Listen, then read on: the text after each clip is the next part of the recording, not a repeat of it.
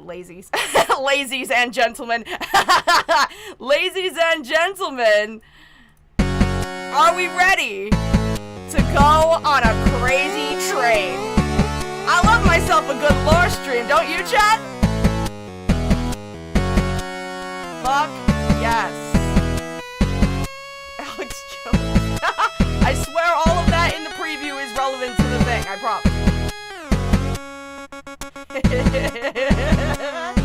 Ladies and gentlemen, welcome to the Rose Maestri.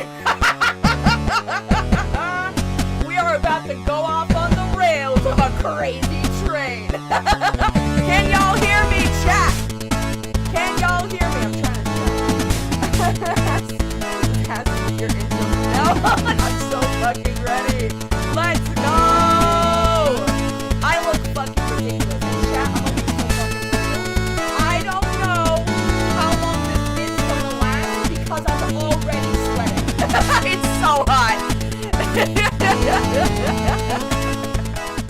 Anyway. How's it going, everybody? Welcome to the stream. You know what? This should be the thing that makes me stand out more. This should be the thing. Is me dressing up like a crazy character every single time I'm on screen. Nobody will know what Lazy will do next. Nobody knows what she'll look like. Chat, tell me how I sound. Crazy train is too loud. Well, it's a good thing I fucking turned it down.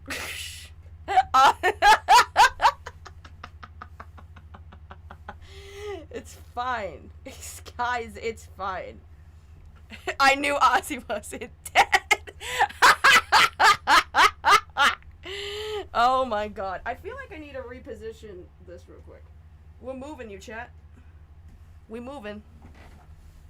No, this is too... I look insane. Oh no! No! Ah! Chat, are you alright? Chat, are you okay? I look fucking crazy. I mean... It wouldn't be a lazy bedhead stream if I didn't look fucking crazy, let's be so for real. You sound good? Cool. Because some people said that, like, my balancing for the mic is bad. To be fair, though, mic balancing without, like, any sort of thing is always going to sound like absolute dog shit, but, you know. Anyways, how are we, chat? How are we doing? How are we? Oh, this is funny. Welcome in, chat. We got a good crowd today. We have a good old-fashioned lore stream today, because interesting things have been happening. And I, as you all know... Is she already... Oh, God. Yep. Oh. Alright, well...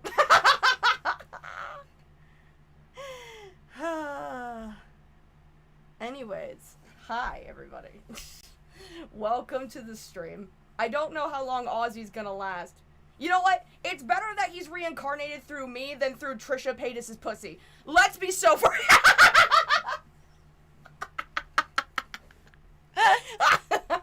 I do not want to see the Prince of Darkness reincarnated as fucking Aquaman. Oh, goodness gracious. Oh, wonderful. Okay, so chat. I should make something very, very clear. The person we are talking about today is in the chat right now. I want all of you to be civil. Be kind. Be nice. Lazy. Listen. What's a better fate? Looking like this? Or being Trisha Paytas' son, who is named Aquaman? I think this is better. You know, this is a better tribute. Anyway. Spat in my water. I hope I sound okay, chat. I think I sound fine. The Pussy Prince of Darkness!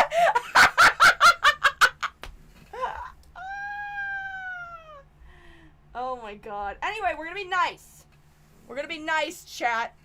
Because you know how I am, chat. You know that I am a little too nice for my own good at times, right? So I expect the same out of all of you. You understand? Rose. Oh, goodness. Rose, listen. I will let it be up to chat whether or not I reach out and have a conversation. Because for me, I am not one to touch the poop, right? But at the same time, I did say I would do more interviews. So chat, that'll be up to you whether or not, you know, we speak to this woman. That's really all up to, you know. But I do want everyone to be nice. I do want everyone to at least be civil, right? I am doing this stream because I want to understand. That's what we do on this channel. We try to understand people and figure out why they are like this. You know what I mean? So I don't want anyone to be mean. We are here to collectively understand this human being. Okay? Cool. Awesome. I'm sweating so bad. It's so hot in here. I'm like wearing, so this is like the thing that I wore when I was Pinhead in that one video. It's this like false thing, and then I got like this sheer shirt, and then I got this big winter jacket, which is, you know, and the wig and the hat. It's so crazy. I know I look fucking stupid. I don't know how long it's going to remain on my entire body, because it is so hot. It's so fucking... It's 88 degrees outside. I'm dying. I don't want to talk to you weirdos, but I'm tired of people assuming the worst. Rose, is it... is it the outfit? Is that what's turning you off?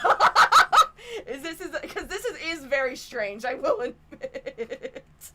I will admit.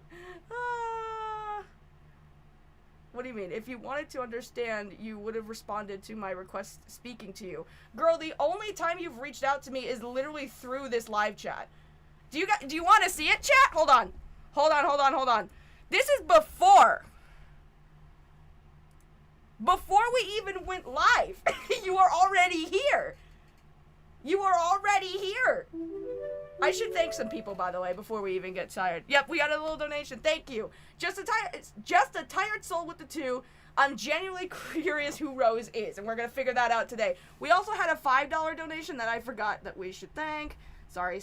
I love you all. I'm a great YouTuber. Starbird with the 5. Lazy. I went to the Fantasia Film Festival and saw the movie Serpent Skin and a short film called Dysphoria. That would be up your alley. Ooh, I like film festival movies. Usually those are better than, you know, most. I don't know where Op Block is. Op Block, I'm sorry to have to do this to you, bud. Do you mind just kind of moderating the chat real quick? Because I don't have Phineas in here right now. And I want people to be nice to Rose, generally speaking.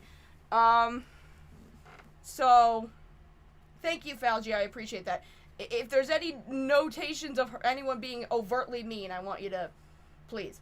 Just for this stream, because certain people, my other mods are, you know, thank you. I appreciate it. Also, because my whole setup is so scuffed, I can't, like, moderate and do this at the same time. Everybody knows that. But, chat, let's talk about this real quick. So... I will let it be up to the chat whether or not I speak to this woman or not. I forgot to set a goal. We should do that. Chat, we should do that. We should set up a goal. Un momento. Let's set up a goal. I want to set up a goal. We need the bubble cult, chat. This is very important. This is very important. Where the fuck... Everything is red, by the way. These glasses make everything red, and I can't see anything I'm doing. It is ridiculous.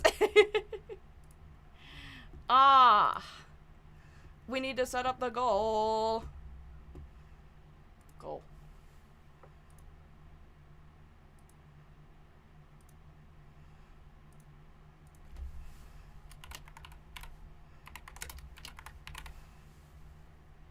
Start the goal.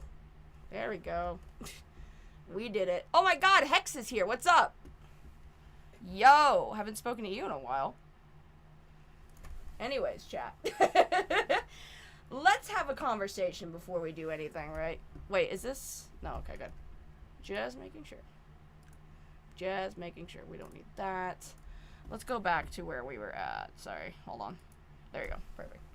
Now, chat, the person we're speaking about today, has a tendency to, I'm gonna be as kind but as blunt as I possibly can, right? Because that's how I am on this channel. I want to be understanding, but at the same time, you know, we're gonna throw some jabs in there. Not to be rude, it's just, you know. This is a person who has a tendency to watch content about themselves. And I say that because this person had no idea who I was and had no idea that I knew who they were until I'm like, yeah, we're gonna do a Rose stream. And as soon as that popped up, they were already in my live chat like a whole day before we went live telling me, yeah, we can fucking, you know, talk if we want to. Now, I know I said that I would do more interviews, and I will, to an extent. However, I am also not a poo toucher. I'm not somebody who likes to interact with people I perceive as lolcows, right? However, we're gonna go a little bit on a journey. Consider this the lolcow live classroom, where we're going to determine whether this person constitutes that. Because if y'all know by now, we're gonna switch over to the... If y'all know by now, I have a formula. A formula in determining when somebody is a lolcow or not. The mass majority of the internet does not have to follow my formula. I just do it because I like science. So, as we all know, I have a 5 characteristic category. Is that Heihachi Mishima? Heihachi Mishima with the $1, that's amazing.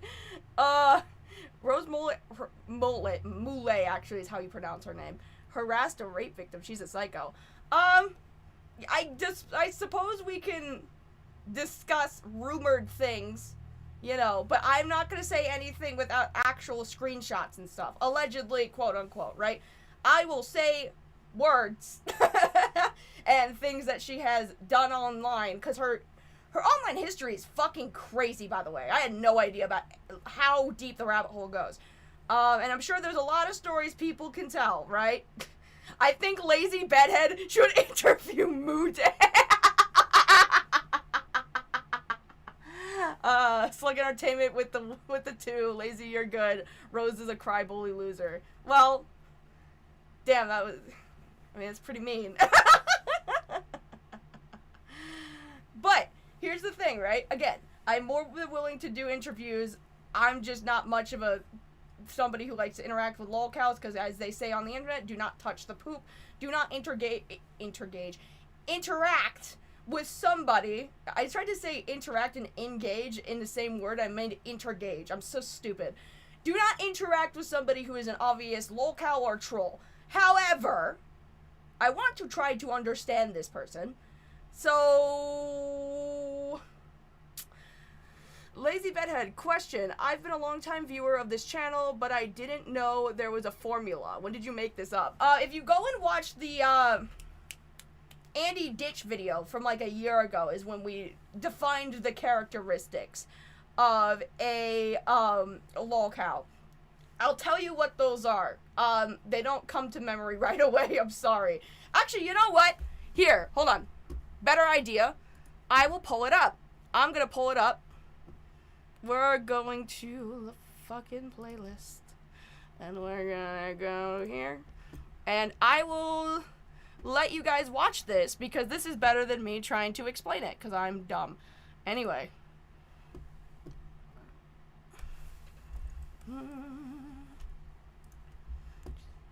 Let's go to... Hold on. First of all. Oh, old logo, man. That's crazy. Can I get to the chat? What the fuck? Okay. Is this the part where it... Okay, yeah, here it is. So, this is... God, wow. Look at how much life is in my eyes, chat! Oh, my God. Jesus Christ. Starbird with the 5. Genuine question. Do you think we apply lolcows to too many folks? I feel like sometimes it comes up as ableist or transphobic sometimes. That is so true.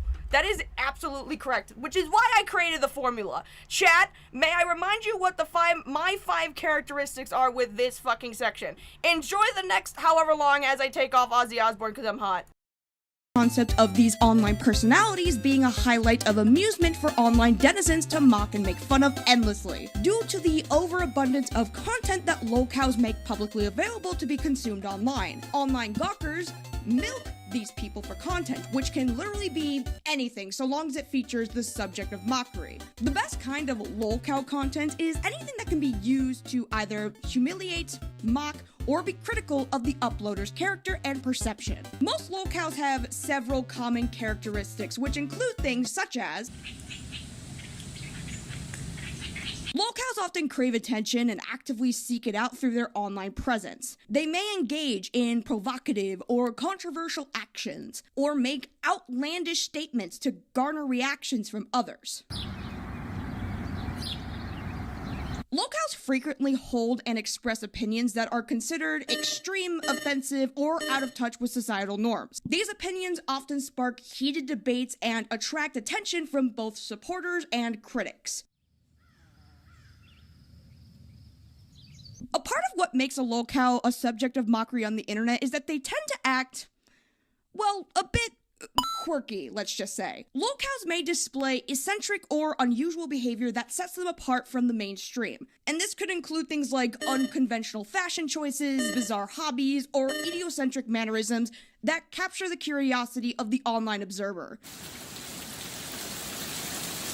Many lolcows have a tendency to overshare personal details about their own lives, often without considering the potential consequences that could bring. This could include sharing intimate details about their personal lives, their own personal struggles, or engaging in public feuds, which further fuels the interest and scrutiny from online communities.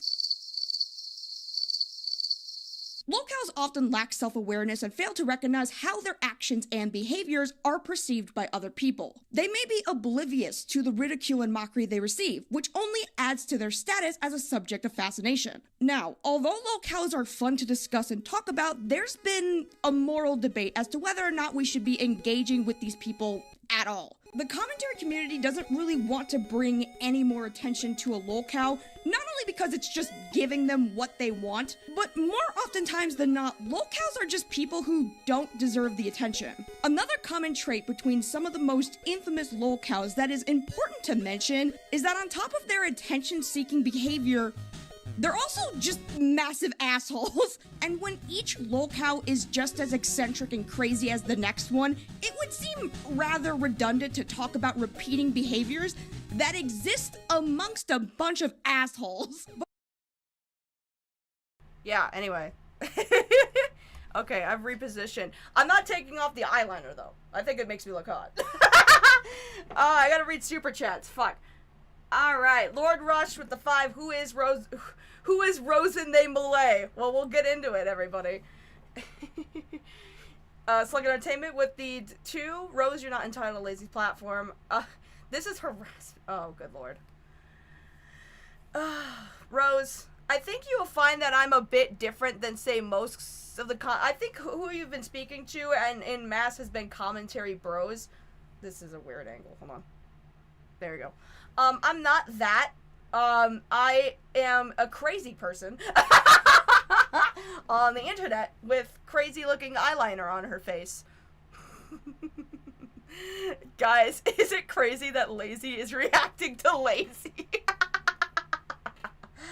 I just want to be left alone, but if you're gonna say shit about me, I have the right to defend myself. That's fine, Rose. I have no problem with you being defending whatever you have to say, and I will read it for the chat. And if you have stalkers and everything like that, alright, I'm not going to, like, deny you, you know, that, because I don't know you very well, which is why we're having this stream today, so I can come to understand you better as a human being. Okay? So, just, how about we take a deep breath? It's gonna be okay. Alright? It's gonna be fine. Everything's gonna be alright. Also, by the way, look at how crazy that those ears are. I look like a gothic Link from Legend of Zelda. Right now I look insane, but this is pretty cool. Also, goddamn, I am so hot. Like, my cheeks are, like, goddamn. Oh, God. Anyways, hello, Cloudy. How are you? How about we look at some lore and go from there? Very good point, Falgi. Thank you. Falgi's the only thing that is currently keeping this whole thing on track, which is very ironic, given the circumstances. Oh, boy. The gothic bad girl lazy bedhead. I look like shit right now. I look like I've done so much, like, ketamine, it's not even funny. Oh, God. Reminder, chat, we have, God, I wonder if, I don't think moderators can set up goals, right? I don't think they can. I think it's just me. Shit. Oh, well. Chat, remember. I just hit that. Reminder, everybody. We have goals for Bubble Cult. Every time you get us to the goal, I shoot bubbles in your face. Beware. Oh my god! Just a little tired with a 10. Thank you so much. We might need to get some bubbles soon. Yeah! Finn's here. Finn's here. Finn's here. Yay! Finn! Hi. Just you, lazy in the corner. Yeah, you like the setup? I love this setup, by the way. This is so cool. I love the new webcam. I love that it's green screen. I love that I'm just a little guy. Okay. Chat, are we ready? Are we ready? This truly is my napalm era. I've been here. Oh, I'm sorry. I've been too busy getting out of Aussie cosplay that I haven't noticed who's came in. ShyGuyDoc I with the 2. I'm sorry I'm late. I had a couple of bubble bucks. Bubble buck. I love that shell. Yo, donate some bubble bucks for the bubble cult. Anyway. Actually, you know what? Before I forget, I need to fill up the bubble juice. Oh, God. Fill up the bubble juice so I can spray bubbles in your face. Bubble bucks. It's great. All right. Lore. First of all, let me, see the capabilities of this thing real quick. Yoink. Because I wanted to direct more in my face. Really. I'm at an angle. Oh my god. Hey. Cool. Okay. Ladies and gentlemen, let me take you on a little bit of a journey. But before I do, oh! I wanted to get the notification. There we go. Bomberman, I think is it? Bomberman 3001 with the 5. Opinion on what collective shout did. I'm still stressed that happened. I don't know what that is. I'm sorry. Collective shout? I have no idea what that is. Angie Angel with the 2. Thank you. Rose and bullets all around bubbles. All right. Well, to be fair, let's get the name correctly, ladies and gentlemen.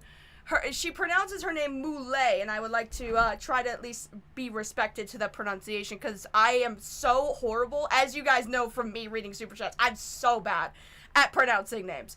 So we're going to be respectful and, you know, pronounce it correctly. It is Moulay, Rose Moulay. She is a content creator who has been around for a very, very long time. And by long time, I mean, like, the earliest sightings of her was 2016. I have known about Rose at this point for about as long as I've known Phineas, because I'm pretty sure her first Brad Taste drama happened before I met him. And then when he was on Beast Games and told me he ran into Rose Moulay, I'm like, I know who that is. But we'll get into the whole Beast Games thing in just a second here. Rose Moulay is somebody who has a bit of a reputation. Whether that is a good or bad reputation is what we're going to explore today. Rose has a tendency, and I say this in the nicest way possible, right? I say this as somebody who kind of just sees it as it is. Rose tends to look up their name online a lot. That is why they are in this stream at times. That is why you'll see her. You saw her in Falgi's stream. a couple nights ago. I don't even remember. I think it was last week. Whatever. Time doesn't exist. It's fine. That's why you'll see her. It's just kind of pop up in random corners of the internet with things that vaguely associate with her. If she is in this stream at the moment, I want Rose to know that I'm going to make this stream purely so I can understand you as a person. Now, will that mean I will have to rummage through the entirety of all your controversies and all of your impact on the internet? Yes. Is it going to make you look entirely fantastic? No. But you know what? I haven't always been entirely fantastic online either. It happens. We've all been there. If we've been here for a very, very long period of time, we're going to have cringy moments, right? You know, as everybody knows, I've been very open about this. Oh, by the way, Mac with some cheese with the 2. I love your username, by the way. And your profile picture's hilarious. Rose Moulay needs to stop yapping so much. Whatever, I don't know. Guys, like I said, be civil. Be nice. She's allowed to speak her mind freely in the chat. I don't mind. It's fine. As everyone is very much openly aware, I used to be an anti-SJW, to a point that I almost fell into the alt-right pipeline. I held beliefs that were horrible, that were horrendous, that I do not stand by anymore. Stuff like, you know, Black Lives Matter is ass, things like, you know, certain things about trans people, blah, blah, blah, blah, blah. I wouldn't say that I was ever, like, a neo-Nazi, though, because as soon as I realized that the community was plagued with that, I was like, nope. Nope, nope, and then it made me kind of self-reflect, because it's, you know, I was somebody who was, like, an Andy Warski fan. As soon as he, like, blatantly brought on neo-Nazis, his co-host was a neo-Nazi. As soon as that happened, I'm like, oh shit, how many of these people are actually far-right? Then I realized, like, with fucking No Bullshit, who I used to watch all the time, was say he's a stepping stone for the alt-right. Lauren Southers blatantly being alt-right. You know, people entertaining Nick Fuentes, it was too much, so it made me remove myself, self-reflect, and I'm sure that there are tweets out there maybe of me being an anti-SJW edgy asshole online.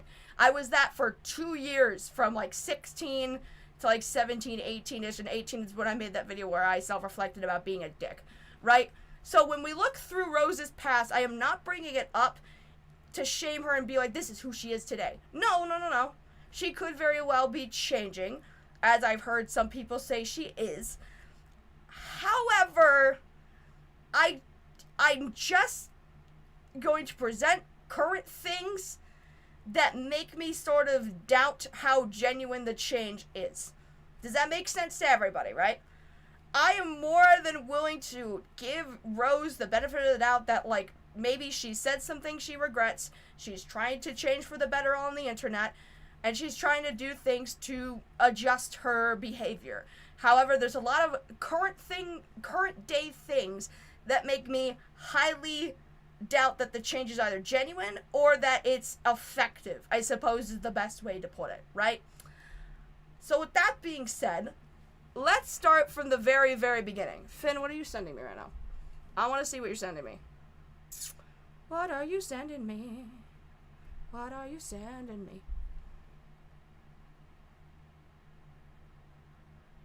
Oh, thank you. Yeah, we'll show that on stream. I'll show that on stream. Anyways, chat. Let me pull up this document real quick.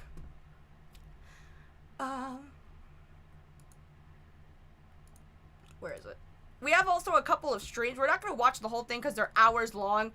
We'll watch a good chunk of it, though. Shell with the 2. Rose's own special bubble so she can relax.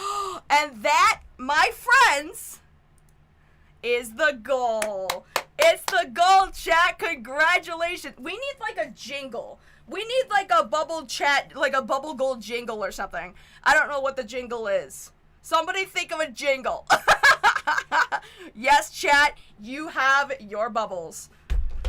Chat, thank you for donating your precious bubble bucks to the Bubble Bazooka. Here is the bubbles for chat. Whee! Yeah! Woo! Bubble cult, bubble cult, bubble cult, bubble cult. This thing is awesome. Look at all the bubbles! Look at all the bubbles! Woo! Oh, fucking bubbles! Hell yes, chat. Hell yes. Chat, we're gonna start up another, we're gonna do another one.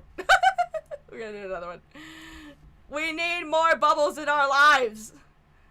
This is important. The streams are important.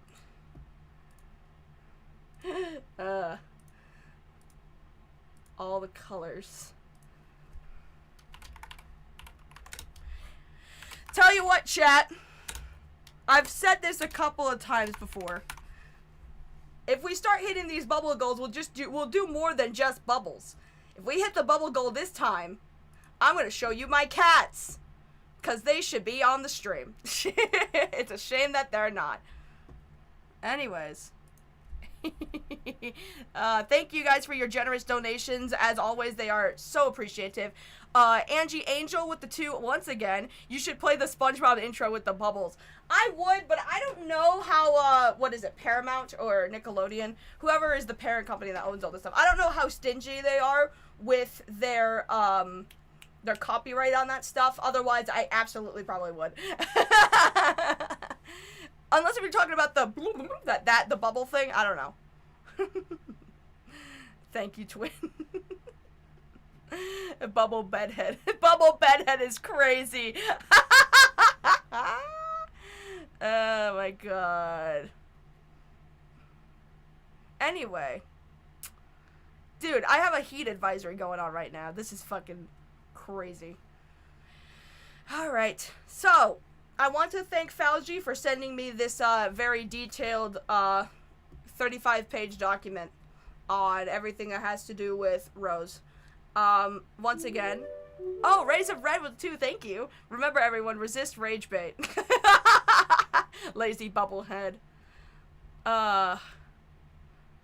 Look, I'm not doubting, Rose, that you are not a, you know, somebody with mental health issues. Very clearly, obviously, I think everybody has their own special cases of, you know, I mean, that's me included. My brain's not exactly wired correctly. I mean, I'm spraying bubbles all over the place as a grown-ass adult. Do you think that makes me normal? No, not particularly.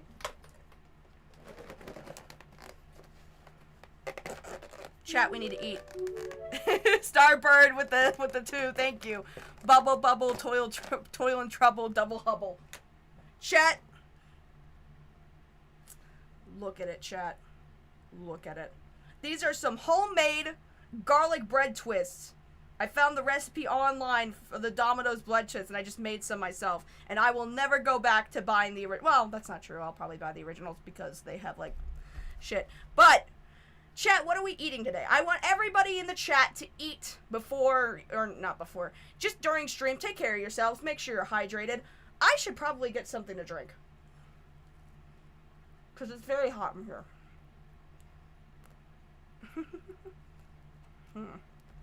Let me go do that real quick. Let me go grab a little something for myself so I don't, like, overexert myself and die in the heat.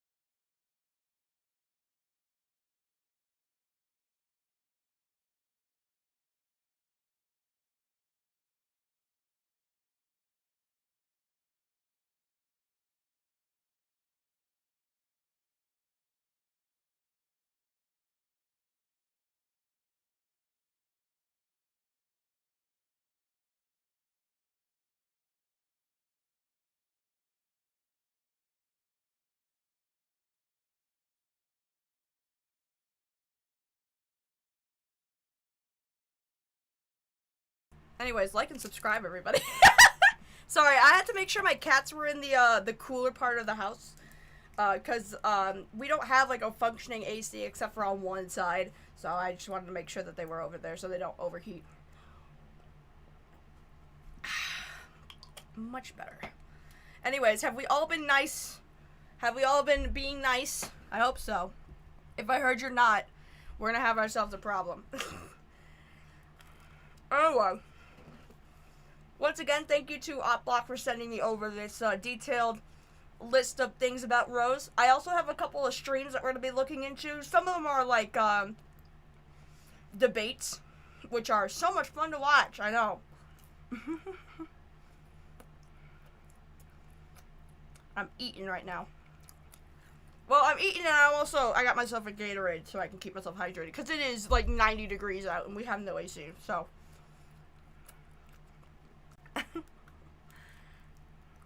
Anyway.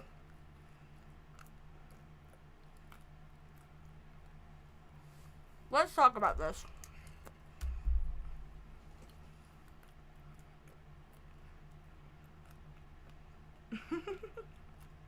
You guys gotta get the goal if you want to see my cat. Also, I suppose this should be said too, sorry.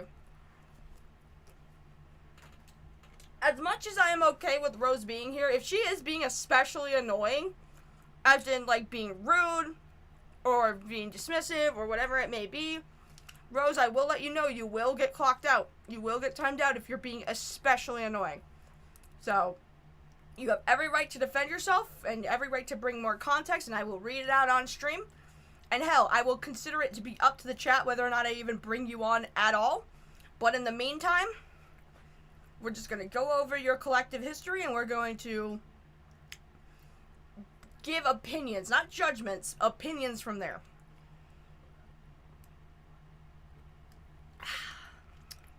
Let's get started. I know it's been a delay. I don't know how long we've been on stream for. Like 50 minutes we haven't gotten started yet. I'm so bad. I'm sorry, guys. Anyway. So, let's talk about Rose. I have known about Rose at this point for a good couple of years. The first I've heard of her, and I'm sure the first anyone who's ever heard of her, was from the Brad Taste and Music stuff. Not the recent stuff, but the first thing that happened like a good 2 years ago. I've known about Rose for as long as I've known Phineas, right? And, ever since learning about her back in the first initial Brad Fallout, I have been absolutely fascinated, right? Because, as many people unfortunately know this person for, it's mainly for their interesting takes on sexual abuse. Now, I'm sure Rose will come in here and say that she doesn't feel that way anymore about sexual abuse, that kind of thing. I have my doubts to that, though, and we're going to get into it. Let's begin. So, Rose is a controversial trans person on the internet. This I should ask Rose about, just because I have heard different things. According to certain forums, I won't say which ones, the rude ones, let's just say, this is a contentious topic because many people believe that she fakes being trans. I am not here to say one way or another whether she is or isn't. Clearly, I'm not an expert. I don't know. I should probably pop this open, I'm sorry. I have no discernible idea. Mayhaps they are, and if that is the case, you know, mad respect, I will be respecting you by your preferred name and pronouns and all that other stuff. Although I would do that whether you were cis anyway, so it's fine. But I have seen people highly, highly doubt, this claim. I don't know whether or not this is a lie or not, but you will see that Rose, even if this part isn't a lie, Rose does have a collective history of lying. She has made the rounds on Twitter as well as attempting to start a music career. I don't know if I want to play any of her music because, you know, copyright things and such. I suppose I can ask Rose if I have, the right to, you know, listen to her music and just kind of give it a whirl, because I am curious. But I will only do so, you know, if she allows me to do so, and she promises that we won't be, you know, copyright struck if I were to do that. But I don't know. It's dependent because when it comes to But especially when it comes to music and stuff like that, I try to be very careful. Although, I don't know if that Crazy Train 8-bit cover is going to get me caught. I don't know. It doesn't really matter. She has a laundry list of extreme tweets and behaviors rooted in a history of lying and trolling for clout. These are all of her aliases. We don't really care. It doesn't really matter. It's fine. We have a lot of things that are on our plate to talk about. We gotta talk about, obviously, her history on stuff like 10 Gags, Zwooper, all of her other stuff. The fact that she has made homophobic tweets. She was identified as a trans medicalist, which we can get into once we get into, like, the Xander whole thing. She has rape, interesting opinions on that, suicide baiting, and drama campaigns, including apparently faking being killed by suicide by cop and Onision. Oh my god, we are getting more Onision in fucking 2025. I want to toast her bath. There's also things about her music. We will probably hopefully get into a good part of the story where she turns things around. And then we'll talk about her debate circuit, which will be so much fun. And then we'll talk about the current stuff with Brad. Make sense? Cool. Awesome. Let's talk about 10 Gags, Zwooper, and Pegasus 1234. I don't know what this is. I'm just reading it as it. I think it's probably one of those, like, weird chat sites or whatever the fuck. 10 engaged, by the way. 10 gagged. I'm sorry. I don't know. Guys, 10 gagged. What do you want from me? Anyway. So this is where it all kind of begins. The earliest mentions of Rose. Over here on this website called 10 Engaged. 10 Engaged. I don't know. Anyway. This was her original account. I'm gonna be honest, I don't really care about this. This is just kind of her, being in one of these, like, kind of equivalent to, like, IMVU or something like that, chat sites, oh, it's an ARG website. I should probably just read this, shouldn't I? I mean, I don't care much for this, but, you know. The earliest mentions of Rose are on the website, however you pronounce it, 10 Gauge, 10 Get, whatever, as Pegasus 1234. Pegasus 1234 account, as far as I could find, was created in January 2015. Per Rose's claim of her being bullied on the website at age 15. So this is when she was like 15, 16 years old. I'm gonna be so fucking for real when it comes to anything that is beyond her being an adult. I don't fucking care.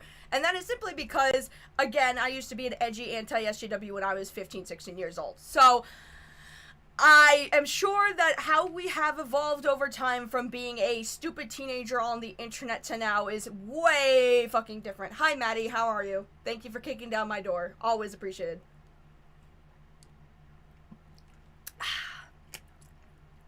I hope I still sound okay. I think I sound fine. I mean, at least I don't sound, like, as loud and obnoxious as the last stream, I think. It's because I turned down the decibel point a little bit more than, you know. Now, to put in perspective, this website, however you fucking pronounce it, is an ARG website that was meant to simulate a reality TV show environment so this Kindness Please Calls was an action. Wait, what was this? Oh, she made the infamous Kindness Please hashtag. Okay. What are these flies? There's, like, a bug in my room, and I don't know what it is. It's, like, fucking, maybe it's a mosquito or something. I don't know, because it's fucking hot. Reality TV show. So Kindness Plea Calls was a call to action. It was meant with extreme hostility because the attempt to garner sympathy and play the pacifist can't we all just get along role. If you ever seen the reality TV, these people tend to not make it very far. I see. Interesting. So is this website supposed to be here? There's a archive.org link that we can look at. Although archive.org loads fucking horrendously. What in the fuck is this? I feel like I'm looking at something illegal. This is horrendous. Oh. Interesting. Our Survivor and Big Brother simulators and play The Amazing Race online. Oh, this is like a reality show, like, yeah, this is like create a profile, create a reality show character, and interact with people like as if you're on these reality shows. This is very interesting. It's hyper cringe, and I could not imagine anyone over the age of like 7 enjoying this. Join and play now, chat. No, I'm kidding. It's an archive link. This is so strange. This looks so weird. I mean, I'm sure this is a very interesting blast from the past, you know what I mean? Because look, what the fuck is this? What is... Can I zoom in on this? Hold on. Can I zoom? Why is it not? Whatever, it doesn't matter. What is that, chat? What? Hold on. You can't even... Scuffed as fuck, I know. What?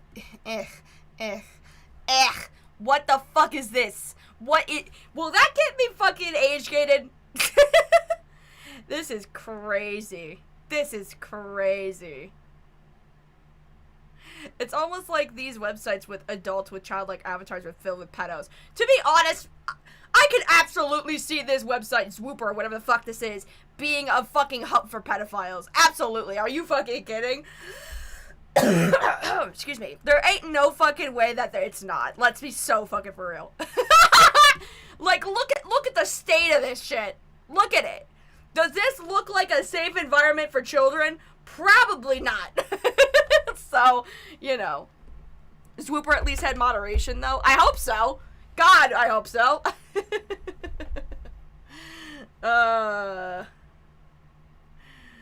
Okay.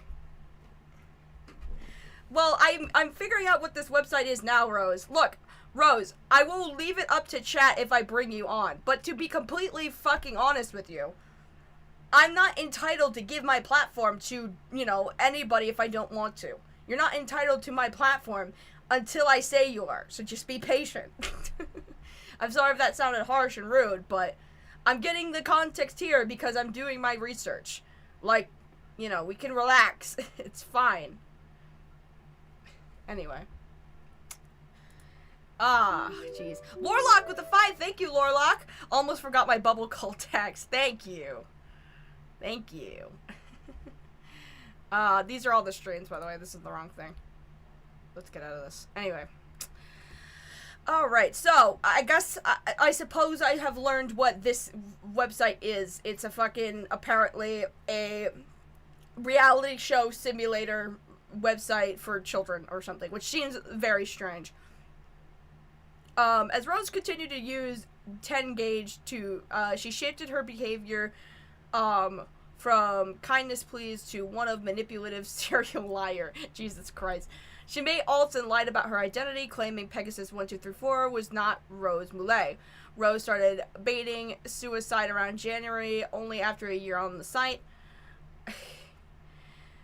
72 days later, around the 2nd of April, Rose returns and posts a vlog apologizing for her behavior and recreating the kindness please hashtag.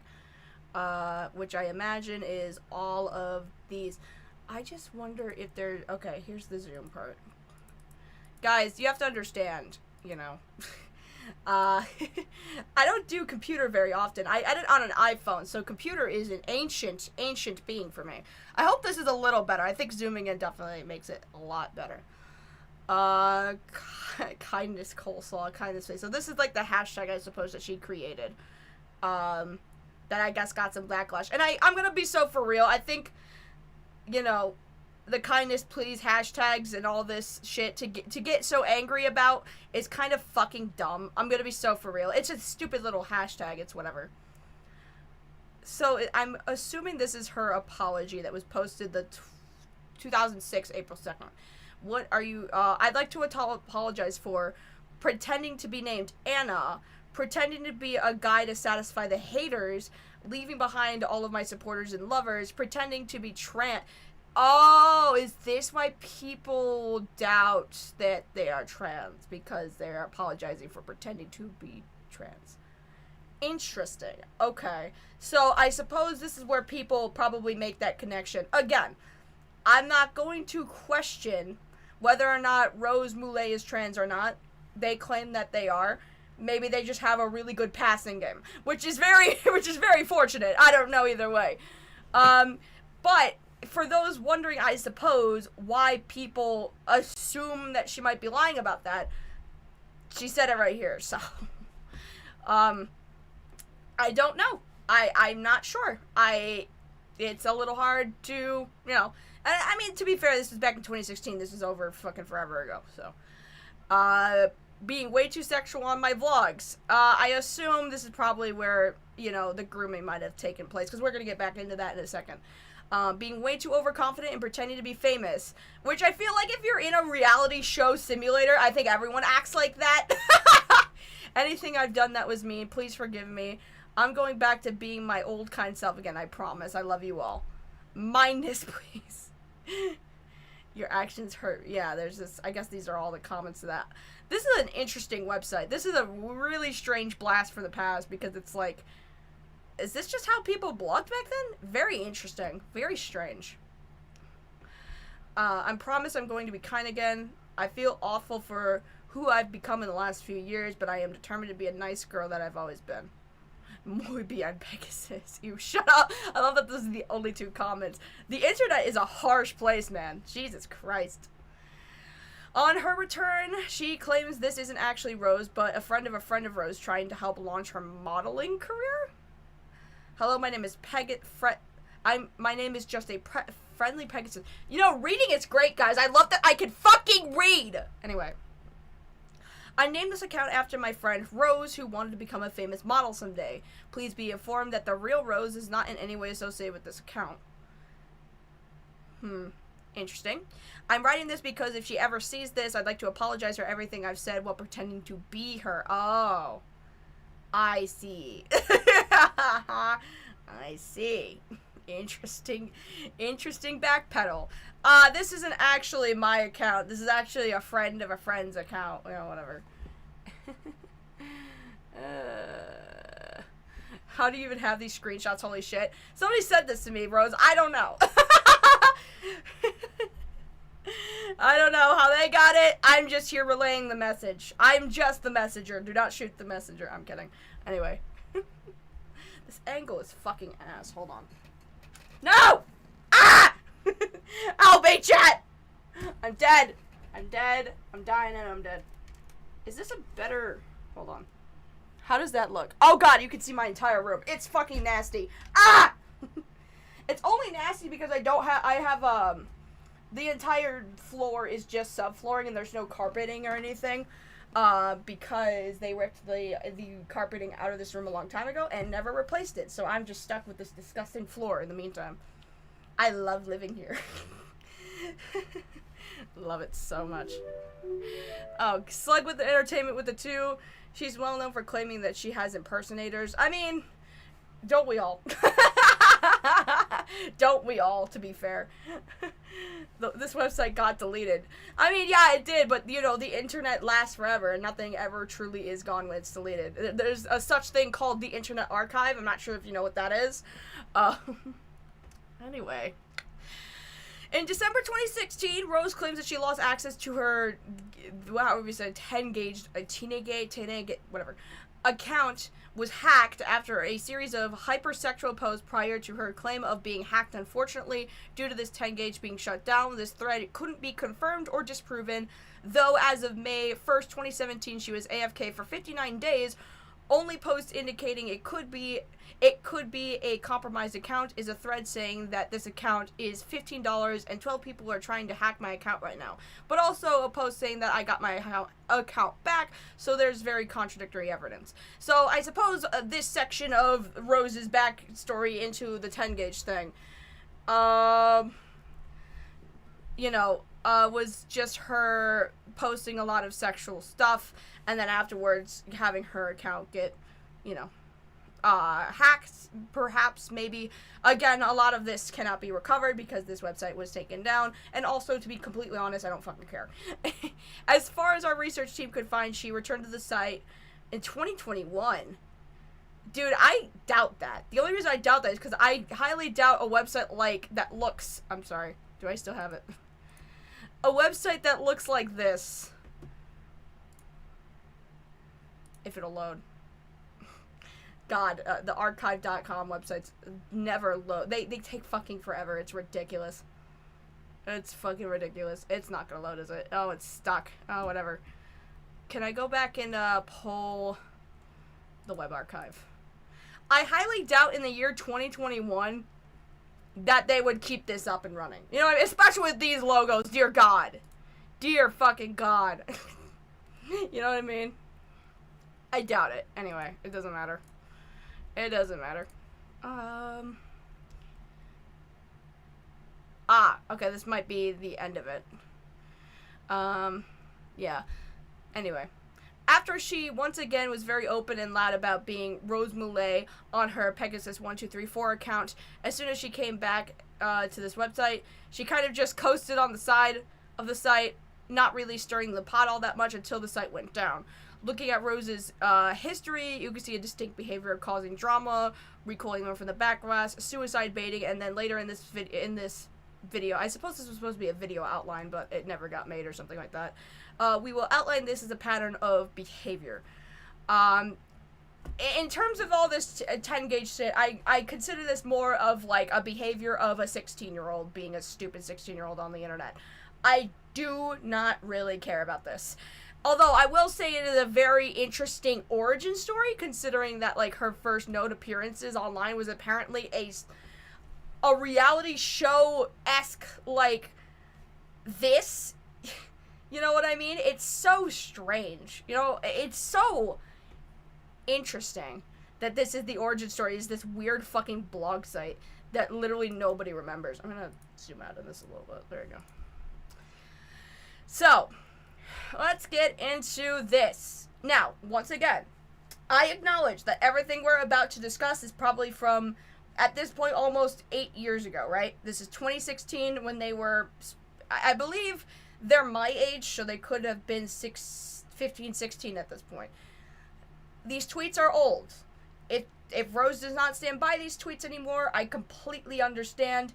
However, given how frequent this defenses of her beliefs, I highly doubt it. It's, you know, so let's just read into this. Let's just see if this is a history that continues into the current day, right? Makes sense? Cool. Anyway. I'm gonna kill whatever that fucking bug is. It's so irritating. Anyways, starting around December 2016, Rose started having some tweets resurface.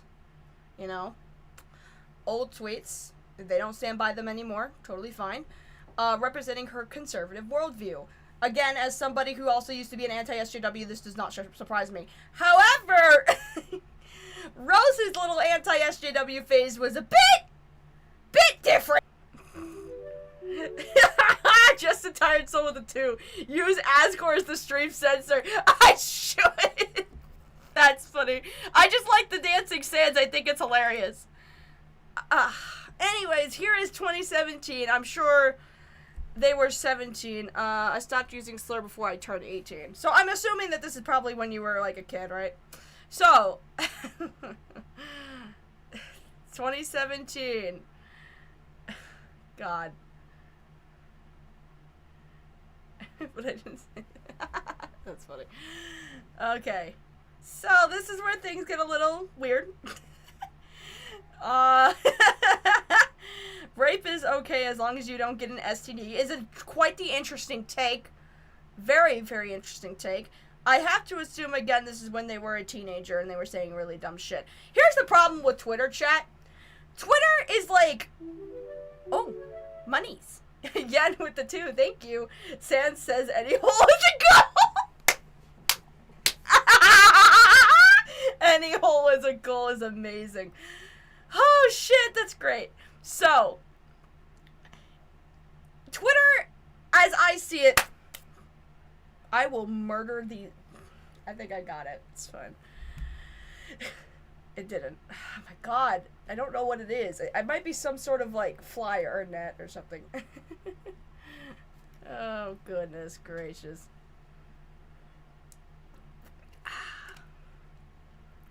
So,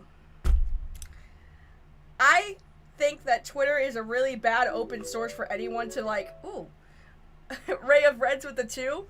Glenn Quagmire hacked her account?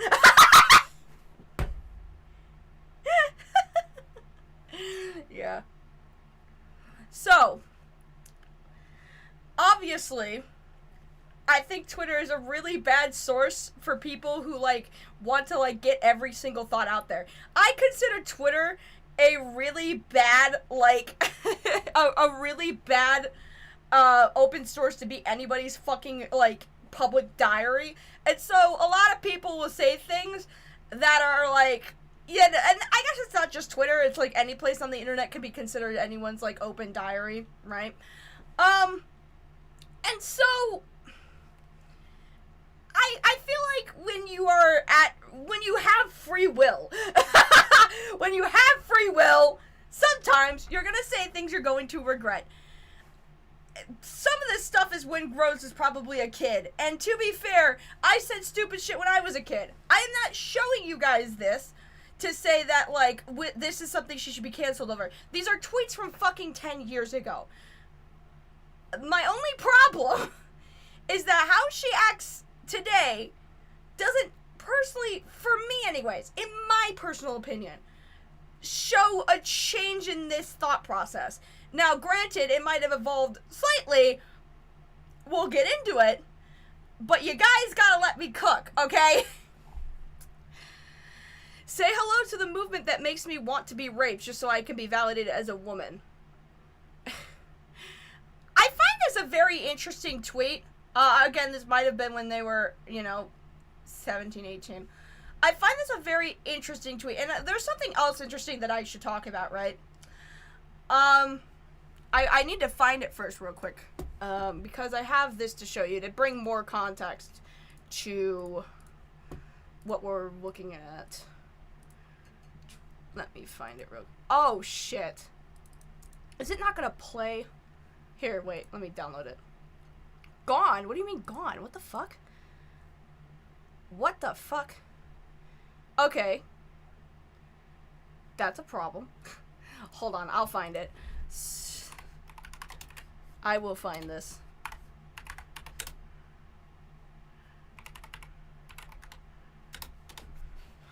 It's in here, I'm pretty sure. I know where it is. It's just, I think it's this. I have a... Okay, I found it. So, I'm going to say this. Finn, I know. Finn, I'm not going to have her on right now. I'm just not going to be doing it. Not at this moment. Anyway. I'm going to play this real quick, right? Because on top of a lot of her interesting stuff when she was a child, right? There's also this that I want to show you real fast. So, as you saw from that tweet, she is saying that, like, her feeling like she's been raped kind of validates her experience as a trans woman, right? Being trans and a woman, that's an interesting thought process. I also want to play this real quick because I want to understand where this her ideas on rape are coming from, and I think this is a good explanation of it. At least I think it is, so let's play it real quick. I have a rape fetish. Like, I want to be raped. Wait, what? Like, okay, here's the thing. Like, if someone doesn't want, like, I think there's this misconception that I, like, support rape or whatever. Like, I say dumb shit on Twitter, but, like, the thing is, I want to be raped. Why like, would you want? Why would, what? Bro, okay, one, because I deserve it. That's interesting. That's really interesting. I find this to be a very self-destructive way to think about yourself. Now, granted, this is probably 10 years ago. I hope Rose does not feel this way today. Because this thought process is very, very, very damaging. It's so... It's so kind of sad to look at. And not in a pity sad. I'm genuinely really upset that she feels that she deserves that. That, is seemingly something that she has manifested as this idea that's like, I deserve this. You do not deserve the absolute worst thing to fucking happen to you, by the way. That's really not insane. It's just so tragic that was her thought process back then. Because here's the thing, like, you know, when you're in poor mental health states, you often think really bad things about yourself. I never thought that I deserved to be raped, frankly. Starbird with the 5. People really should take up journaling instead of just using social media. That's true. It's not and will always bite you in the ass. Very true, very true. When you're in really, really bad, mental health states, or even in Rose's case, where, as we'll get into in a little bit, claiming to have been groomed on the internet, feeling this way about yourself is so mentally damaging. It's so sad that the internet normalized this for her to the point that she feels like she deserves to be raped. That's so awful. That's really genuinely so awful, and I feel for that. I really do. I think her interesting little views on rape here comes from probably a combination of that 10-gauge site where she was groomed, which again, I'll read in a second. And just the fact that she feels like that sort of violent sexual interaction is the only way to validate her being a trans woman, or even just be her being a woman in general, I suppose. And you know, that's such an interesting thought process. And it's such a perverted way of thinking of womanhood that the only way that you can feel like you're validated as a woman is to be raped.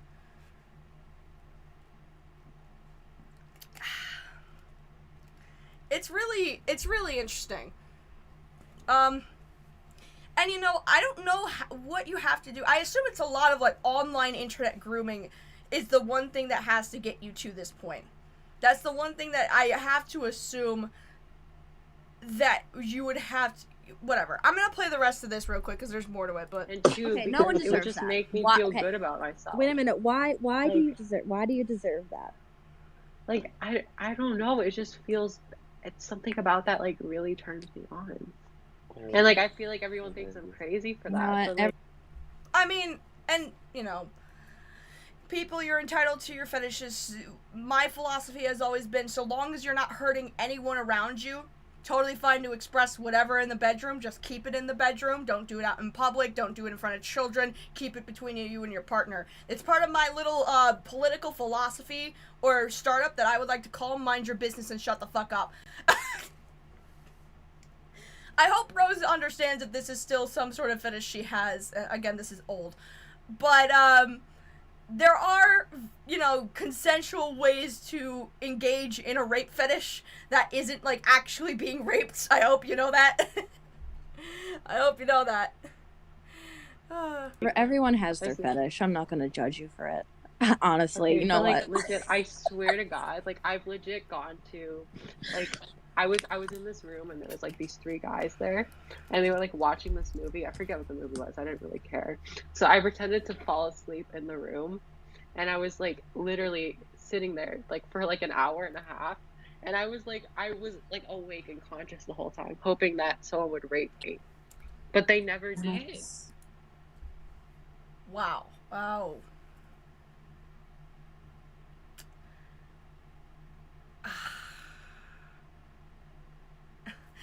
You don't understand, I didn't actually want to be raped. I don't know, dude, you're quite literally saying that. Look, I'm not saying that this is shit you should be canceled for. I'm saying that this is a very interesting thing to share to the internet.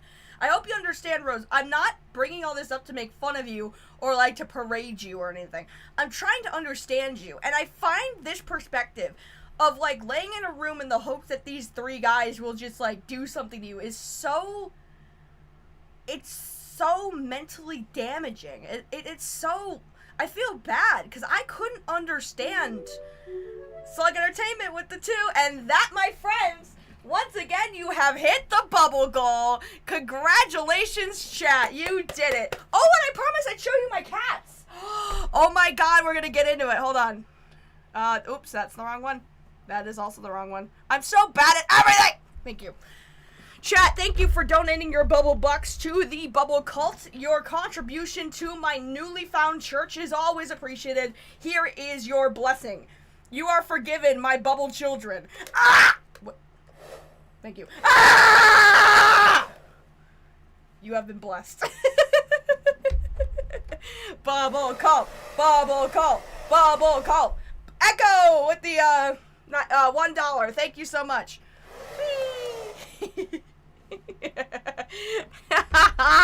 We love that. Okay, chat.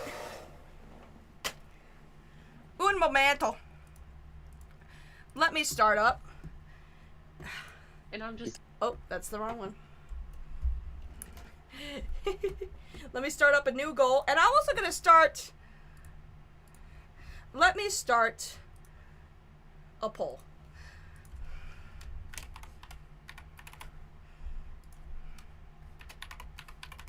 We're going to start up a goal. Oh, that's not how you spell that. We're going to start up a goal, and we're going to start up a poll. Guys, vote in the poll which cat you want to see, and I'll go grab them.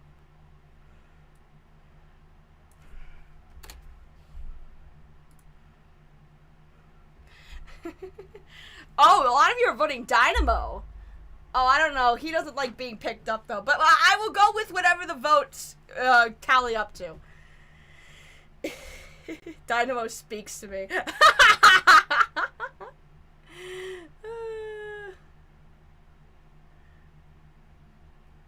I think there's a merit to trying to figure yourself out. It's just that public live streams aren't really the place to do that. Not blaming you specifically for it. It's just a complicated thing to learn.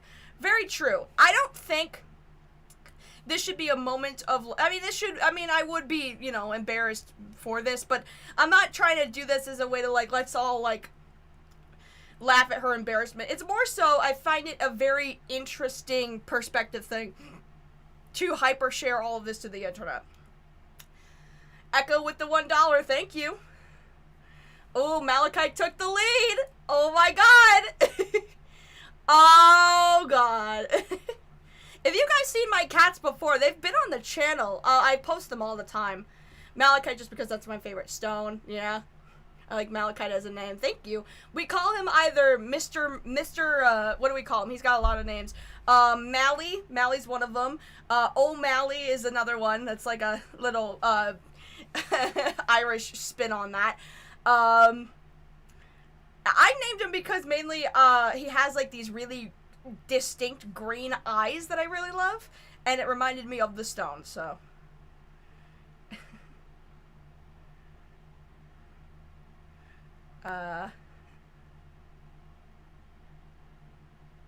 Let's go Malachite. Let's go Malachite. Dude, it is so close. Vote in the poll. Do it. Echo with the 2. Thank you. The name Malachite gives off non-binary vibes. So true. So true. Dynamo only has like a couple of names though. It's either Dynamo or we call him Mo. So it's Mally and Mo. That's our 2 cats. Cat time. Cat time. You guys have made the goal. We get cat time. Oh, I don't know really where they're at right now.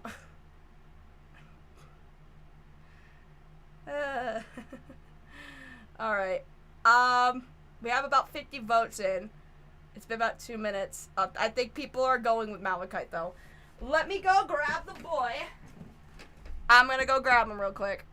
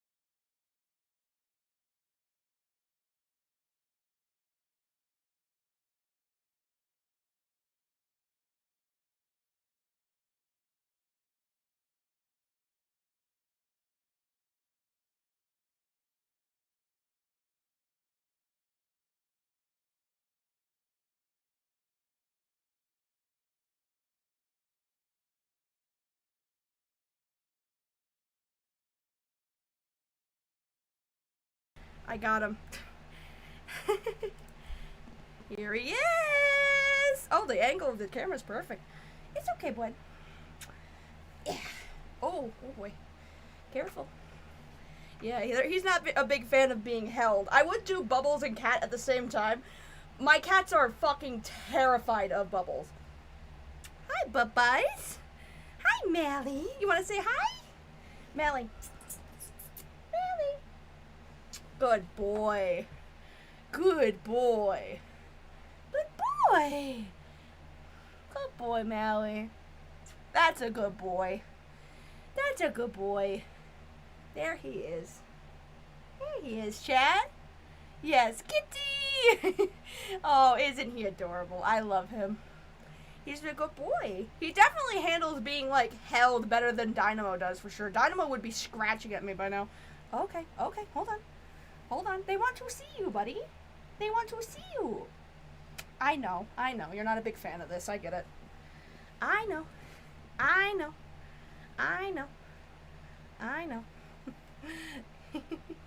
Look at the, oh my god, the green screen is catching his eyeballs and it makes him look like he's got, like, orange eyes. I swear his eyes aren't orange, it's just that the green screen is catching his eyeballs. Oh, good boy. Good boy. See? Yes, it's fine, bubbles. Oh, look at you. Remember the Mo population? I do remember the Mo population. Good boy. That's a good baby. Huh? He's so pissed. He's so mad. He's so pissed. Oh, good boy.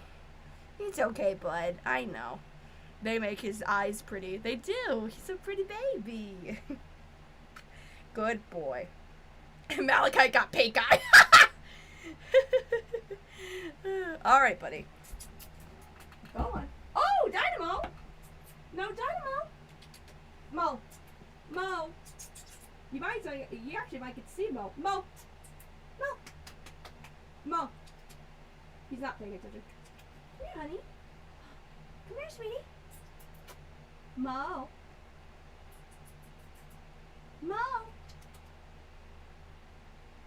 Nah, he's just checking up on his brother. You know what? We'll make it a goal. We'll make it a goal. If you guys make it to the goal again, I'll bring Dynamo up. I'll put Dynamo on stream if you make the bubble goal this time around. Anyway, I'm gonna end the poll.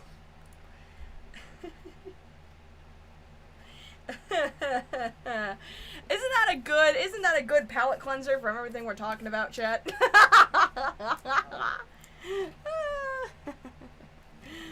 Amazing, amazing. Oh shoot. You right. Whoopsie.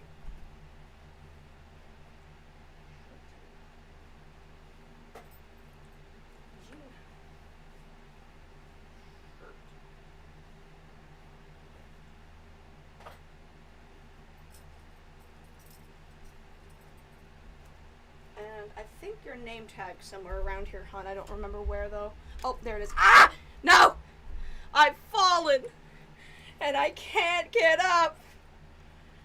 I need a better stand for this, I swear to God. Stay.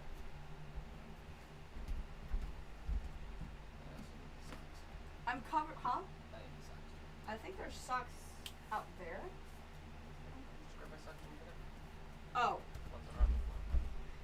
Sorry, chat. I have to send my husband off to war. The Mick War. The Mick War. The Mick War. Oh, Dynamo. Dynamo. Hi. Sheldon under the captain. Huh? He is. Is that nice sheep? Huh? Welcome on stream? You're gonna hate it. You're gonna hate it, but I'm gonna put you on stream.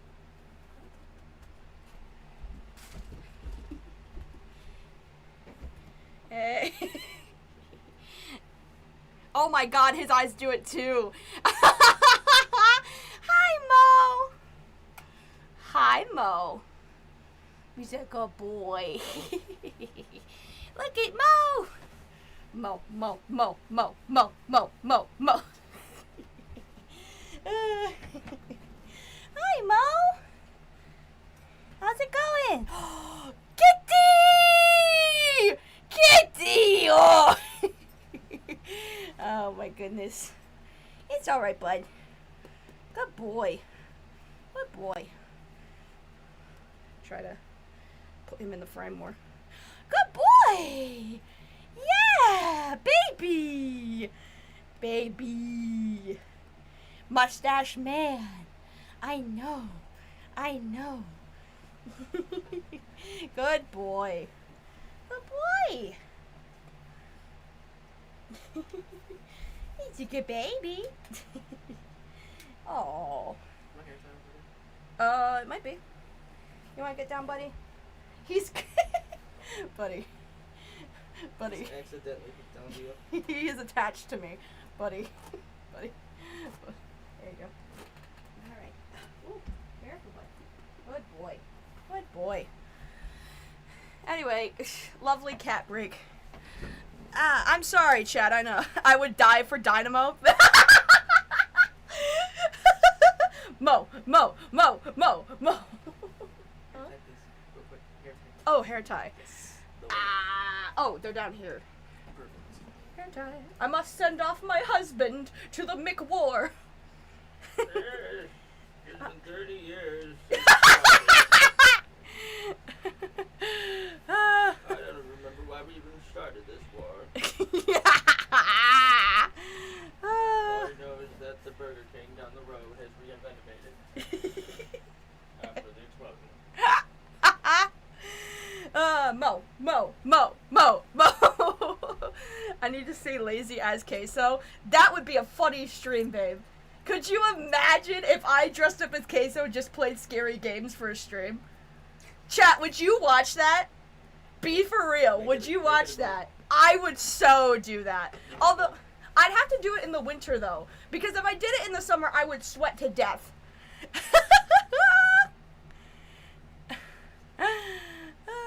Hey, Lazy, thanks for suffering Pamper Chew with us. Yeah, no problem, guys. No problem.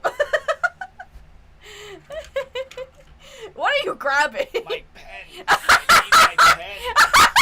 I was trying not to get on stream. I don't even care anymore. I need my pen. I'm sorry. Yeah, love you, babe. Yes, the ice cream war machine, the ice cream machine war of 86. Mo, he's our man. If he can't do it, no one can. Mo. Where'd you put my medication? Huh? It's out in the living room. Oh. Because you were out in the living room. Oh, that makes sense. No, when you're right, you're right. When I'm right, I'm right. Mo. Imagine if Pamper Chew showed up in this chat. Do not curse me with such a thing. How dare you? I can't believe I watched that entire Pamper Chew stream. Incredible. So true. Lazy, do you have a Discord community? Fuck no. I hate Discord. I will never start one ever in my life. Thank you for the 2. POV, McDonald's employee invades Lazy's stream. Whoa, wait, actually, I should show you guys this. Hold on.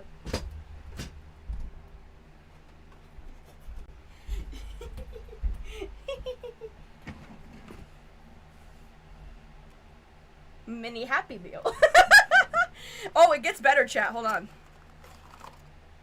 Mini Boo Bucket. He got this for me, and I thought it was so funny.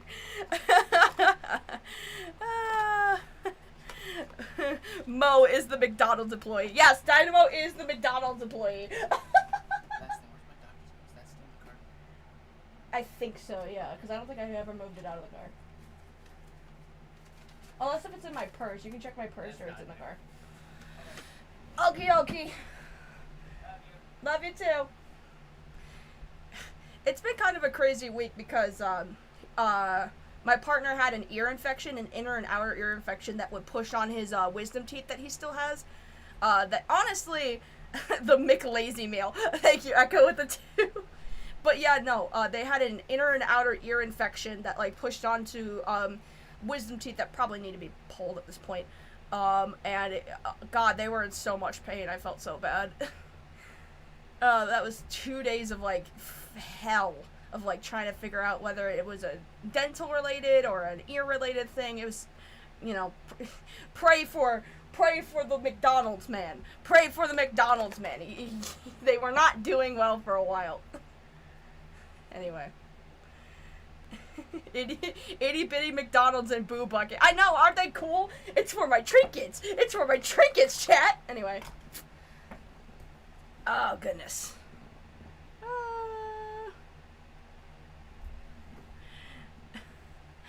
Anyway, let's get into who's Chris. Someone who will probably not treat you as nicely as I am. I'm gonna be so for real. So, aside from that, I do want to read this real quick. I understand that Rose feels very much like people are denying her story, so that's why I'm going to read it out here for all of you. It does explain a lot, I will say. And I want people to, again, still remain kind. You know, we're going to believe people when they say they are victims. For reasons we will be getting into, I don't blame people for being skeptical, but we'll get into it. I joined, however you say this fucking website's name, I'm never gonna get it, when I was 14. The grooming started right after I just turned 15. I had just come out as trans to my parents, and I purposely chose to socialize online because I didn't want anyone finding out IRL. I was met with a bunch of comments calling me a gender faker, which is awful, and I had people privately demand me to send them nudes. Ooh. And if I didn't, then they would call me a man. Which, at that point, that is, I have to say, that is certainly a way. Oh wait, it's not even on screen, I'm stupid, hold on. There it is, sorry. Turn off the bubbles. This is certainly a way to groom somebody, is just by, you know, using their identity against them. I think that's really fucking fucked. I think that's so fucked to do that. But then again, at the same time, my only advice at that point would just be to, like, you know, block these people. Because it's like, it'd be one thing if they blackmailed you with, like, where you live and, like, I'm gonna tell your parents. It's another thing to be like, send me nudes. Wait, hold on, where's the gun? Send me nudes, or I'm gonna call you a man. Like, it's like, okay, call me a man, you're just gonna get blocked. Like, it's not like they're threatening you. I mean, they're threatening with, you know, basically dehumanizing Rose, which I think is still very fucked. But, like, let's compare the two things, right? You know. Oh, whoops, I didn't mean to hide that, my bad. Oops. You know what, this is why I leave the moderation to other people. I'm gonna leave it alone. Look, when I say skeptical, I mean like a healthy dose of skepticism, right? It's because, Rose, you have a history with faking things on the internet that people do end up questioning other things, which I don't think is a fair thing to do, right? Like, just because somebody has, like, a past history of, like, lying and stuff, and, like, that doesn't mean that every single thing they say is a lie. You know what I mean? Like, I completely get, when people are just like, you know, they read the story, and they're like, she's totally lying, they're pieces of shit, and you go, well, fuck you, I was telling the truth here. And you might totally well be. The problem is that if you have an already established reputation of lying, people are going to assume that every time you say anything online, you're lying. And that's shitty, because in this case scenario, when you're talking about how you were groomed, that very well might be true. However, let's get into the lore here more, and we'll see why people doubt, right? I had people privately message me demanding nudes, and they say I was a man. Again, if they were threatening you with, like, where you live, I would see that threat as, like, more understandable for a 15-year-old. If they're just gonna call you a man, I mean, not that that's still not fucked. That is incredibly dehumanizing to do. It's like, if you don't send me nudes, I'm gonna dehumanize you. I would rather just be dehumanized than maybe threatened with my address, or with someone telling my parents, or something like that. Still think it's rather fucked, you know, I still think it's rather upsetting and really awful to do. Okay. Lore time with lazy bedhead, very true. I don't fault Rose for what she went through, I just fault her for treating people shitty and having inconsistent morals to excuse the treatment of people. Yeah, sure, that's a, you know, a point. He gave me a list of 3 things that 10K users needed to be popular on the website. He concluded the video by stating that I was doing everything right, but I was missing one key ingredient, and that is, if I wanted to be loved, all I needed to do was start acting slutty. Slut it up. That's weird to say to a 15-year-old. Nope, I too would also be like, what the fuck? I believe was the term that he used, right?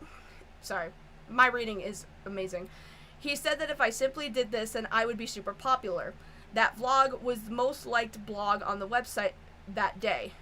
It was nothing but positive comments. People knew that I was 15, but it didn't stop them. Okay, question for Rose. Did they have, like, a thing in your bio to, like, specify age? Did you, like, 15, 16? You know how people, like, put their age in their bio? Was that the thing where people could easily check your, account and check the age? I think that would be how people would have known they were 15 at the time. Because otherwise, with websites like that, the moderation would have been, like, incredibly scuffed, so that it's, like, anybody could lie about their age, or, like, nobody can really tell. Because you guys are not using your actual photos. You're using, like, little avatars, right? So it's, like, whoever you're talking to on the screen, you will barely see. You'll just know them by, like, the text on the screen. You know what I'm saying? But it didn't stop them. Well, the vlog influenced people and the perception people had about me. I was desperate for validation, which is why I developed the slutty persona, because that was what people wanted from me. It made some people uncomfortable as well because, like I mentioned, y'all knew my age at the time, but once the persona developed, it made people feel a lot more comfortable being sexual in private to me. Interesting. Very, very shitty. It started off as inappropriate jokes, but quickly devolved into something more. I'll never forget this one instance where I gave someone my 10-gauge account so that he could play challenges for me in Hunger Games. This was pretty common practice, apparently, but I had never done this before.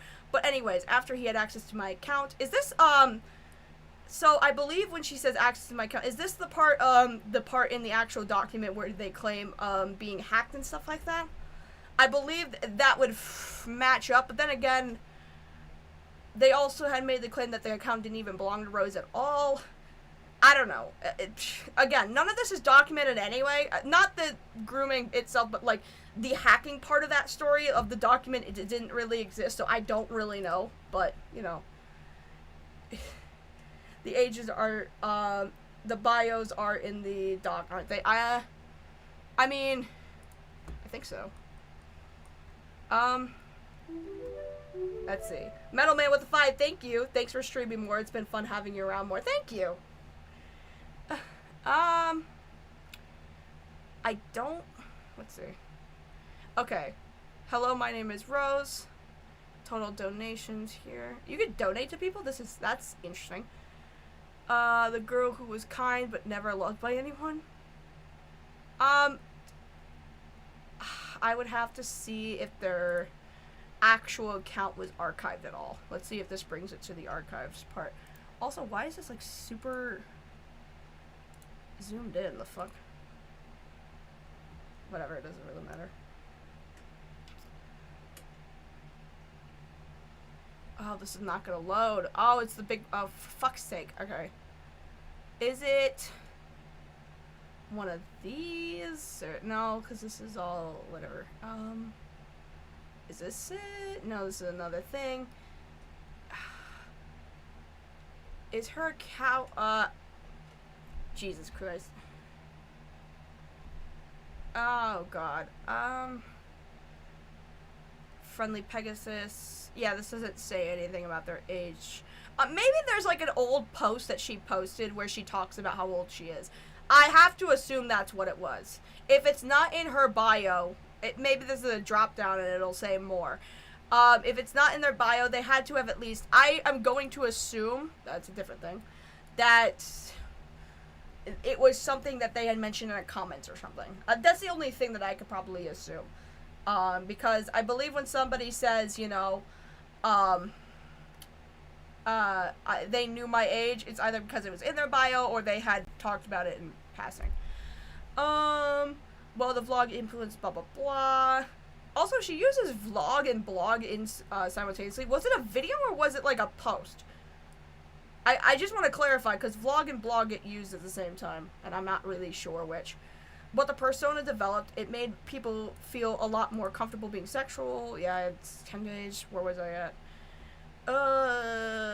Okay. He then proceeded to demand I go on video and do sexual things for him, and he wanted me to do things that made me deeply uncomfortable. I never was actually slutty, I just put it on my persona because I wanted people to like me, but regardless, I was 15, what the fuck, so I said no.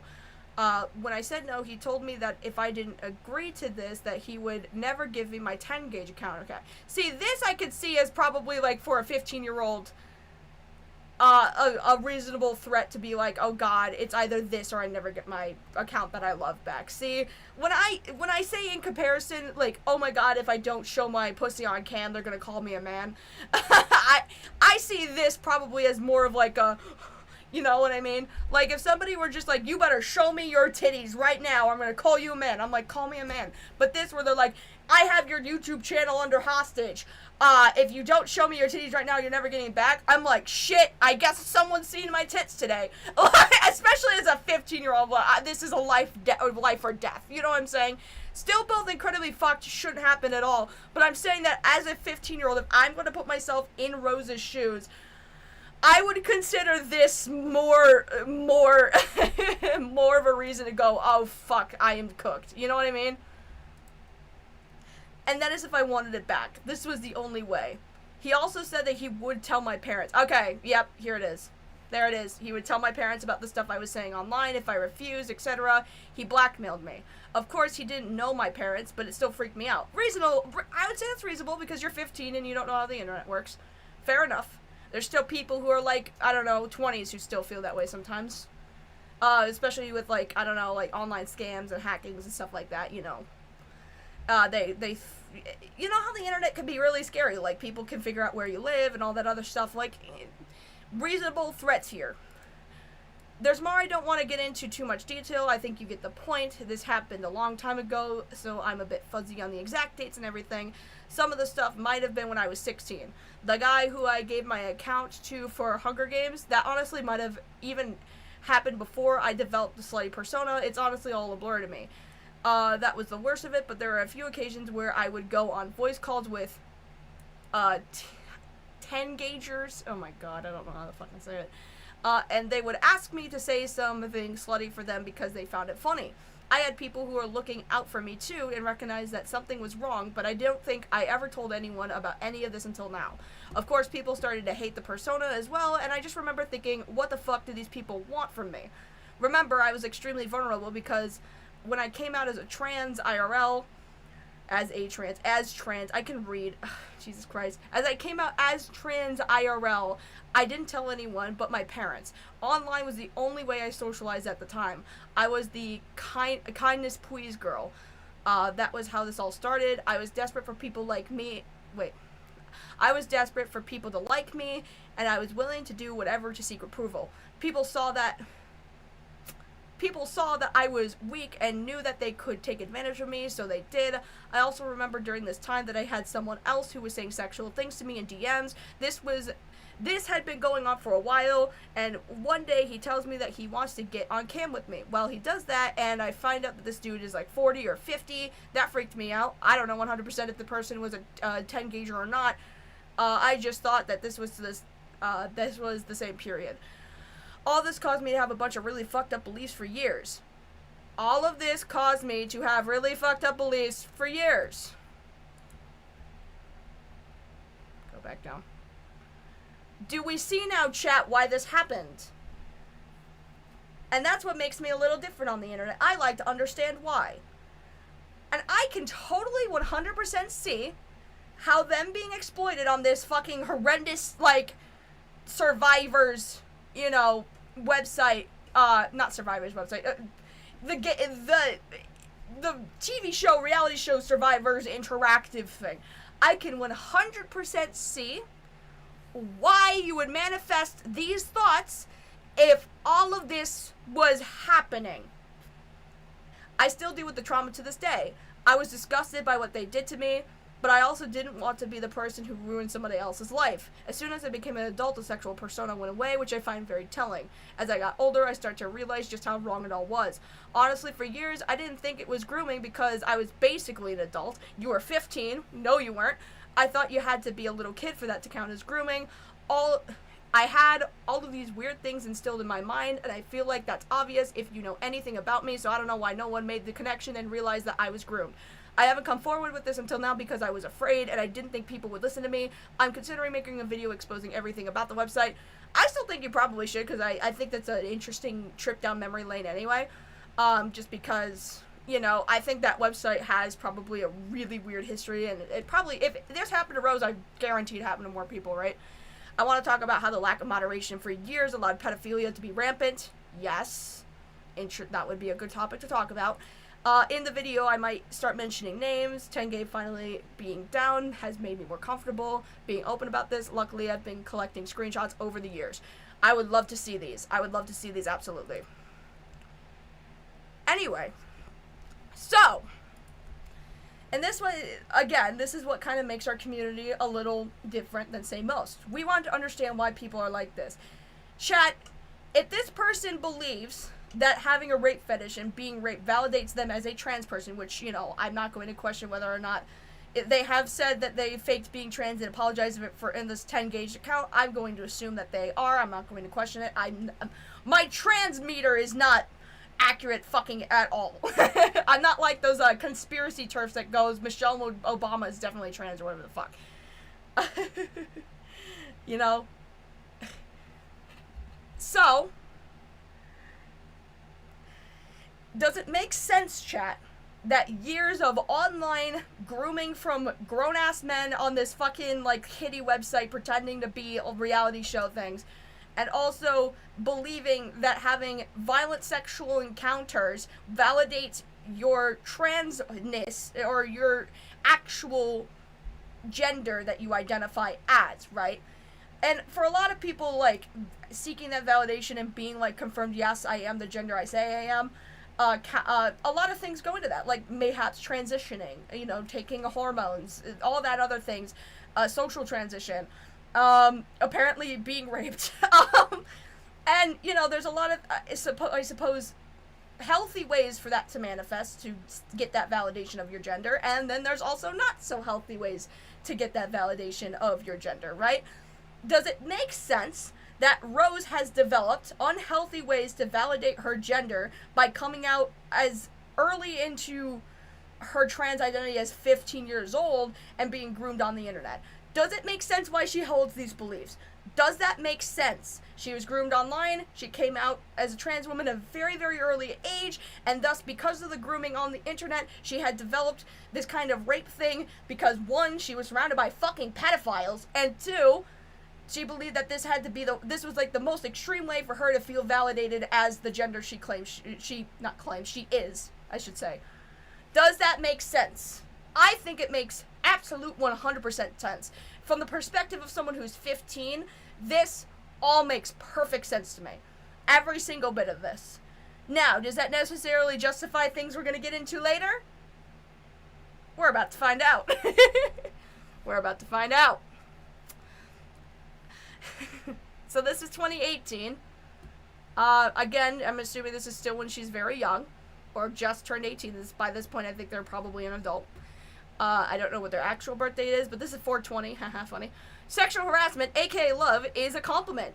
If that offends you, he might be living a seriously miserable life. Again, I have to assume she had developed this sort of thought process from being groomed on the internet to assume that sexual harassment, which she was sexually harassed on 10-gauge, probably that's why she feels this way. I would imagine that probably is what it is. Then we get to these. This is, I think, what people were ending up, like, actually digging up once the Brad thing started actually happening. So, it's okay, my gaydar has been off for years now. Honestly, so true. Honestly, I think it's good that all of our gaydars are off, because I think the fact that the manifestation of what gay is and what it could be is not just the stereotypical stuff, like we see that, like, it's kind of being normalized that, like, not every single gay person is the typical stereotype, so it gives us a lot of variation. So everybody's gaydars are completely wrong. That's crazy. So this is what everyone was able to actually dig up by the time that we get to, like, the first Brad controversy. This is what people were pointing to. Consent is stupid. Already off to an amazing start. Rape is natural and necessary for a happy and healthy society. Why is the modern world so miserable? Because rapists are treated as criminals instead of cherished for their masculinity. Fuck feminism. I wish men weren't so afraid of raping me. Hashtag make rape legal. So this is bad. This is... So that's bad. Again, I don't have a date on this tweet. It could be very old. They 100% could feel completely different about this now. I want to analyze the thought process. Again, we have determined that she had developed these really horrible beliefs through being groomed online and through developing extreme coping mechanisms to validate her identity as a woman, right? I do not see how advocating to make rape legal is that's an extreme leap. You know what I mean? The leap you have to get to for that to be there is pretty extreme. It's quite wow. That's a lot. That's quite a lot to take in at face value. You know, it's pretty wow. That's ooh. You know, I mean, to be fair, if I had old ass tweets from 10 years ago that said this shit, I think I would be fairly embarrassed too. Embarrassment is a valid feeling to have given the circumstances, right? Very valid thing to possess. This one, by the way, I'm pretty sure is just a joke, but I'm gonna read it anyways because it's kind of insane. I don't understand. Lorlock with a 2, thank you. My stream went out for a second. You said that's bad. Yeah, it is bad. Yeah, it's a bad tweet. It's a very bad tweet. It's not good. All of these tweets are old and they're bad, and I feel like, you know, again, I am not bringing all of this up to say, like, let's cancel her today because of these old-ass tweets. I'm bringing all of this up because it relates to further dramas we're going to get into that were from a year ago. Like, a year ago is a little different than 10 years ago. And how you handle bad tweets shows, like, it shows a certain level of grace, right? When I had my whole thing, right, with the whole Black Griffin thing and whatever, I would like to think, in retrospect, I handled that with a lot of grace. I didn't make excuses. I said, hey, I fucked up, you know, I want to correct the story, I want to get, like, good information out there, kind of thing. And for Rose, the grace she could have had is like, yeah, these are really fucked up ideals, I got these when I was growing up as a kid. I think a lot of people would let that shit go. Not let it go necessarily, because these are really horrendous, but I think people would understand where this thought process is coming from, should she bring it into the context of I was groomed and these are really bad takes, right? So, we'll see later that that's not exactly what happened, but I don't understand why it's illegal for me sorry, I can read, I'm sorry. I don't understand why it's illegal for a dog to lick my... No bad words. No bad words. Sans. Actually, you know what? Fuck it. I already said Ozzy the Pussy Prince earlier. I'm not gonna... I don't understand why it's illegal for a dog to lick my pussy. When gay men lick each... I'm gonna assume it says lick. This screenshot's fucking ass. Lick each other's asses all the time. It's perfectly legal. Oh, this is... okay. All I will say is that this is some hypnotist Sappho bullshit. I'm pretty sure it's a joke. Like, I'm pretty sure it's, like, supposed to be a big over-exaggeration. But considering that, like, you know, zoophiles have actually used this logic legitimately as, like, their arguments for why zoophilia should be legal, I can see why people took it a little too literally, because it's, like... That is that censorship yes, yes. I had to use censorship sans. My favorite guy ever for things that get to, you know. My favorite little guy. So here's a Chris Brown tweet. Now, to be fair, I'm going to say this to be fair to Rose. A lot of people feel this way about Chris Brown still because a lot of people have the memory of a goddamn goldfish. Chris Brown may have abused and raped people, but that doesn't make him a bad person. Oh, boy. Oh, my goodness. Again, I have to put this into the context that if she has claimed to have been groomed online where she developed all of these thought processes from her groomers saying, you know, rape's okay. You should like being raped because, you know, that's what true love is. From pedophiles, I can absolutely fucking see that. Yen with the 5, thank you. Can someone use a time machine to pull Rose out of the past of the stream? Well, you know.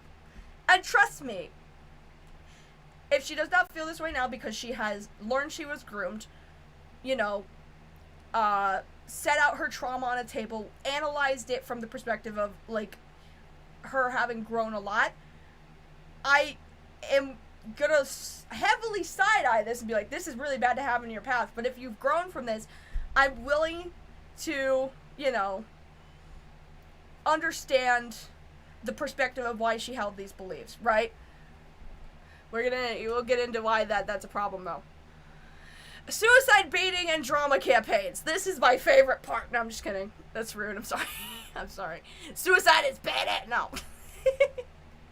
It's times like this where I feel like I should have a soundboard so I can blame my soundboard and not my stupid fucking mouth.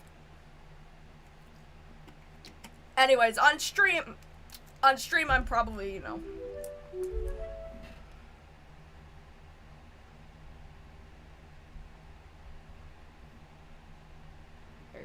Anyway. Rose has been embroiled in drama campaigns since she started making music. So, I guess I should kind of explain, like, the development process of... Oh, Echo with the dollar, sorry. I got distracted. Oh, and we went the goal! Oh my god, I'm so bad at this, guys, already. Yay, bubble goal! Bubble goal! Bubble goal! Bubble goal! Ladies and gentlemen, we have once again... Not the right one, Jesus Christ. Ah! I'm so good at streaming, guys. Aren't I so good at streaming? Chat, thank you for once again donating your bubble bucks for the bubble cult. May we sing the hymns of our people, chat. I don't even know what the hymns of our people would be. I'm just gonna... Ave Maria.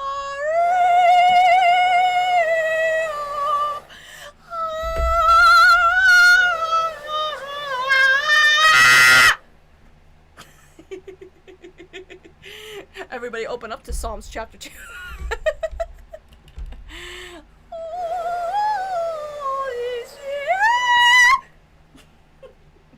Bubble cult, bubble cult, bubble cult, bubble baptism time! Bubble baptism!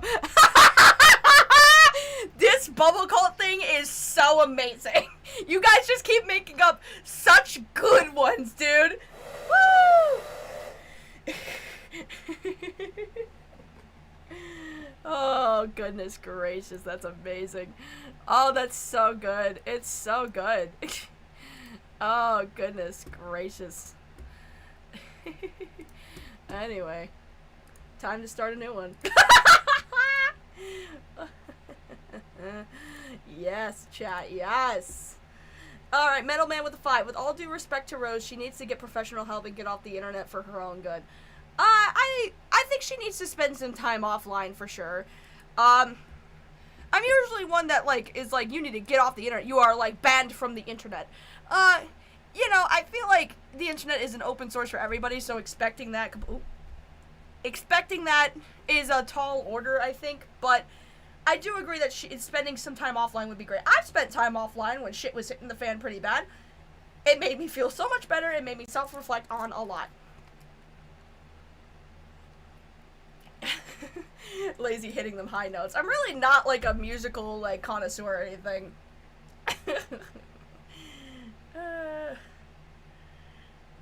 Oh boy. Alright. Rose has been embroiled in drama campaigns since she started making music. Starting in 2016, Rose started using suicide as a tool of manipulation to deflect from criticism. Now, I want to say this right off the bat. I usually don't like accusing people of suicide baiting because I do believe if you claim to be suicidal, I'm going to believe you. I'm going to believe you because I've been there, right? I have been at very low places myself where I thought that the only way out was to take my own life. I do not doubt when people say they're suicidal. I do not say suicide baiting like lightly and just throwing it on anyone who says I want to kill myself today. However, we'll get into it. In 2018, she makes a small tweet saying, make me famous or I'll kill myself for it, and then redacts that 19 days later saying I was never suicidal and just wanted attention. Is this in here? Yes, it is. Make me famous or I'll kill myself for notoriety. I was never suicidal. My life is too great. I just wanted attention. Well. Well. Do you see now, chat, why it...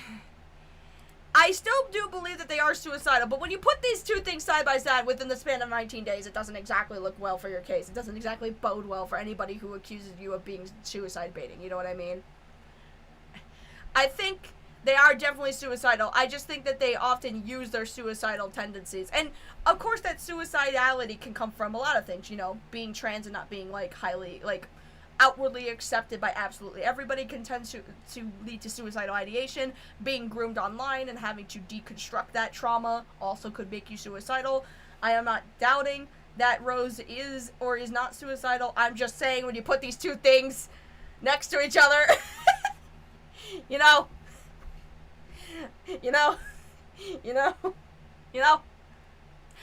oh God. I do hope that that therapist appointment does go well for you, Rose. I do hope it does go well. Do speak to your therapist appointment tomorrow. I do encourage everybody openly to seek therapy. Please go to therapy, guys. Please. Yeah, the issue is that no one doubts your mental health. The issue is that many people over the years have recommended you get off the internet and seek help, and you refuse. You could be suicidal and still want attention. Usually talking about it is the cry for attention. It's important that someone get the help that they need when they need to do that. Right, yeah. I still think that when people are suicidal, they can still use suicidality as, like, something for, like, an attention cry. But most of the time, it is, like, a cry for help. Like, it's, like, 9 times out of 10 people are suicidal and they just don't do it for, like, for the sake of making people feel bad. They are genuinely that. It's just more so, like, when you do it this often and when you do it this dramatically, you know. In November of 2019, this is probably by the time they were, like, 19-ish. I'm just assuming she's my age at this point. I don't know.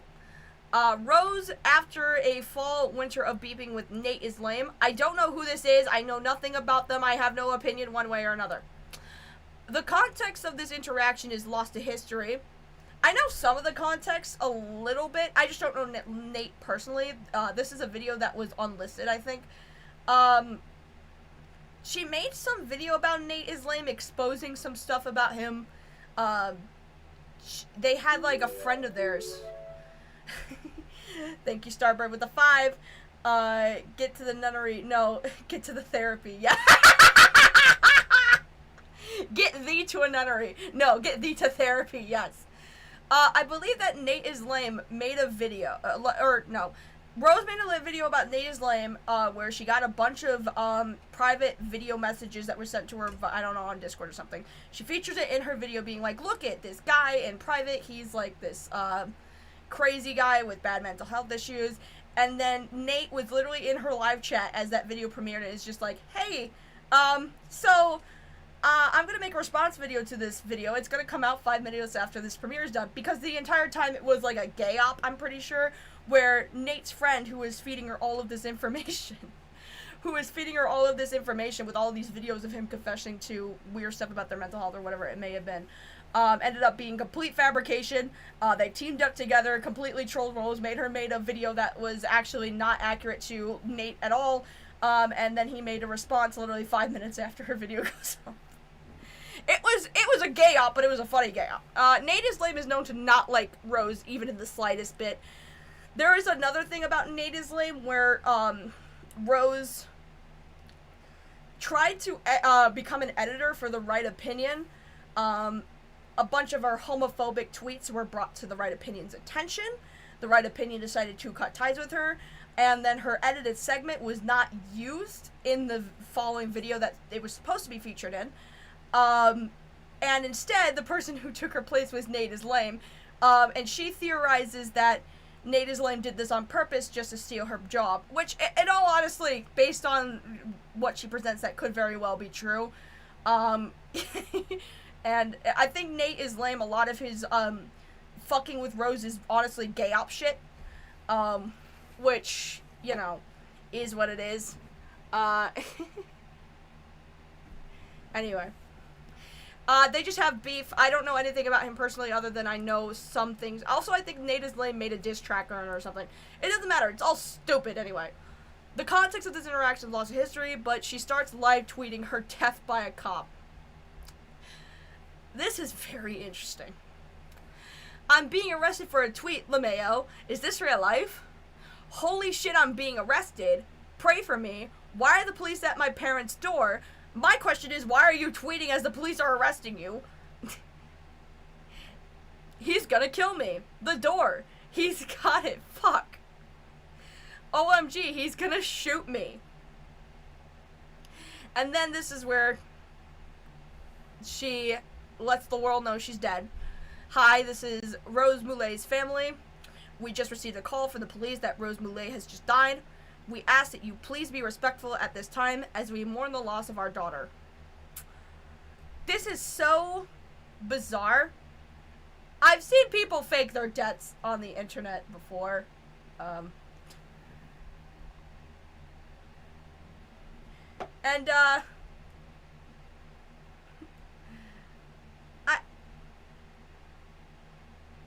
This is just an interesting way to do it, let's just say. You know, interesting. So interesting. Chat, be chill, please. Yes, please listen to Falgi. Be nice. Falgi, you can start kicking people if they're being too fucking crazy. You know that, right? You just start kicking them. Like I said, we're trying to be civil here. We're trying to understand. As I've said before, yes, people can be suicidal and also have attention-seeking behaviors that are secretly a cry to help, that they want to get help for their suicidal tendencies, because in all reality, even though they feel like, I want to fucking die, I don't want to be here anymore, a part of them does want to live. Hence why they end up using attention-seeking behaviors to kind of get that cry for help. It's not really suicide baiting, it is a genuine, real cry that people who are really suicidal do not wish to have suicidal ideation. They really want to live, but it's just so hard when that constant thought of just fucking kill yourself, just remove yourself from the planet is constantly there. It's like an inner voice in your head. It's almost, I don't want to say it's the equivalent of schizophrenia, but it's almost like and I'm speaking of this from like personal experience. It's always like this inner back of your head voice just being like, you don't deserve to live, you shouldn't be here, you don't want to be alive.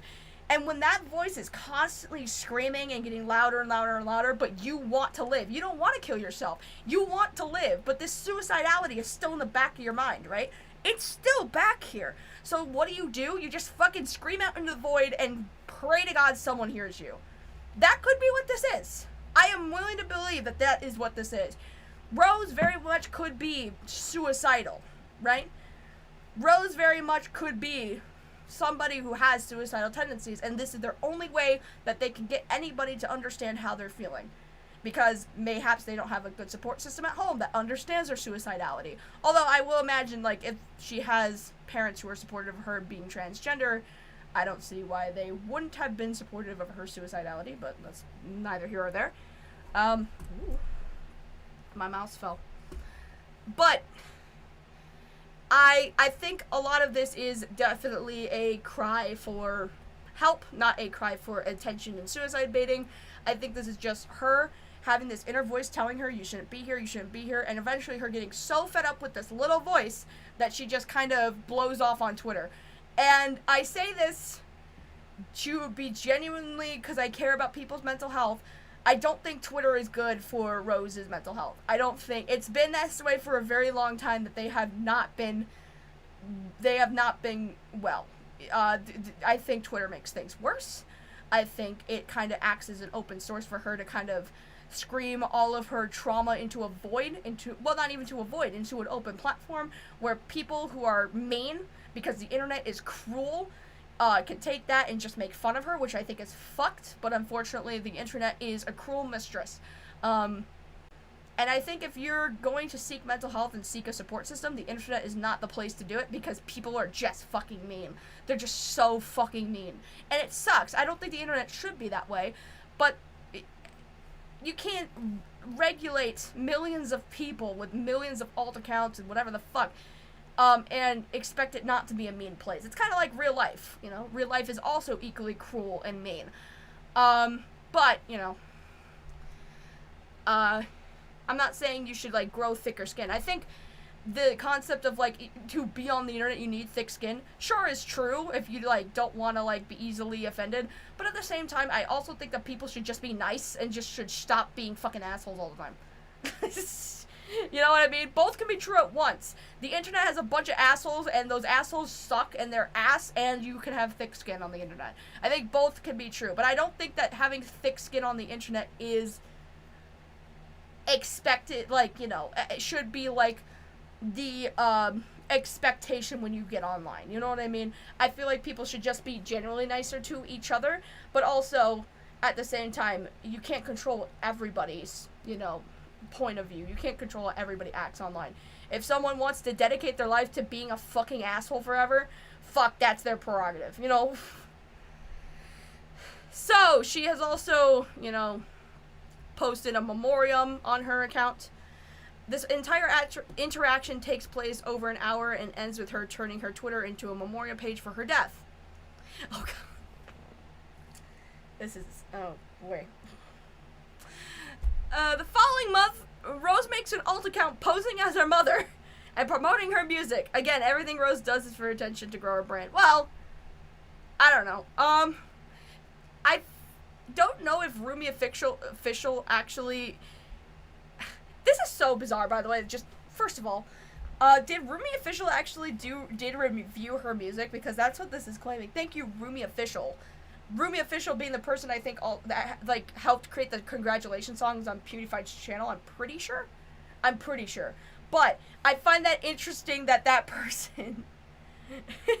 Can we like the stream for Lazy for being so based? Thanks, Melchi. Thank you, Rumi Official, who I think is the person that helped make PewDiePie's congratulations song, by the way. Very interesting to see him here. I don't know if they actually did review their music. That'd be interesting, you know, if they did. I would find that very interesting.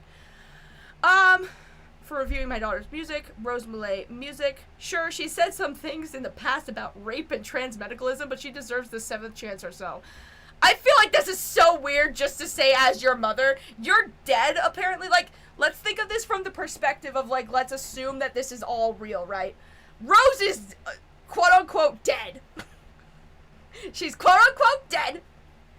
And her mom is out here in her memory being like, oh my god, my daughter's music is getting traction, thank goodness. Also, she had weird things to say about rape. But don't she deserve a chance as she's dead, as her memoriam is that she's dead. That's... I don't know really what to say to that other than that's a little bonkers. And I say that knowing this person is mentally unwell and knowing this probably comes from some sort of mental illness. But you have to admit, it's a little bit of a funny thing to do. It's a little bit of a strange thing to have happened on the internet.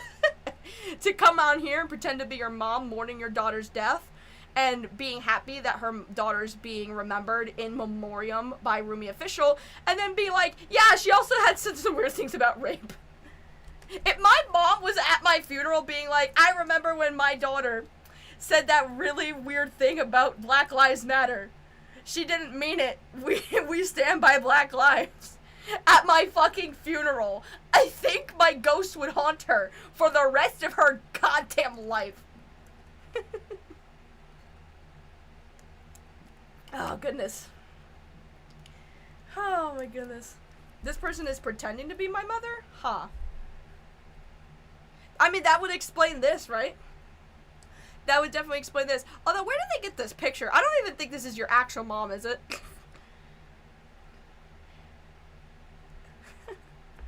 I don't know. Then how did the thing go around that this was apparently your alt account then? If this was someone pretending to be your mom, because I know that Nate also made some sort of really hyper sarcastic tweet. So I mean, that could be the case that this could be a total troll or whatever the fuck. Because otherwise, this doesn't make any sense. It really doesn't from like a perspective of like, you know, making an alt that like, you know, hypes you up. Mentioning this like really bad thing,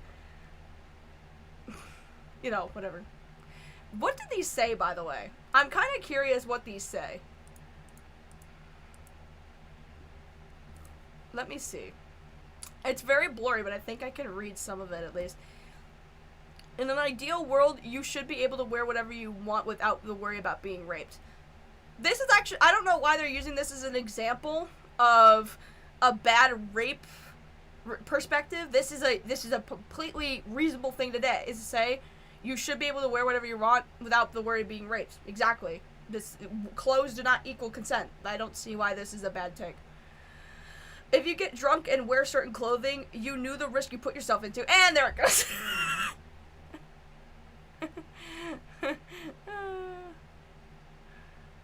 Wait, what? No, it's not clearly my actual mom. Malay is a stage name.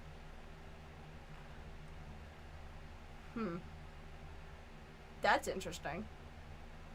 It's a stage name. Oh. Okay.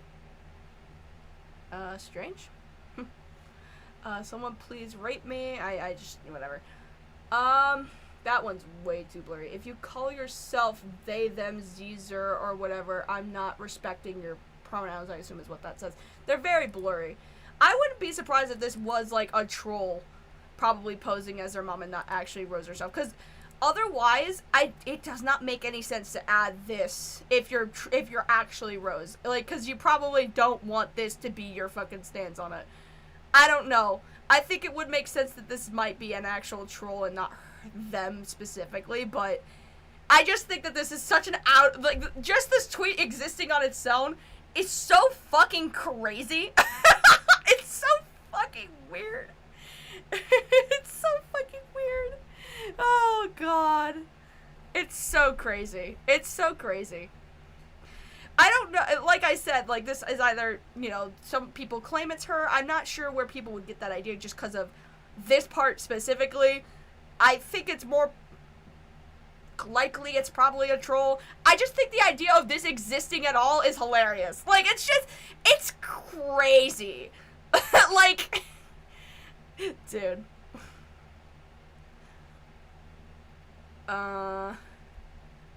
I guess this is more people kind of bringing Rose to the attention. For those of you who already don't know who Rose Malay, I guess the end is a pretty good place to start, and that's people talking about Suicide Alley by Cop. The world has lost. Oh, this is the Nate is lame tweet, by the way.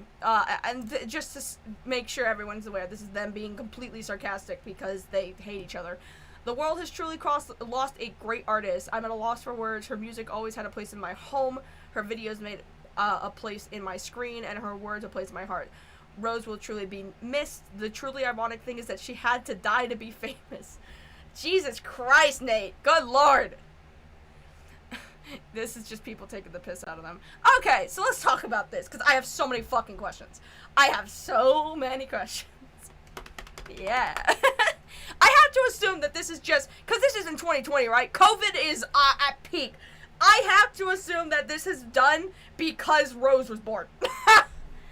In 2020, during the peak of COVID, Rose decides to pay for the highest subscription tier on Onision's site, and once she gets into his DMs, she attempts to become the third in their relationship and even steal Onision from his spouse. Yen with the 5, thank you. I know Lazy is adding this to the list of reasons to not have a Twitter account. Exactly! Also, I have to wonder, right? Because Onision, by this point in 2020, who the fuck was talking about Onision? Was Onision even like a thing by 2020? I really don't think so. By the way, nobody can see that. I'm just noticing that now. Nobody can fucking see this. There's no place to really put this right now where it's viewable, I guess. You know what? It's like white on white. Is there any... Oh, wait, hold on. There we go. Now you can see the live count. It's just... It bothered me. It bothered me. I'm sorry. Yeah, by 2020, I have to assume because this is around COVID time that maybe this is just Rose being bored. I was bored. Yeah, I figured. Because what the fuck? This is so fucking random to do. And the only explanation is that they're bored. Like, because who the fuck is talking about Onision in 2020? Fucking nobody. And who the fuck... So let's read these right quick. Also, what do you want to do about Rose? Apparently, she is here to come in between your marriage with Kai and to be the next third. Someone sent me proof and receipts if you want to read them. It's not against the rules to have impossible dreams. Jesus Christ. Lorlock with the 2. This is why I set fire to my Twitter. Chat, if the message to all of this is never have Twitter ever again. It's clearly bad for your mental health. And I don't even say that in a Joe Rogan way. I say that I say that as in, you know, this is crazy kind of way. Not being mean, just trying to offer friendly advice. Like, it's his decision, but like, that's his decision to make in reference to Onision. Well, yes, but I'm telling you nicely, he's not looking. How do you know that? You're welcome to try, but don't say I didn't warn you. He said that in every other video. But I'm different. He hasn't met me yet. If he gave me a chance, he'd realize that. They also apparently at some point put Kai's worst nightmare in their location in the bio of their Twitter account. Also, joined 2019? Did they start a new account? Because all the other tweets were from 2016. Wait a minute. Wait a minute. This is at Rose Moulet. That doesn't make any sense. Metal Man with the 2. Lazy sanest person here. Well, I try. I do try. Yeah, because they have tweets as far back as 2018, but apparently their account didn't start in 2019? That doesn't make any sense. What the fuck? Did they start a new account or something? I have to assume, right? Also, I'm glad that I have no Twitter. I do have a Blue Sky, but Blue Sky is more chill. I have no idea because I've never been on Blue Sky. But like I said, I keep Twitter likes out of my life. Yeah, this says joined July 2019. The @ is the same as Rose Moulet. Did she like start a new account or something? Rose has had many accounts? Okay, I figured that's what it was. Because I'm like, wait a minute, that doesn't make any sense. I now know. Thank you, chat. I am not smart. Alright, this says goodbye. Alright, you stole my money and refused to talk to me, so now my life is over. You win, I'm dead. How does it feel to know that you killed me? You stole my money and refused to talk to me. Yeah, that's... What is... My mom's a feminist and she tried to instill in me to not have kids until you're 30. Focus on yourself. BS onto me. Disgusting. Society needs to stop shaming women who have kids. True. I mean, I don't think anyone should shame anybody for having children, but I don't think that this until you're 30 advice is like feminism or bad. I think that's just good financial advice. Going on live stream. Do you want to watch me die at Onision? How does it feel to know you've killed me, James, at Onision? You stole my money, refused to talk to me, so now my life is over. You win, I'm dead. There is a video, I think, that she made. Is it in the doc? It might be in the doc. Yep, it's right here. So during this time, she hints at killing herself live. I Pretend to Love Onision is the video she made. I guess we could watch a little bit of this. That is Yen with the 5. You guys already know. that this shit is like cocaine to me. Thank you for the 5. Drove it in my truck right after a beer. Hey, that bump shake like a deer. DUI, how about you die? I'll go 100 miles an hour. Little do you know, I filled up on gas. I'm a git, your fountain making ass. Pulverized as fuck with my carbon truck. It seems you're out of luck. Amazing. Thank you. Oh god, my head hurts. Ah! I look insane. I mean, to be fair, I have the eyeliner in, so it only makes sense to headbang once. Oh, thank you for the 5 yen. Oh, shit.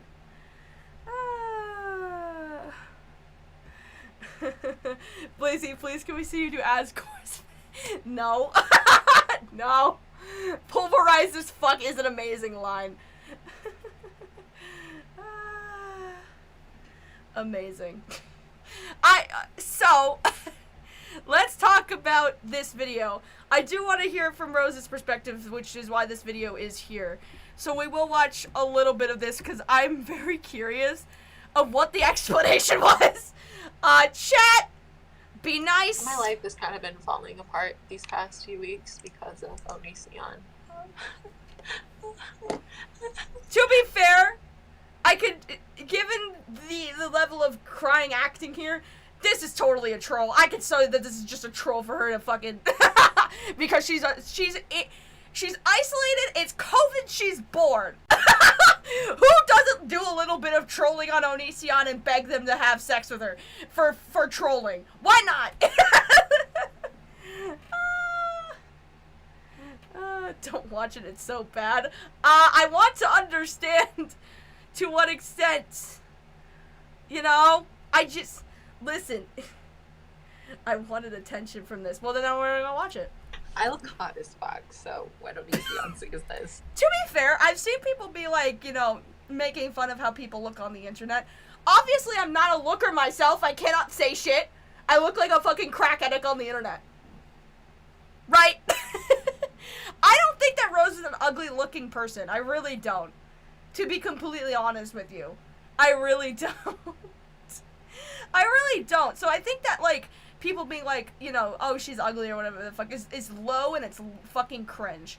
Because I don't think they're an ugly looking person. But then again, I don't think that most people look ugly. I just think that I view it from the perspective of how their insides are. And on the inside are organs. Okay. Yeah, I can totally tell this is trolling, because, like, look at it, look at the perspective of this chat, hold on. Weeks because of Onision. Yes, whining without tears right here. She's obviously fucking playing up a bit, right? And then she jumps to... hot as fuck, so... Hot as fuck, right? It's a troll. This is a troll. Obviously, they did not want anything to fucking do with Onision. I just find it very interesting that they decide to fuck with Onision and troll with it. There's plenty of ways you can troll and fuck with Onision. People have done it before. But why exactly is your trolling attempt to pretend to have a crush on him and want to get in a relationship and break up their marriage? And this is 2020. This is, like, 2019 was the year Onision, like, really got his ass blasted by, like, people accusing him of grooming. Why the fuck is your trolling attempt to be like, I'm gonna pretend to want to get with this groomer? That's pretty wild. That's pretty crazy. I mean, the thought process is interesting, I will say. If you're seeing somebody who is, like, getting accused, like, this is the equivalent of, like, someone, like, finding about, like, Nova Online and how he talks to minors and all this shit. And then, what was that minor's name? Who was that girl? The person who did the podcast with him, who admits to being 15, like, being like, I only started that podcast with him because I'm a troll and I wanted to fuck with him.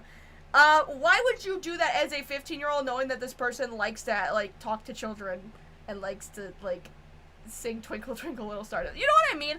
Like, when you're trolling somebody, and that person has, like, allegations of sex scandals, the way you troll them, or the worst way you could do it, is by wanting to literally have sex with them.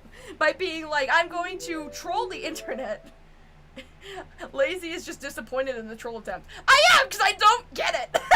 I don't understand why your first thought at trolling Onision is, I'm gonna pretend to want to fuck him, despite the fact that he has allegations of having groomed children into romantic relationship threesomes with him and his wife. And that's time and place, chat. This is a time and place scenario. You know what I mean? Like,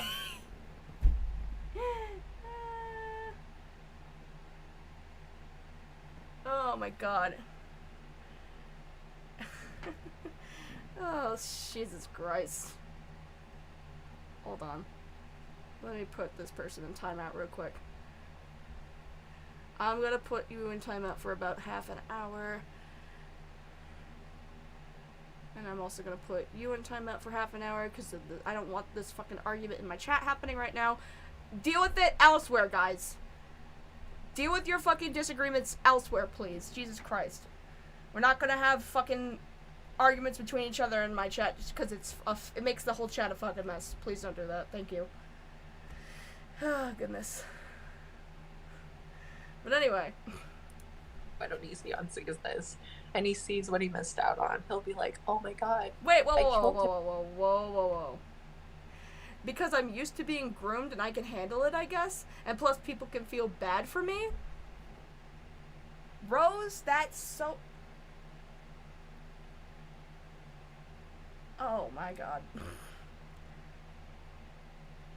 Rose. At least I'm honest. I guess so! I don't know, man! Honesty is a bit of a stretch, though, considering that you've faked dying by cop, though. I guess I appreciate the honesty. I'm mentally ill, okay? Oh no, I've established that plenty. I get it. Holy shit. Rose, that's an interesting reason to want to pretend to love Onision for a trolling attempt on the internet. That is such a interesting little tidbit. I don't really know what to make of it, because I'm not your therapist. Oh, good lord.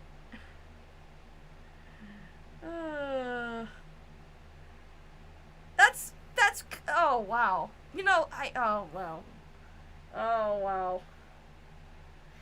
It's an answer. It's not a great one, but it's an answer. Wow. I'm just gonna play this out for a little bit longer. Keep in mind we're being nice, chat. Remember, this is all a giant troll. She's just making a big joke. But she was so hot and pretty. Oh my god, I wish she wasn't dead. I wish I didn't kill her. You saw those messages. I have word of what he said. Is this live on Twitter, by the way? He stole my money. He manipulated me. Just like everyone was saying about him. And he was just like, I refuse to talk to you. And he was like... So, here's the thing. I can see why this trolling attempt didn't work on the basis that Onision at that point had been on the internet since 2008, right? Something like that. Early internet. He's like one of the OGs. He's the I'm the banana guy, which is fucking ancient YouTube history. After he's not like Chris Chan. After like fucking over a decade on the internet, at this point it's almost been 20 years of Onision, which is by 2028 it'll be 20 years of Onision, and that makes me want to fucking jump off a bridge. But 20 years of being online, I think I can understand why. Oh, Rose, you don't want to know. Rose, you don't want to know who Bonk is. You don't want to know. You don't want to know. How is my acting? Girl. Do I need to even say anything? Girl. I killed her. I look hot as fuck, so... Can I get to falling apart these past few weeks because of Onision.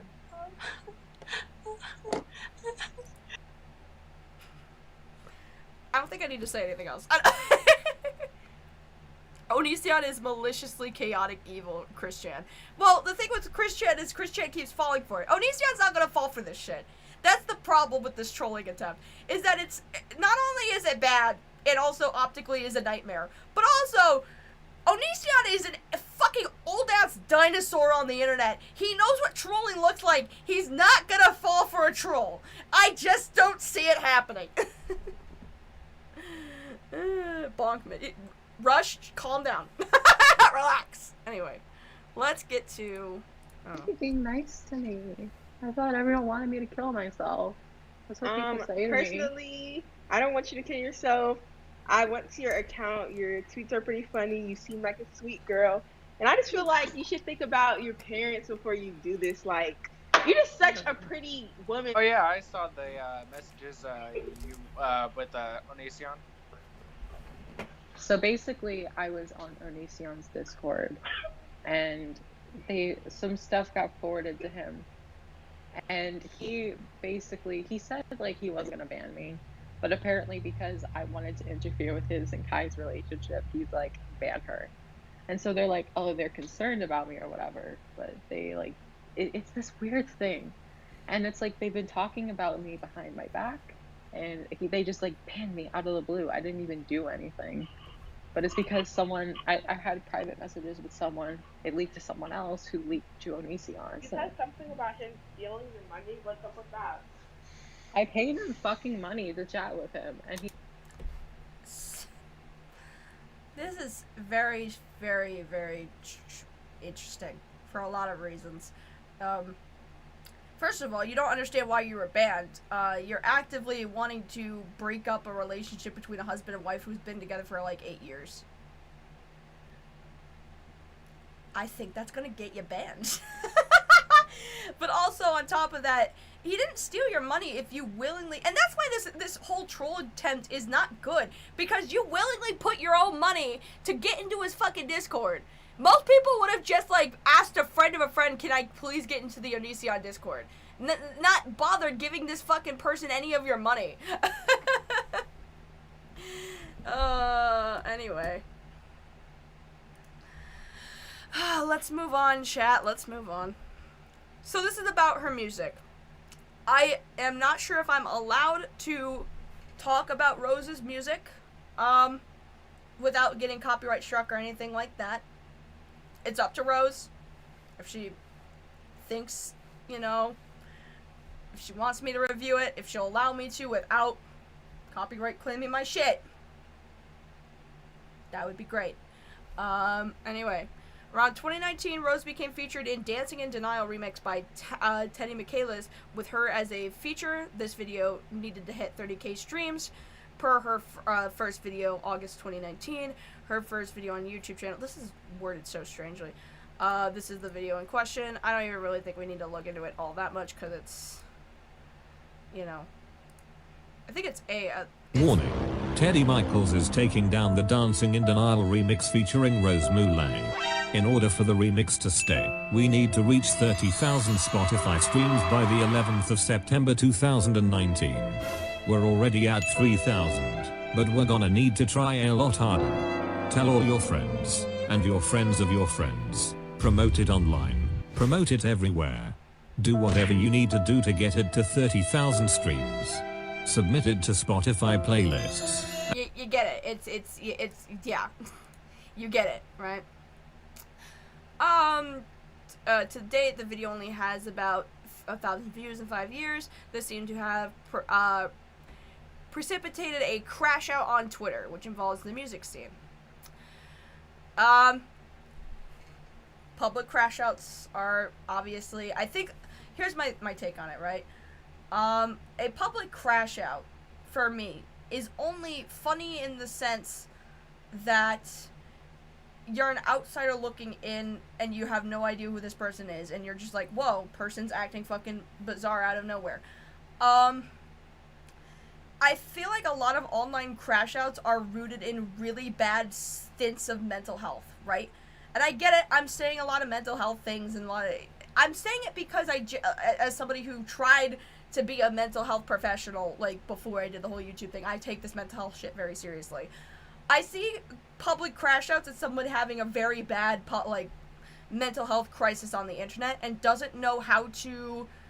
Maybe at this point, Rose didn't have, like, a therapist and this was her only way of being able to vent, right? Without a therapist, her only outlet is the internet, which is bad. I think that is a horrible way of actually getting your feelings on your emotional well-being and your mental health, is by projecting it onto the mass consensus of the internet. Again, the fucking summary of this stream is don't have Twitter. That's that's pretty much it.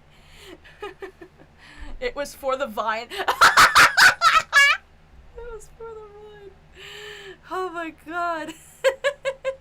What a pipeline. Very true. He is refusing to take down the video, so I am considering a possible lawsuit for defamation to try to avoid having millions of people having to be exposed in the lowest point of my life and me relive my trauma. What do you mean? Okay, are you saying you're going to possibly sue Teddy McCallis for defamation? Or are you talking about Nate? Because he says bring it on. I think she's probably talking about Nate. The fact that you straight up think that being a good person is not a worthwhile endeavor that would get you nothing. If you have an issue with that, why do you have an issue with Nate refusing to help me? You seem to care about morals enough to where this tweet rightfully disgusted you, and I'm glad it means my tactics work. Where is the compassion for me? My bacteria called Rose Moulet just wiped out the world in 642 days on Plague Inc. Maybe you're just a little obsessed. Lol, you sound like Rice Gum. Jesus Christ, this is all a blast from the fucking past. Rice Gum mentioned in 2025? Crazy. Maybe you... I mean, to be fair, if I had somebody name their plague after Lazy Bedhead, I too would think that they are a little upset. But also... Ace Space with the 20, thank you! Hi, Ace. Good to see you. No, this was Nate. Yeah, I figured. I hope you're doing PogChamp. Oh, goodness gracious. To be fair, I think if somebody named bacteria or like some sort of thing in Plague Inc. after me, I think that'd be pretty based. But I can see why Rose would probably be like, that's a little weird. I'm not crazy. Unlike you, I know my true worth. I will be famous. You will remember me. Everything I do is calculated. I know what I'm doing. Love me or hate me, I'm great at drawing attention to myself. That's interesting. Now, this is something that I should probably bring into more context, right? Rose, for the longest time, since, you know, making content on the internet, has wanted social media to be a source of income, right? And as somebody who is making this a source of my income, I do not disrespect the grind, right? Rose has been apparently on live streams. I do not have these clips, so take this all with a massive grain of salt, and maybe since they're in the chat, they can verify this for me. But they have said that they want to be internet famous and they would rather work on the internet than ever get a job, right? I am somebody who does consider this my general employment, right? I am not going to sit here and tell somebody that they're super pathetic or like they're such a fucking loser for wanting to make the internet their career. I'm clearly doing it right now. I have a partner that financially supports this idea and wants this to be my job. I am in a position where I literally cannot say shit. I do not blame anybody who wants to make YouTube their career or wants to make the internet their career, because this means that you are a self-employed person that can work their own hours, that can make money based on their own worth, based on how often they stream or how often they post videos on the internet or whatever it may be, right? I am not one to say Rose is wrong for not wanting to work a real job or is wrong for wanting to make this her job. I'm not saying she's wrong for that. I'm not saying anybody is wrong for that. I'm just saying that she might not be mentally cut out for it. There are some things about Rose I will say are talented. Like, I think her editing is pretty good. I think video content creation, she's pretty standard at it. I think her editing and like how her YouTube videos do put she seems to be passionate about it, at least to an extent, right? I just think that if she's gonna constantly do this shit, maybe the internet and doing it as a career is just not for her. That's just my opinion. I could be wrong. Maybe if she works her shit out, and maybe if she, like, improves on her content style, and maybe she could. I'm not saying that it is wrong to want to make the internet your career. As somebody who also is trying to make the internet her career, who has 50,000 subscribers, which is so crazy, by the way. Thank you, guys. Holy shit. And is getting, like, donations like this on stream. This is a dream for a lot of people. I don't shame anyone for wanting this, because this is incredible to do. It's fun for me. It doesn't make me suicidal like jobs have done in the past. I don't, and especially in this economy, in the state that the United States is in deep state capitalism, I don't blame anyone for not wanting to work factory jobs until they fucking keel over and die. I don't! I just don't blame anyone for not wanting to be a fucking cog in the capitalist machine that works you to death and puts you in debt forever and you never get to retire. And you're also paying living paycheck to paycheck for forever. I don't blame anyone for being pissed off at the current state of things, that they think this is more suitable for their mental well-being and also for their financial, prospects. I don't blame anyone for wanting to make this their primary income. However, the internet is a cruel mistress, and this is going to get made fun of. I'm just saying. Usually when you yell into a room, I'm not crazy. You look crazy. I don't know what to tell you.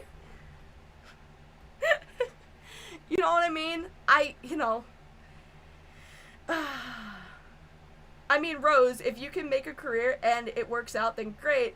But you definitely need to lock in. You villainized Tro when they still paid you for your work, cried in a Keffel stream, and spiraled a lot.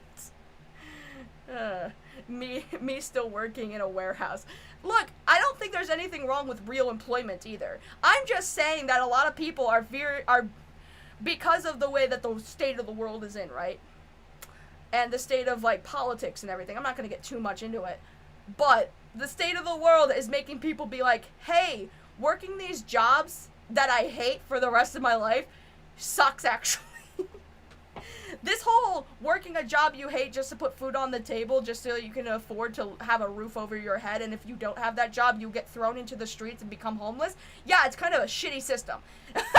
It's kind of fucking shit, actually. And sure, I do believe in, like, a merit-based system where if you work your ass off, you deserve to have nice things, That's why, I enjoy when my work gives me monies, because it's like, wow, it shows that people appreciate my work, blah, blah, blah, you know what I mean? So, I'm not fit for a normal job. I sometimes feel that way, too, because I remember when I used to work factory jobs, oh, that made me suicidal as fuck, because everybody in factory jobs is such a fucking asshole.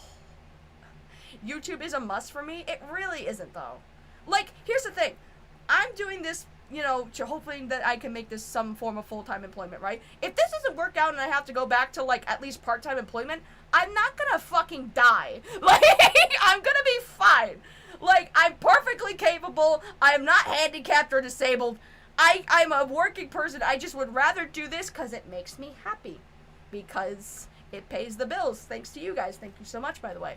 I'd rather do this because I feel like when I get payments from YouTube from people watching my content, right, and it being sponsored, it feels like my art is being... Oh, Metal Man with the 5, thank you so much.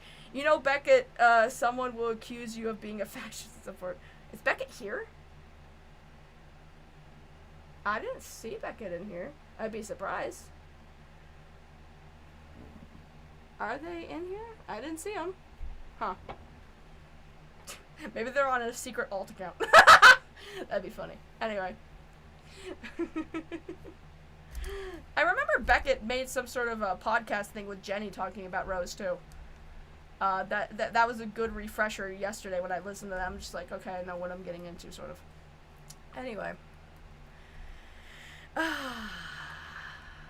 So, let's talk about more of these. I was literally bullied offline for a whole year because your boyfriend over here bullied... I'm gonna guess this is to Nate's girlfriend.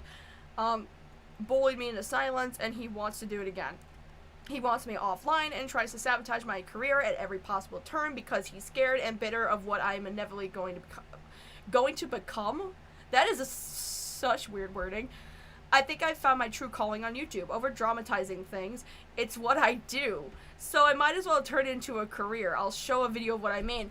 And this is what I mean, like, Rose took a really weird evolution, right? She went from being like a musician wanting to post her music to then making expose content, called like something called the Rose Report or something like that. A lot of her exposés are very interesting, and hopefully we can follow up on one of those in a minute if Finn is still here. But before we even get into Rose's little like expose era, we need to talk about stuff she did for pursuing her music career, and that is trying to get the attention of Anthony Fantano. During this crash out, she was reaching out to big clout accounts in the music industry, and Anthony Fantano happens to be dragged into it. This was his response to Rose being brought up. No thanks, Rose! I saw some crazy fucking shit you said online, and I'd like to just avoid that hot mess. Don't email me back! All this seems to respond to a troll campaign conducted by Nomiddlename. This is the video in question. Is it available still? It is. Cool. This is Rose's whole thing. I think most of what's in here probably is all of that's in here, so we're not going to watch it. Doesn't matter. He premiered the expose video on the same day her video dropped. Yep, this is exactly what I'm talking about. This is his whole thing. Actually, here, let me see if he better explains it real quick. Hold on. Just real quick. On August 13th, 2019, I sent some very private video messages to someone who I thought I could trust. In these videos, I was dealing with symptoms of the anxiety that I live with. I was sharing some very personal insecurities in those videos, and I had the intention of only having one person see those videos. Those videos were meant for that one person's eyes only. That person wound up downloading them, and he sent them directly to Rose Malay. She took these personal videos of mine and she broadcast them to the whole world to see without my permission. She took me in a very vulnerable state and she exploited me. She didn't protect my identity, and she did it for the sole purpose of adding a shred of validity to a video that she was riding hard on. She took advantage of me while I was in a really dark place. There was nothing about those videos that appeared as though they were meant to be seen by the public. She completely disregarded that, and she used them anyway, disregarding my consent. I feel betrayed, I feel used, and I feel like I've been violated. Or at least that's how I would feel if those videos were real. They're not. They're fake, and they're the key to this whole thing. So just hold on a sec, let me explain, okay? As soon as Rose Malay announced that she was going to be making a video expose on me, I teamed up with my buddy Harry Phillips. We devised a moral experiment for her. Basically, I made these private, fake videos, and I sent them to Harry. Harry posed as a traitor's friend who was selling off these personal videos of me for her to use. Rose Malay took these tainted videos, and then she broadcast them to the whole world under the impression that they were private and meant for Harry's eyes only. Just to be clear, I am not spooked by Rose Malay. The thing that spooks me... At no point in my entire life have I wanted to make hyper-produced, auto-tuned schlock like she does. Is that I remember wanting to make music like she does. It's also really important to note that I do not intend on breaking up Raccoon Tour for like the next 30 years. We're fine.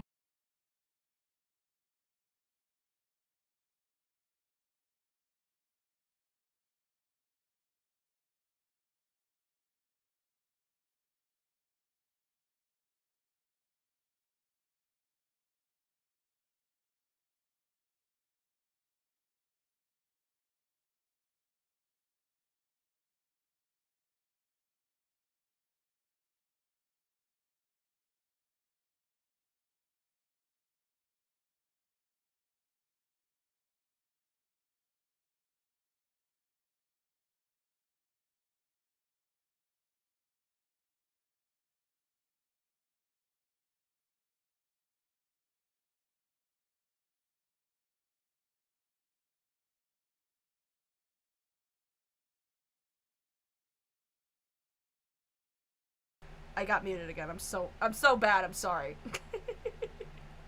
How did that happen? I didn't even touch anything. I know. I'm sorry. I'm sorry, chat. I'm sorry. I'm gonna call Falgi. Jesus Christ. You're muted, friend. No, I know. I got it fixed. I don't know how that happened. I didn't touch anything. I guess. I'm so sorry. No, it's okay. I think my the mic aux got unplugged or something. I think that's what happened. I'm so your pets do it too? My pets aren't even here. They know to behave. No. Lazy, your mic is muted. I know. Thank you, just a tired soul. Thank you. Oh my god. So do you have a? Oh, I don't even know if I have it set up. That's the problem. Shoot. I was gonna have your little guy bounce on screen, but I don't know if you have the thing. I mean, I have Foogies, yeah. Yeah, I don't know if I have it set up on here though. Oh yeah, it'd be cool. You don't. I don't think I need it, but you know. I just say that I had a small question for Rose. If Rose, can you hear me? Yes, Italian. I know. Italian. Lazy lives. I know. Listen, a lazy live stream wouldn't be a lazy live stream if it wasn't scuffed as fuck. I'm sorry. Well, it's not scuffed. It's beautiful. Listen. It wasn't Pamper Chew. It legitimately wasn't Pamper Chew. So true, bestie. Oh shit. Anyway. But yes, Rose, I have a question for you, and this is like an actual truth question. This is like actually one of the most. This is an honest question. I know you hate my guts. I know you wish for bad things to happen. I feel like I'm being fair. Am I not? No, you are being very fair. I'm being less fair. Okay. Rose, you leaked videos. You leaked faked videos that were extremely private by someone. Now, that person trolled you, tricked you. We call that a gay op. Why do you believe you have the right to complain when people leak your own videos? It's fair game. It's the same thing. We do this all the time. It sucks that it happens, but why do you think it's fair game? Mm-hmm. That's my question. I also have a separate question to that, because I know that you were complaining about how people don't believe, like, you were groomed online and stuff like that. They don't believe certain things about you, right? And I want to say this right now. I believe you. I do, and that's just because of a baseline. I don't really know you that well, and I can't, like... But at the same time, if you're a self-admitted troll, like, if you're somebody who likes to troll on the internet, why are you shocked when people are like, I don't believe this person? Because it's like, well, you're a troll. You're a self-admitted troll when it comes to the Onision thing. And even your explanation of why you even trolled him was because I was groomed in the past? That is a crazy reason to want to troll anybody, especially somebody who has grooming accusations. So it's like, do you not think that that's kind of, that a lot of this is kind of self-inflicted? Like, and I'm not saying that that's necessarily, well, okay, it is kind of your fault. I'm saying that, like, when you cry wolf this often and you go, haha, I can't believe you fell for a wolf, I was just being a dirty little troll under the bridge, you can't be shocked that people are like, don't listen to the troll under the bridge. Like, it's just, I don't know, I do believe you in some aspects about some parts of the things that you say, but I just think that when you say that everything you do is a troll, at least the things that make you look bad, I think, right? The things that make you look bad, you're like, that's just a troll, but the things that, like, are actually, like, you know, things that I do genuinely feel sorry for you, you're like, I was telling the truth about that, though. It's like, how do I know if you actually are? You know what I'm saying? Like, it's kind of crazy. Yeah. Yeah, I think that's a nicer way of asking the question that we had in chat. I just called to let you know you were muted, so I'm just going to pop off. Chat, remember to like and subscribe to Lazy Bedhead. If you haven't liked and subscribed to Lazy Bedhead already... Felgy to 5,000 by the end of this year. If you want to watch more Pamper Chew content... No! Bye-bye, no! Oh, God. I love Falgy. Oh, God. You know what? That doesn't get a bubble cannon because we're not at the goal yet, but I will say I will blow little bubbles for Falgy. Little bubbles for Falgy. Thank you, Falgy. Anyway. Oh, God. Anyways, I'm sorry that I was muted for a couple seconds there. I think my mic got unplugged or something. Oh, and Metal, they hit the goal. Metal Man with the 2, all hail the 1 bald king. Echo with the $1. Chat, you once again did it. You have reached the bubble goal. Congratulations. Confess to me, children, your bubble sins. You're in bubble confessional now. In the name of the Father and the Son and the Holy Bubble, you are blessed. Your sins have been forgiven. Thank you once again for reaching our bubble goal. I love this thing. It's fucking awesome. Oh, I love it. It's so good. It's so good, chat. It's so good. Oh my god. Full goal. Okay, sorry, hold on. I'm starting another one. Start another one. Maybe I could bring on my cats again. Kitty. Start the goal. The bubble baptism. Forgive me, Bedhead, for I have sinned for not sleeping enough. Y'all need to get a good night's rest. Clearly, I need it too. Anyway. Thank you, everybody, for the donations. I really do appreciate it. It's very, very kind. I do have something I should show chat real quick. Hold on. Not that one. This one. You see this right here? I kind of put this up as kind of a joke just because I wanted to see how it tested. Right here. This, Bubble Cult contributions, right? We are over 50% for this little joke here just to test the widget of this. Thank you so goddamn much. The goal right now... Excuse me. I don't sleep anymore. What's sleep? The goal right now is $500. I kind of just put this up as like a joke to test the widget. And since we're halfway there, and it's only been a couple streams, thank you so much, by the way, that's so awesome. We need to figure out what the fuck's gonna actually happen when we reach that 500. What are we gonna do? What should we do once we reach the 500 goal? What do you guys want to see? I feel like we need to have like a special stream or something once we hit this. Cause that's how that works, right? That's how streamers do it. They're like, hit these little goals up here and we can see how cool that is that I could just point. That's so awesome. Look, there's a whole document behind me. It's so cool. I feel like a weatherman. Anyways, here's the goal. What do we do when we reach this? Because I only put this up to test the widget to see if it works. But now that I know it works and it shows all of our donations that we're halfway there, what do we do? Oh, look at that. Thanks, Lorlock, $5. Sleep is for the weak. Heading out. Have a good stream. Thank you, Lorlock. Appreciate you. Metal Man also with the 5. It'll pop up in a second. Hail Lazy for the first Bubble Pope. The Bubble Pope. Somebody make that merch. You know what? We should make that merch. That's what we should do. We should make a bunch of bubble merch. Anyways. But yeah, bad movie stream. That could be a fun one if it didn't have copyright issues involved in that. Anyways, put your fucking suggestions on what we should do when we reach 500. We could do, like, since I dress up for stream, we could do, like, a specific, like, I don't know. Like, somebody said, like, imagine if someone dressed up as if I dressed up as Queso and played scary games. We could do that once we hit 500. Where am I? 500. We can do that or something. I don't know. Dark Souls speedrun? I don't know how to play the Dark Souls games. I'm not good at video games. Alright, Rose turns things around. This is her little apology video.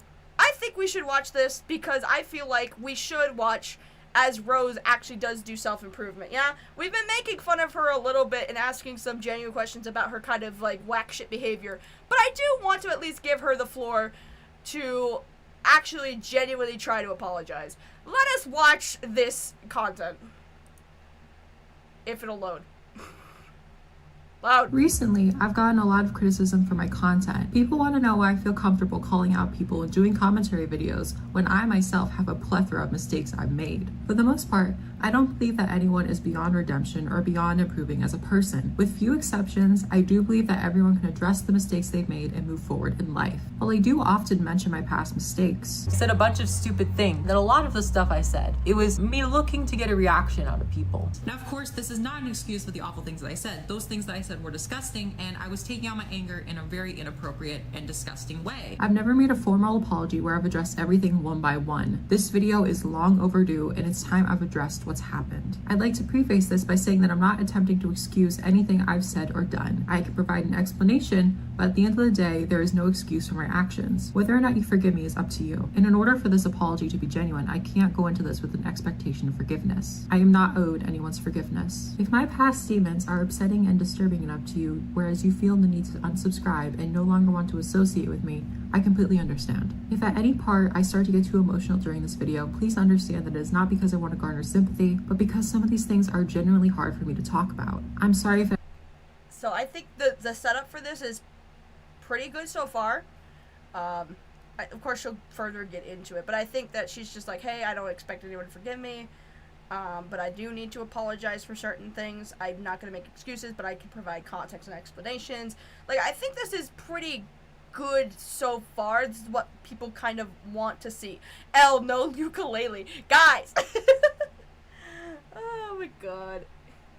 But I think the setup and understanding like how an apology should be formatted, so far this is fine, right? As somebody who had to make an apology, this is totally good, right? at any point it starts to come off this way. The first thing I want to address is my history of bothering other creators to collaborate or start fake drama with me. I'm trying to get my name out there by beefing with people who have more subscribers than me. That's what you do. Obviously, this was not an appropriate way to try to garner attention. I'd like to think that since then, I've learned that I can create content that people want to see without resorting to try to get people to fake drama with me. What I did to some creators was nothing short of harassment. I don't want to mention anyone by name because I don't want to direct any negative attention their way or start any further drama. But if you are someone who has been hurt by me doing this, I'd be more than happy to reach out to you privately and apologize for my actions if that's what you want. If you'd rather things be addressed publicly, that's fine too. Just let me know what you would be more comfortable. I think you should just say the words, "I'm sorry."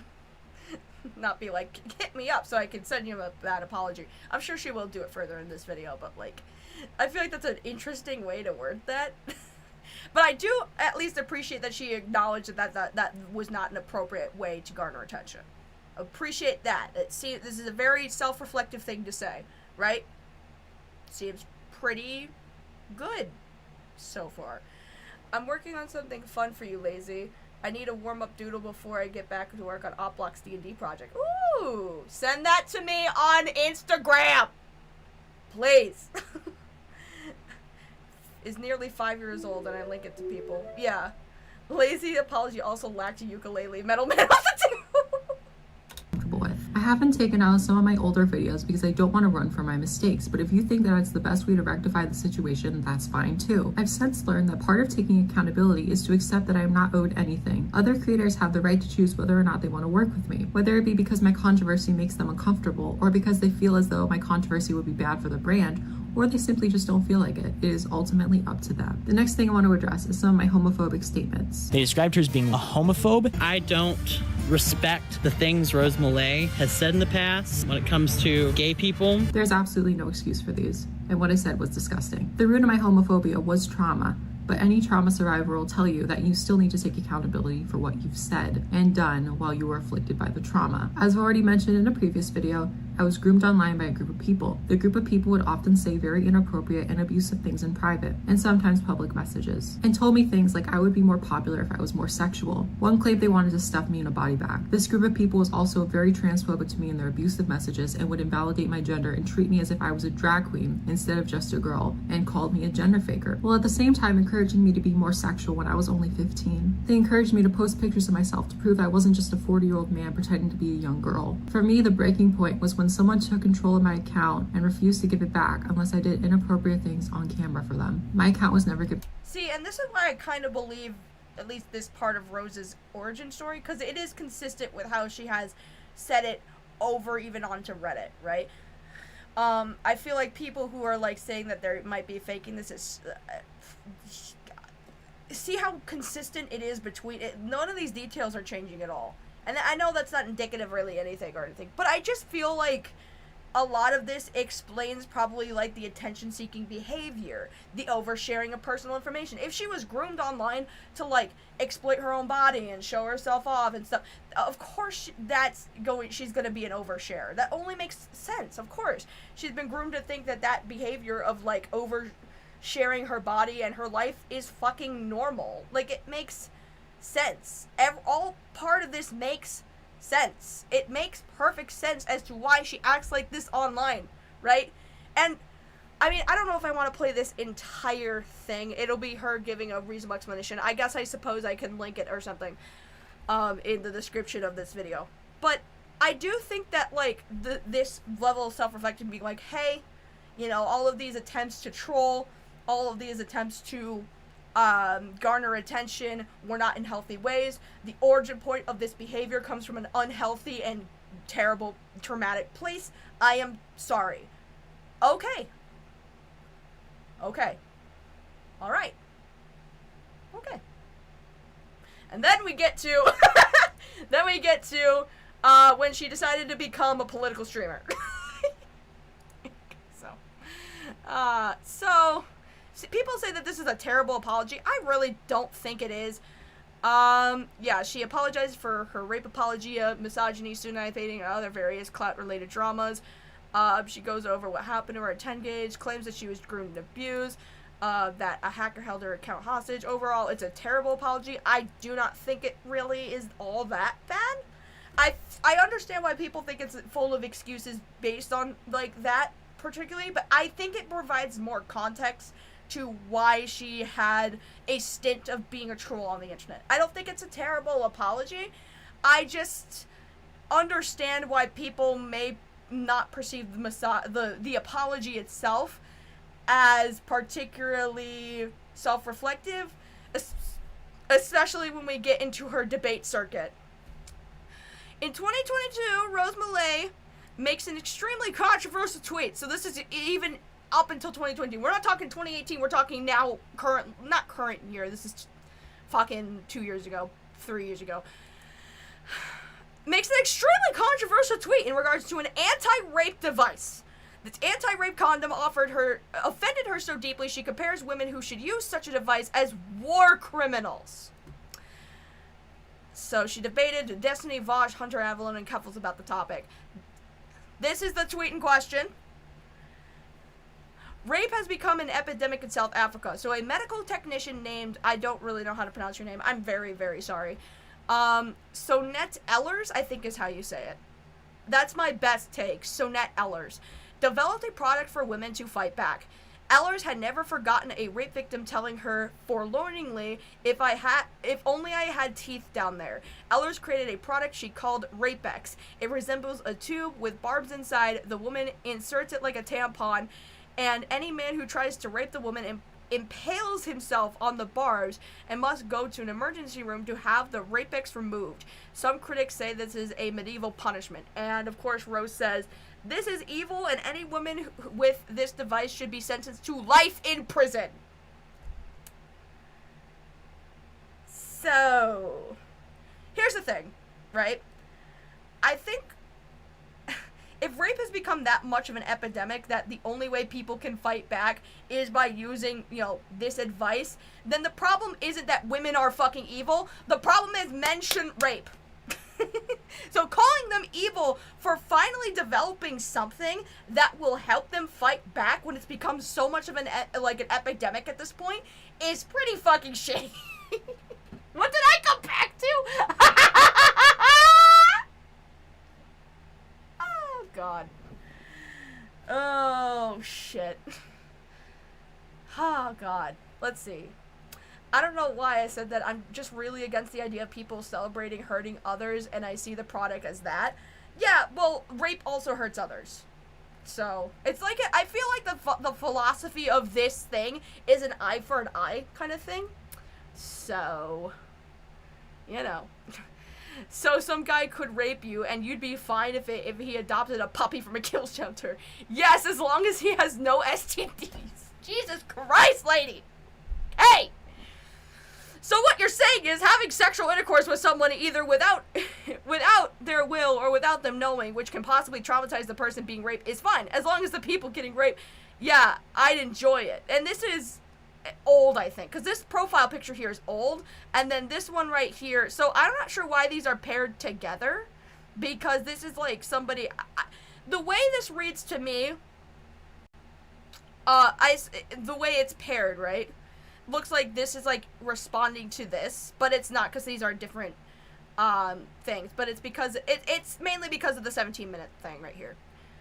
That's all it is. But like, so I guess they're putting these side by side to show that there is no external growth. I'm sure this is so disorienting. I'm sorry.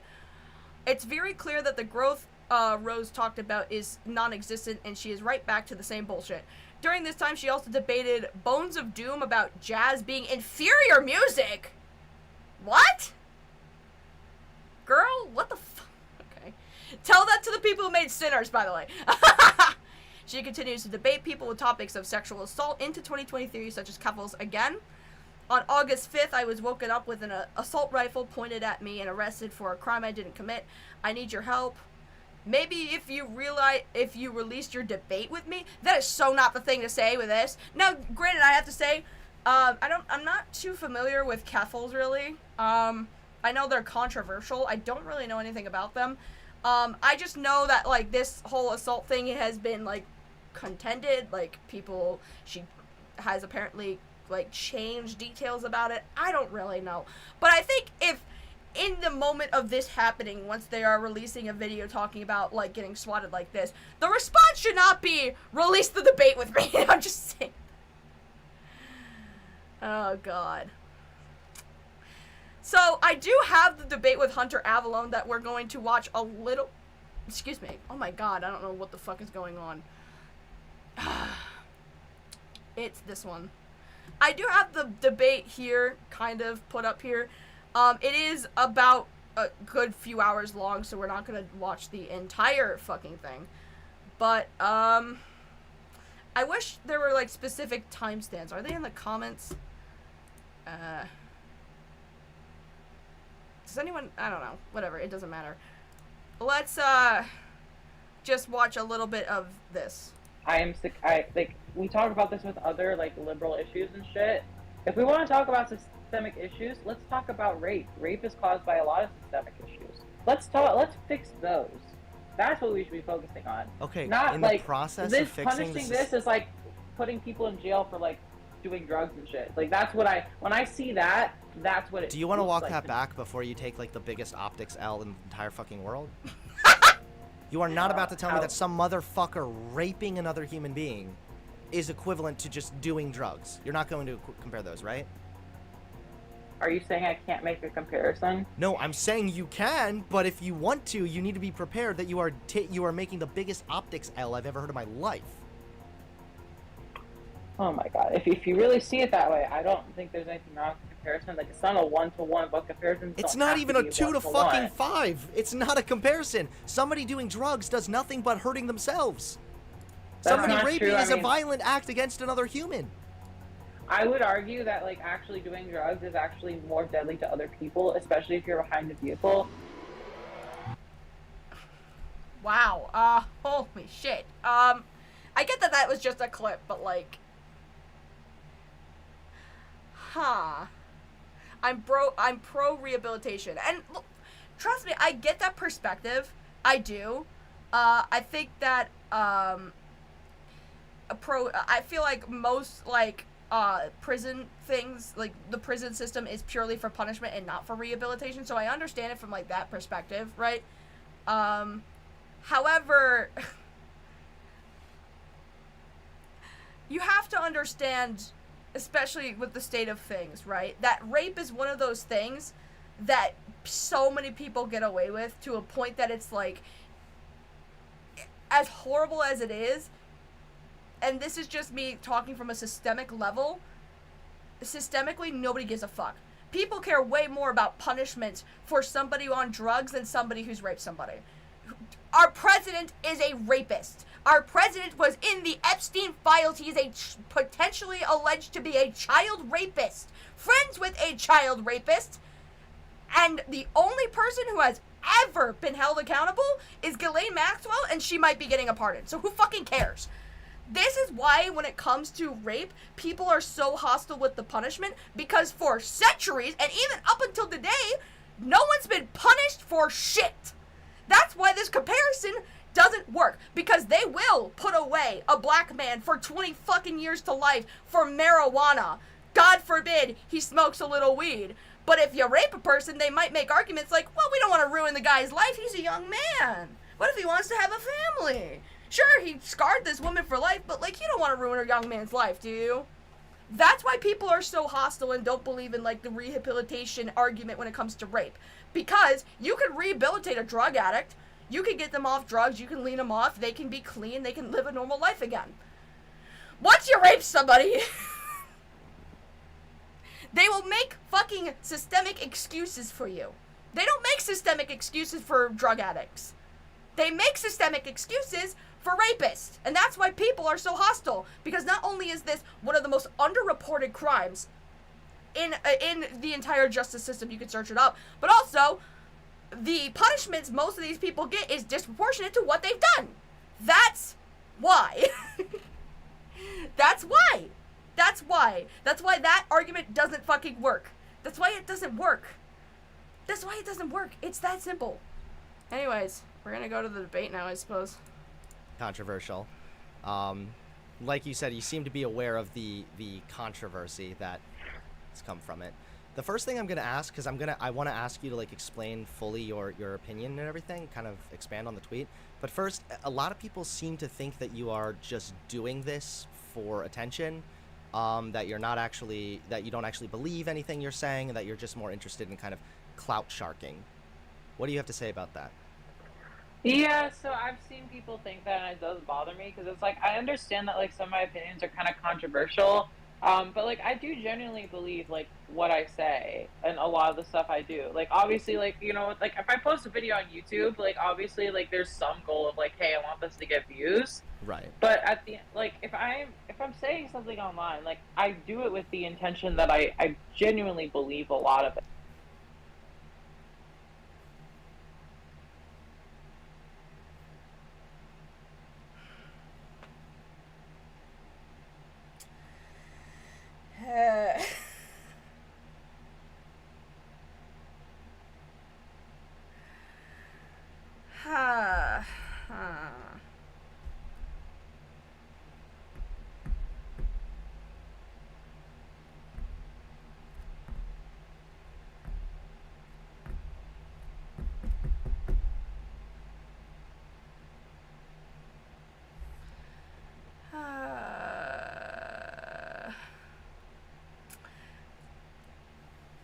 I'm pausing and I'm having a mental breakdown because this is so... I understand that it's like she's made the apology being like, I'm not gonna be a troll anymore, I'm not going to do like shit to get attention anymore kind of thing. Like, this is after this, by the way. I need people to understand this is after she's made the apology being like, I did things for attention, I said crazy shit to troll. And now she's like, I'm not trolling anymore, guys. I'm doing this because I genuinely believe it. Okay, so you genuinely believe that women trying to defend themselves from rape should go to jail for prison for life? And this is not a troll. This is not a troll. Even though she has a history of trolling and a history of like pretending to die via cop and trolling Onision pretending to kill herself because he wouldn't date her. No, yeah, totally, she's not a troll, guys. She just has a long history of it. Now, in this era, in her new refined era, she's totally rehabilitated and she completely means it when she says women who defend themselves from rape should be fucking jailed for life. Love that. I love God. Yeah, it stems from I don't want to cause harm to my abusers. It makes sense. No, I see that. I see that. I see that, you know, since you were very protective of people who have groomed you on the internet, right? I could see where you might develop the idea of rehabilitation. And to be fair, I don't know. I mean, there could be somebody who genuinely, like, has a sexual encounter that was, you know, non-consensual and they do genuinely feel bad about it or whatever the fuck. It's just that you have to understand that once that happens, it's a little hard to walk back that trauma. It really is. It really is, you know? It's the worst thing you can accuse somebody of doing. And the I don't even know what the rehabilitation process for a rapist would look like. I don't know what that would be. I really don't. I know what the rehabilitation process looks like for a victim recovering from this traumatic event, you know, because I studied that. That was the whole point. I don't know what the fuck you do for somebody who rapes another person. I just don't know what you do. I really don't. And, I mean, sure, I don't know what... I feel like people should just be held accountable. And the problem is that rapists don't get held accountable in the same proportionate, like, sector. You know what I mean? They just don't, you know? So this is, you know, whatever. Let's get to... God, I don't even know where to skip to. Whatever. So, and when we talk about the controversiality of the tweet, I mean, this is, let's not, like, it's a tweet that has 100 quote tweets, not a single like, and like 80 replies. I don't know why it managed to generate that kind of response. Do you really not Hold feel on. like it... But I still get really bothered when people are like, I want my abuser to die. Like, no, that's bad actually. Don't put more hatred into the world. Rose, you do not get to dictate how people process their pain and their trauma. You don't. You don't. I mean, you could be bothered by it, I suppose. But why? Why are you bothered by that? Why are you bothered by the idea that in a system where rape is basically treated like another fucking thing, you know, where a rapist can rape a person and still become the most powerful man in our nation, why do you feel that saying that people like that should, you know, suffer the hands of a terrible thing? Why does that bother you so much when these people are not being murdered, they're being put in positions of power? That's even worse. Like, what? Are you out of your mind? Like, violent emotions towards someone who was violent to you is a normal thing to process of going through what happened. Hate for an abuser is deserved. They are the abuser who chose to abuse you. Exactly. Like, it's like, you do understand rape is a violent thing to happen to someone, right? You do understand it is forceful sexual encounter that is often painful and bad and traumatic and could cause injuries at points if you're, like, violently aggressive or whatever the fuck. This is not something where you think... Would you be saying that same shit to a rape survivor? Oh, but you shouldn't want him to die, though. Like, this is so crazy. That's so crazy. Oh my god. Jesus Christ. Especially if your abuser was violent towards you and ignored your consent. Hatred is reserved for people who do hateful things. Shit, dude. Anyway. I mean, I don't think it warranted that kind of response. Really? I mean, like... I think it did. I knew it would be controversial, but, like, that controversial. It's like... You literally said that any woman who uses this to defend themselves from rape is an evil person who should get life in prison. Life in prison. They should get the same punishment for defending themselves as every person has the right to do. They should get the same punishment as someone who committed potential first-degree murder. Really? Come on now, dog. What the fuck? I don't think it'd be that bad. Like, damn. I mean, so I'll kind of give you my general opinion, and then do you want to expand on the tweet, or is what you said kind of just exactly what you're still thinking? Sometimes, like, I understand, because I too will make a tweet that's obviously a little inflammatory, but is ultimately still depicting what I truly believe and that I feel that I can justify.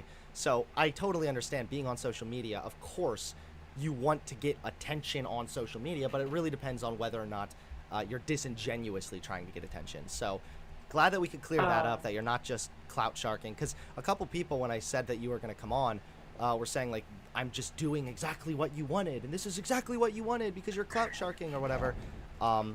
So now that that's out of the way, I feel like the reason this was so fucking controversial is because, well, I'm being really brave by saying this, I know, but rape is bad.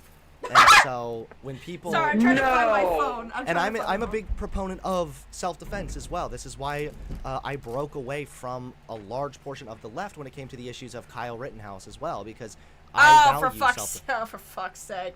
Oh, for fuck's sake. Oh, Hunter. Oh, Hunter. This is why you're still a prickly little bitch in my eyes. Anyway. I think that it's necessary for society to function as best as possible. And I'm not sure why you would say that women who use this device should be sentenced to life in prison. I mean, this almost reads like the "won't somebody think of the rapists."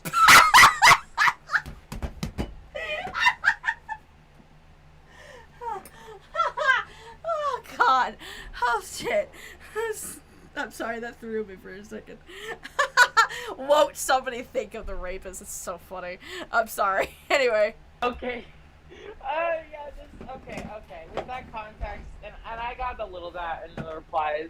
If I'm being completely honest with myself, if I wouldn't go as far as I did in this tweet, okay? I agree with the general premise of the tweet. I think that the device is bad and it shouldn't be allowed. I wouldn't go as far as to say that it's like, I think when I tweeted that, I genuinely believed that, but then I like sat down and thought about it. I'm like, maybe I wouldn't go quite as far as to say it's like, okay, life in prison, but it should definitely still be banned. It should definitely, like, to me, that's a torture device. To me, that's like, this is something so, like, torturous, like, they wouldn't even approve it for, like, prisoners of war. It would just, like, be too cruel. And it's like, well actually... Before we get it, because I want to talk to you about the prisoner of war thing, but yeah. Are you sure that you genuinely don't think that they should be sentenced to life in prison? Do you think... A lot of sexual assault is not genuine misunderstanding of consent, though. You have to go through several points to get to the violations of consent. And I feel like this being equivalent to, like, a war crime thing is pretty crazy. Because, I mean, in order to commit that, it's the same process, right? You know it's going to be, you know, the torture of a human being, you know? And, rape essentially is not the torture. I mean, I guess, I guess it depends on, like, the definition of torture, but basically, the process of you have to ignore a certain level of, you know, human decency to get to the point where, like, your final conclusion is human torture or rape. You know what I mean? Like, you have to get to a certain ignorance of humanity in order to commit such a thing, right? Which is why defending yourself from things that are, like, inherent evils is not a bad thing. Like, and the fact that this is being compared to an evil thing is crazy. Like, it's like, rape already is, like, something that, like, is the worst thing that can happen to a person. People consider rape worse than murder, right? I don't think whatever this thing is going to, you know, harm you that much. I mean, they say that this is, like, an evil thing, like a prison sentence. These bars don't even look to be that whatever. I don't know how this thing works. I don't know if it's even in production at all in any capacity. I just think that that's kind of crazy. Because, I mean, I don't know when this other tweet you made came out, but I have it here on screen as well, where you were saying that the woman who killed her trafficker, who abused her, you said she's a murderer who deserves to rot in prison for the rest of her life. What the fuck? A murderer who was sent to prison for the rest of her life. Feminists praising her for murder is evil. Was pardoned on Friday for killing the man who sexually abused and trafficked her when she was 17 years old. 17. I'm sorry. This is gonna make me sound like a fucking bitch, right? This is gonna make me sound like a cunt. So apologies if what I say next is not gonna be as kind as I have been. As understanding as we've been trying to beat a rose thus far. That's pretty fucking disgusting. You're coming out here on the internet being like, guys, I was a troll because I was groomed by a bunch of men who made me exploit my body for the internet. But then you see somebody who was 17 years old, a minor, who was exploited and trafficked by older men, not the same way as you, actually human trafficked, and they took out their revenge to defend themselves, to get themselves out of that fucking grooming situation, and you call them evil for being a murderer. What the actual fuck? I'm sorry? You do not get to fucking complain that I was groomed, guys. That's why I'm so fucked up. When you see grooming and child trafficking and see people have to kill their abusers just to get out of those situations, and you go, you're a fucking evil person, you should go to jail for life. Fuck off. Fuck off entirely. Go fuck yourself. I'm sorry.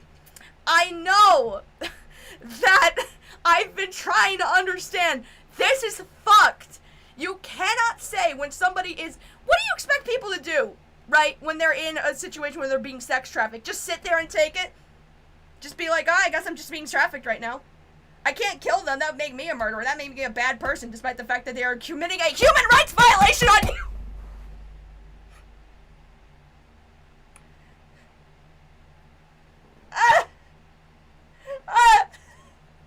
Help! Help me! My soul is stuck in my hand! This is so fucking hands down, get it, huh? The best the stream I've ever had in my life, but the worst thing I've ever seen. I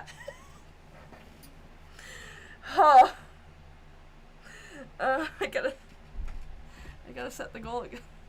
Hold on. Oh.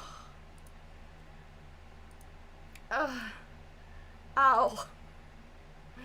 Ow. Start the goal. I don't know why that goal ended so soon.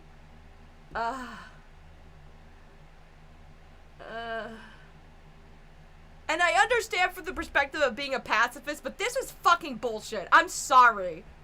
That's fucking bullshit. You do not get to say, hey, me being groomed is an excuse for all of my horrible, well, not an excuse.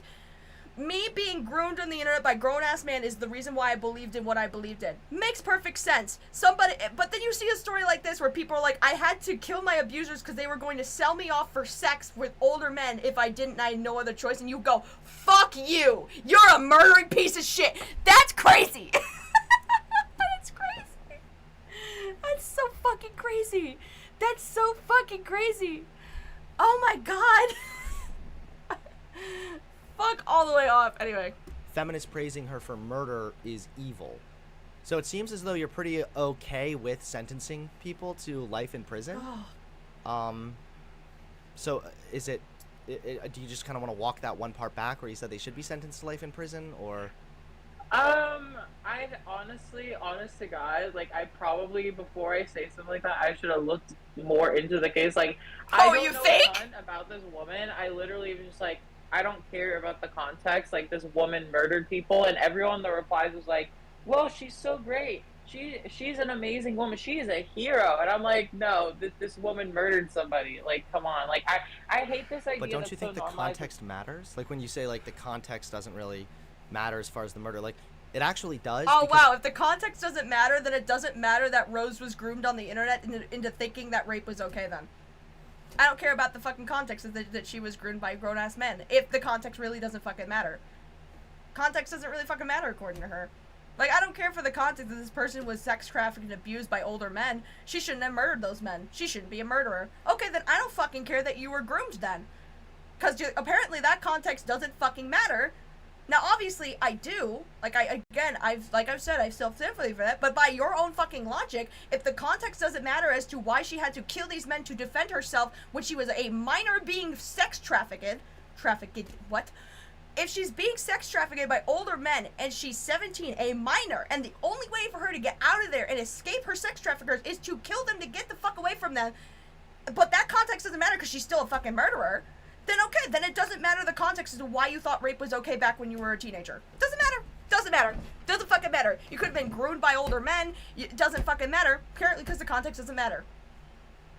The context apparently only matters when it benefits you, apparently. Jesus Christ. Anyway.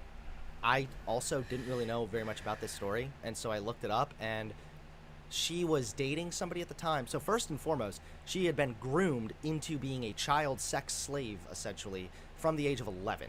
So first of all, a lot of really fucked up shit going on mentally, I'm sure. And then you're right that when she shot her trafficker it was not like a blatant act of self-defense. It wasn't like he was charging at her with a knife and she shot him. She shot him with him being unaware of it, and she also stole money from him as well. But again, this is why context matters, is because I think she was dating somebody at the time who said explicitly, I want you to kill this man and take his money, or else I'm going to kill your mom and murder you.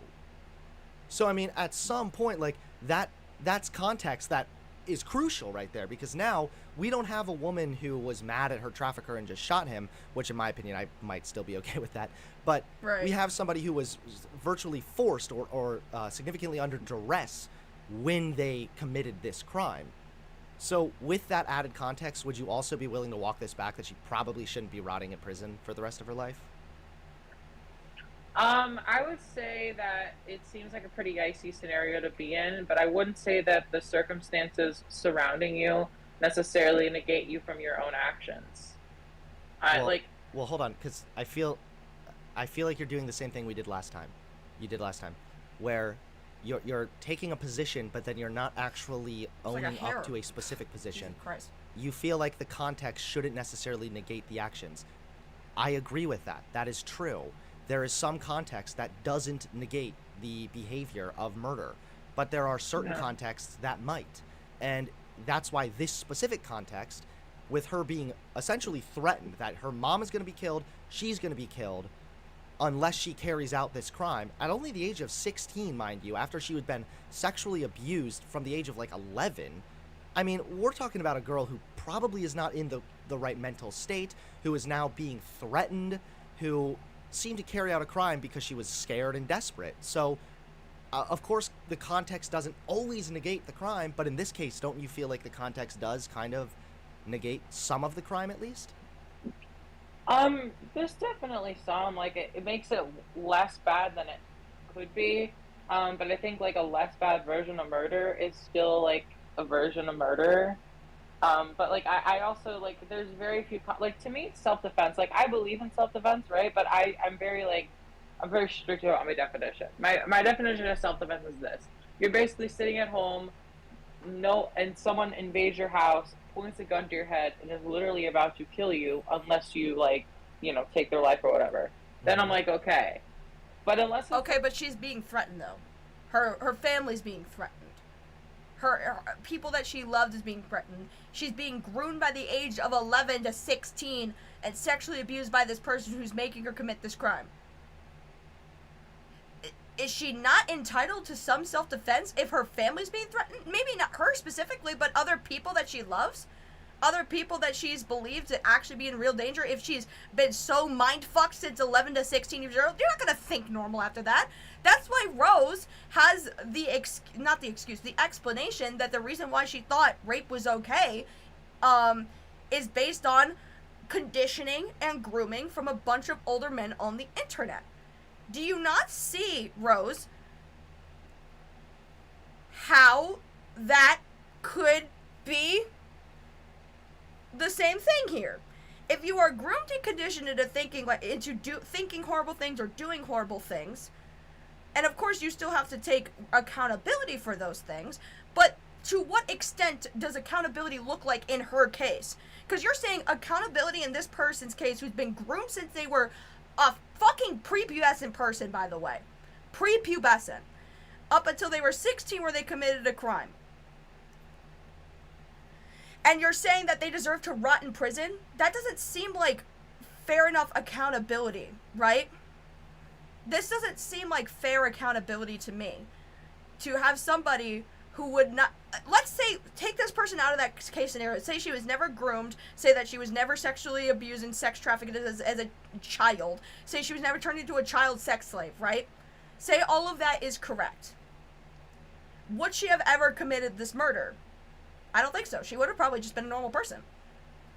If somebody who is a murderer, right, like, say, Jeffrey Dahmer, exhibiting very big red flag behavior, not influenced by, like, anybody else, just kind of, like, his own, mental health tendencies or whatever it may have been.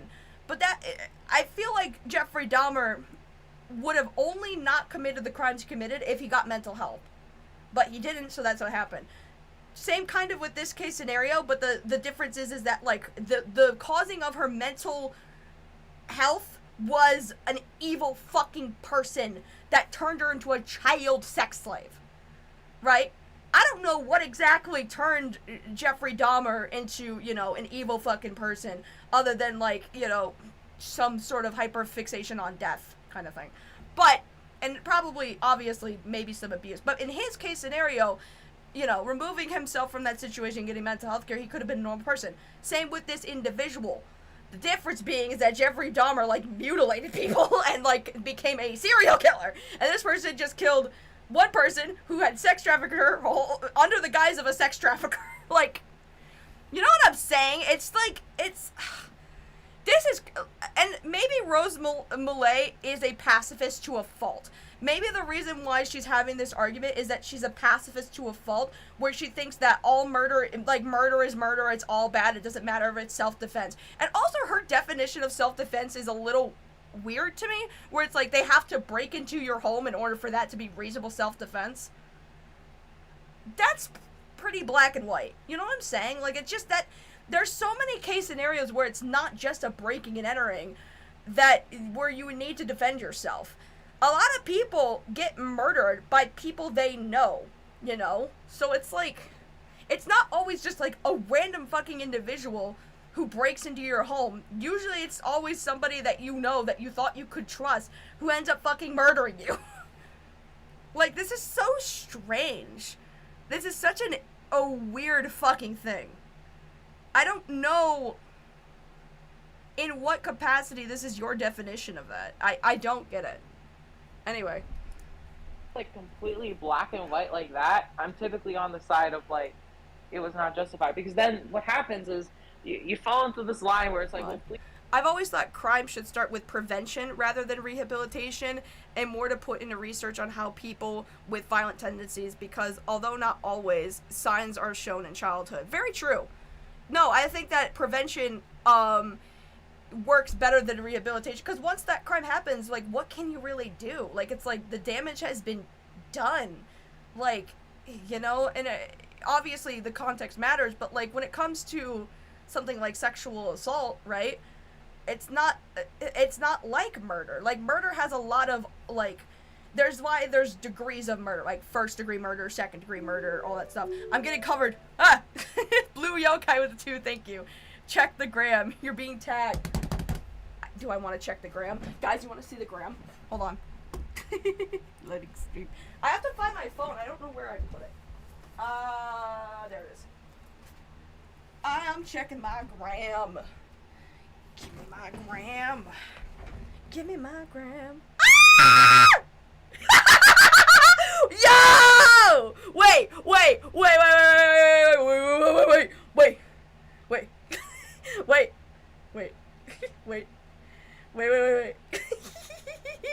Oh my god. Wait. Hold on, I gotta send this somewhere. Wait.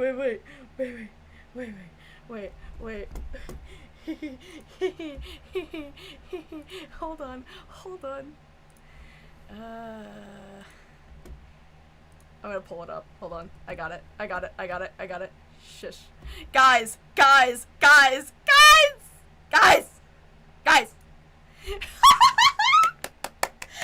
love it! Oh my god, that's so good! That's amazing! Aussie Bedhead. Oh my god! Ah! Thank you, Blue Yoka, that's so cool! That's so awesome! Oh, that's amazing! I love it! Oh, I want to set this as my profile picture. I need to set this as my profile picture right now. This is so good. Oh, I love it. Lazy screaming like that slendy tummy tinky winky bro. Shut up. Oh my god, it's so good. That's amazing. Thank you so much. This is so cool. Guys, check this. Hold on. Oh, I can't go. Oh, I have to log in. I don't want to do that right now. This is their app, Blue Yokai. Go follow them on Instagram. Do it right now. If you don't do it, you're not getting bubbles ever again. Oh, it's so good. That's so awesome. I love it. Ah! Yay! Oh, it's so amazing. That's so awesome. Oh, I love it so much. Thank you. That's so cool. We should make this an emote, chat. I don't know how that works, but like we should. This is so cool. Oh, I love it. Oh, I love it. I love it. I love it. I love it. Oh, goodness. I have a Xander Hall thing too, by the way. I'm not sure how much I want to watch of the Xander Hall stuff, because we still need to get into the current stuff with Brad, or at least we need to get into the Brad thing eventually. I suppose I'll see what chat says. Do you guys want to watch the Xander Hall one, or do you guys just want to move on to the Brad stuff? Blue is based. They're doing our character art for our D&D streams. That's so cool. That's so cool. That's so cool. I love it. It's so awesome. Most pacifism doesn't even involve a lack of self-defense. It's just usually the self-defense is geared towards escaping conflict. Exactly, yeah. Like, don't get me wrong, I'm not somebody who's really, like, keen on killing people. I'm not saying that at all. I don't have the stomach for it myself either. But the thing is, if somebody is to a point where it's, like, the only way out is through having to, like, kill your way out, otherwise you're gonna be the one that dies, I'm never gonna say that I'm gonna ever be in that situation, but, Xander Hall based, I don't know that much about Xander Hall. I'm not sure. I just have this up because she also debated Xander Hall in the same thing. So. I'm good with going to Brad. Yeah, I'm thinking going to Brad too. Xan isn't anything, he's just Hunter and another font. I mean, they do look a little similar, you're not wrong, except for the neck beard here. Oh, goodness. Goodness gracious. Xander Hall is fascinating. I don't know anything really about him. I just know that he's a bread tuber. He puked on stream once. I wonder what that could have been. Maybe it was the Pamperchew lore. No, I'm kidding, I'm kidding. If I keep teasing Pamperchew, it's gonna happen to me too. I'm gonna have to, people are gonna start expecting me to go get invested in Pamperchew lore and do it on stream if I keep talking about it. You couldn't pay me $500 to make me do it. You couldn't get me to do shit. I know it says self-defense thanks to a class. Sometimes lethal force is necessary if all else fails. Exactly. Like, I'm saying this as somebody who also took, Tong Sudo Mudokwan, for about 2 to 3 years. That, like, the first thing I'm taught is always to defend yourself, self-defense. Not necessarily kill the person, but at least, you know, disable them so they don't hurt you. You know? Listen, man, I would fist fight over someone trying to eat my sandwich. I would do anything, but just let myself get hurt if someone was attacking me, lol. Show us your microwave? No. What? I'd rather watch Justin RTV than Pamperchew, to be fair. Well, that's because all that guy did was... Yo, should we look it up? Hold on. Wait!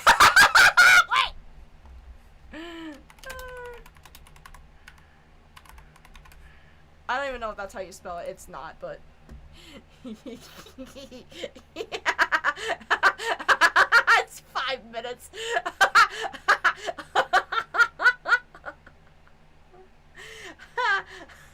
How about this, chat? How about this? We got a goal set up. If you guys get us to 10 goals again, I will play I Love Mesharam, Married to Resharam on stream. But you gotta get us to the goal. Huh? You guys want to listen to Resharam? Yeah, you guys can't listen to this. I'm gonna tease it to you. I'm gonna tease it. You guys want this? You guys want it? Give me your money. No, I'm just... Okay. Let's talk about Brad. Let's talk about Brad. I don't think we need to talk about anything else. I think this debate is stupid. I think her points are dumb. Let's just move on. Lazy, no. Lazy, please. Girl, no, I'm crying. Hey, is it better or worse that would rap for Trump? Oh, thank God, I thought you were putting on Pamper Chew. No, I say I will play the Rush-A-Ram song. Metal Man with the 2. Give me your monies. What is going on with the thing? Did I forget to put it to all? Oh, God damn it. I think that the goal is set to not all colors again. I'm so mad. You know what? I'll keep count. We're at 3. Fuck this. God. Anyway. Alright, Brad Taste and crazy making for clout. After the Brad Taste thing blow up. Now, hold on. I think I have the exact thing from Brad. I need to go here to find it exactly. Why is this loading? Excuse me. Fucking function, please. I would love for you to do that. I want you to function. I forgot to show this. Wait. I need to show this real quick. No, not that one. Why is there no European Heritage Month? Shut up, Rose Moulet. Fine, have some more. Metal Man with the 5, thank you. Yeah, it isn't set to all colors. I'm so mad. Alright, we are at 4. We get to 10. We get to listen to the Rush-A-Ram. Oh my God. Jesus Christ. Anyway. Why is there no European Heritage Month? Shut up, Rose Blade. I'm sorry, that was just funny. Can I just say that every time somebody makes this argument of like, why is there no White History Month? We do celebrate white history a lot. Have you ever been to the Renaissance Festival? Or wait, not even that. Have you ever been to Little Italy? Has anyone ever been? What is that one town? Wait, I have to look up that one town. Wait.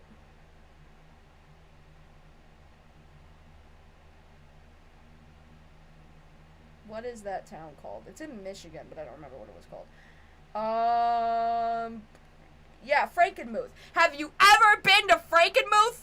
Have you ever been here? Hold on, wait.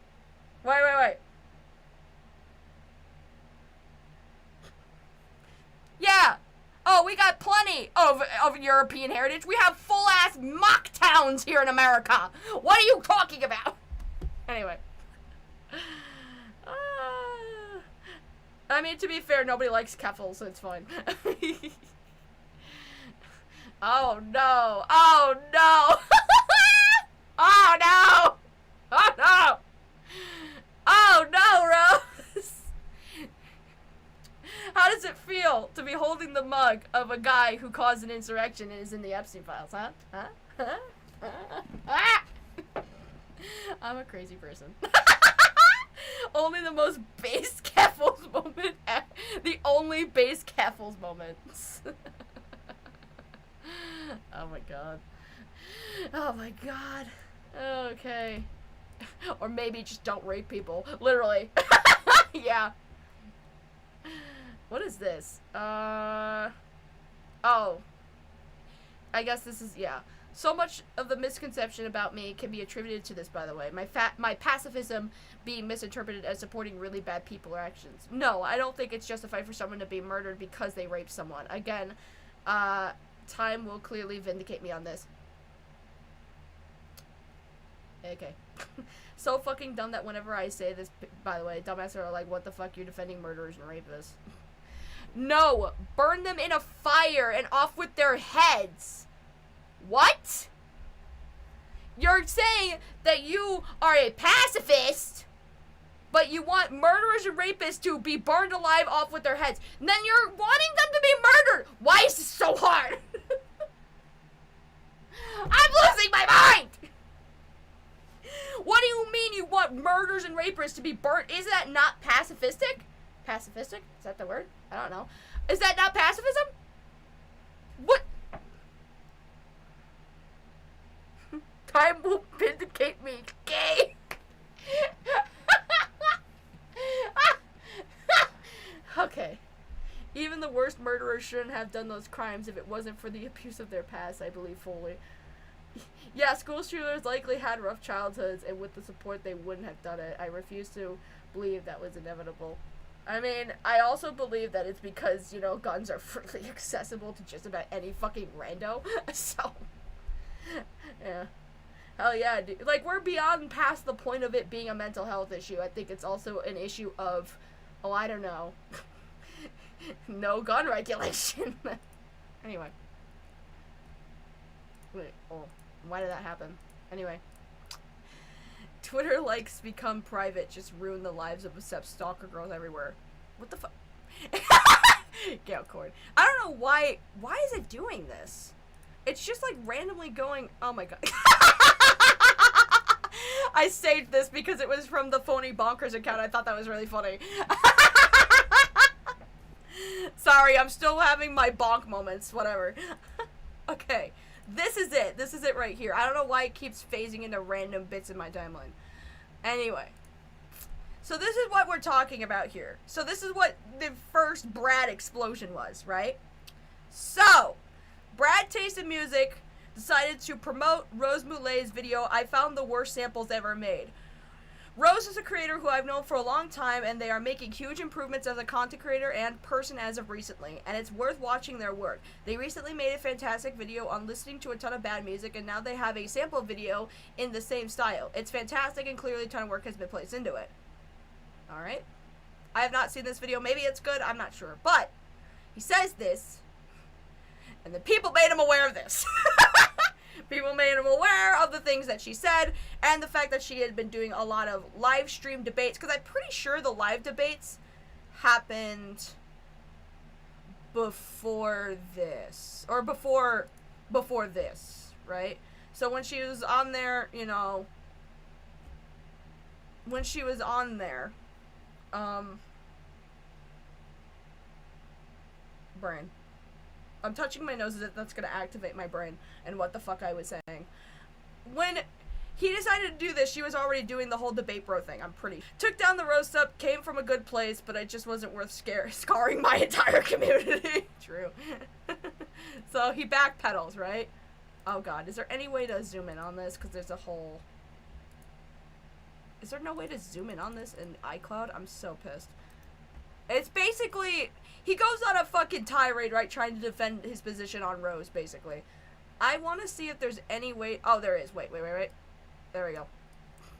Figured it out. I'm a genius. So many people saying mental illness is not an excuse for the things she said. I know that. It's an explanation. That's fair. You know, it does put things into context. It provides the context, but that doesn't mean that, like, what she said wasn't fucked. She needs help. She needs support to get her out of this. It's textbook trauma. People are telling me it isn't mental illness and I'm going insane. And then there's someone replying and he says, I'm not defending her. She's finally doing something that isn't trolling and seeing genuine success. Yeah, right, sure, okay.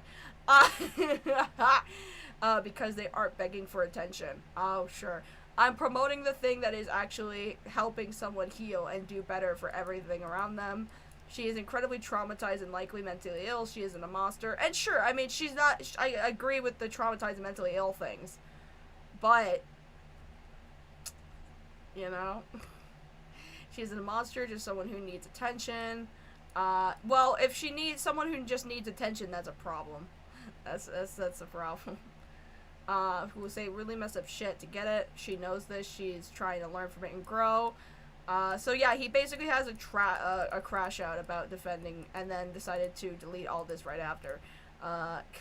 What is this? Kanye has about 1 million followers and is making no effort to improve as a person. You have to trust that I know this person and trust that this person cares enough to make change. Brad Tasted Music endorses a YouTuber that supports rape and bestiality. I am amazed that there is so many advocates for mental illnesses, but once the illnesses truly show how ugly it is, no one wants to deal with it anymore. I mean, that I can agree to this to an extent, right? But at the same time, I think constantly being like, she's mentally ill, she's mentally ill, she's mentally ill. It's like, okay, then she needs to get off the internet and stop making bad takes. And that's not to say that mentally ill people can't be online, but when they're doing this, you gotta reassess. You gotta bring yourself back into your body. You know what I mean? Anyway. I'm sorry for platforming Rose Moulet. I really wanted to believe this person could change. I saw my own mental disability in this person, but they have said some of the most awful and evil stuff I have ever heard and seen. There is no room to be promoting someone like that here. I did not know about the sexual assault stuff. I just assumed that it was a big pile of stuff I ignored about this person for the first time and forgave them. Deep down, I didn't want to believe that what I was being told. I thought, well, this is just a contradiction of itself because, I mean, hold on. Yoink. You literally said, just someone who really needs attention and will say some really messed up stuff to get it. So to say that you didn't know about the sexual assault stuff when you literally just said, I know she'll say crazy shit for attention is a little wild. Such a Brad waste with the 5. Alright, we're at 5 people. You get another 5 and then I will play Rush Ramp. Anyway. I'm sorry to my community for being grossly negligent and self-destructive. Sorry to my audience who had gotten dragged into this. I know this is reflected on me poorly than the people around me.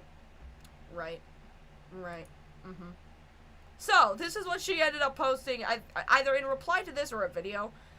Brad, this is very irresponsible of you to ghost me the second I reach out to you for emotional support, especially since it was the result of your actions that subjected me to all this negativity that severely impacted my mental health. What does that mean? He was trying to platform you and give you a platform and be like, go watch her videos, and it resulted in him getting bombarded with all this horrible shit you say, and now it's like, but I'm the victim though. What?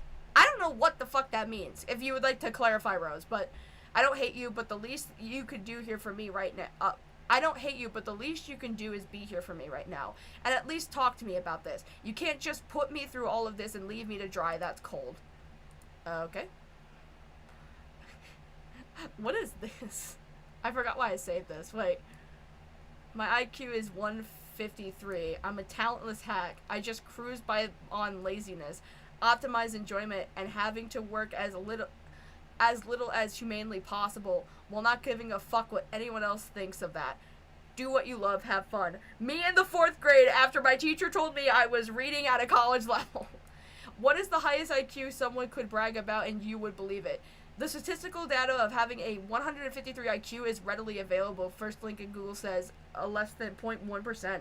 And incentive to lie increases as reported IQ goes up. After 130 is when I start to get skeptical. I'm a proud 119 midwit. You're claiming your IQ is 153? Dear Lord, you're on the same fucking wavelength as what? Einstein or some shit? You're claiming rape is, you know, something you shouldn't kill people over? I don't know. What is this? I completely forget why I saved some of these. These are just random out of context things, I think, that I wanted to show you guys. Older men and younger women are meant to be together. You can't deny the biology. Let boys be boys. If a man raped me right now, we need to stop. We need to calm down. Jesus Christ. Okay, back to the funny haha. Anyway. Alright, hold on. I need to pull the re-upload this. Brad tasted me. Alright, so this is what we're going into modern day, guys. We are almost there. Well, actually, there's one last thing after this, and I'll have Finn come on for that as our final extravaganza, because I love having Finn as the last minute closeout, because he's wonderful and I love him. Anyway, so Brad Tastes the Music defends this person. They have a falling out, and this tends to be their relationship from the looks of it on the outside looking in. Brad Tastes the Music will have a falling out. They will publicly fall out. Then in private, they will be friends again, and then they'll fall out, and they'll be friends again over, like, some stupid bullshit. There were 2 instances where it was public. One was this, and one was that whole thing with the tweets being brought up to his attention, and the other was this one. Now, the context of this video is really weird. Because it was apparently leaked. Honestly, I feel like I should call up Falgi to kind of explain. Because she was on Falgi's stream explaining why this video existed, and she mentioned something to the extent of, like, Chud Logic asked her to make this video about Brad. and immediately Falgi called up Chud Logic and is like, hey, did Rose Mulay ask you to make content and make this video? And he was just like, no, what the fuck are you talking about? I don't know. If Falgi, you want to, like, kind of re-explain that whole thing. Basically, she makes this video in regards to Brad Taste in Music being arrested for domestic violence. And then, I don't know if it ever did get posted or if it just got leaked or whatever the fuck. I think it did get posted, because it says it's a, you know, what's this, a re-upload? Maybe it says in the description. Hold on. No.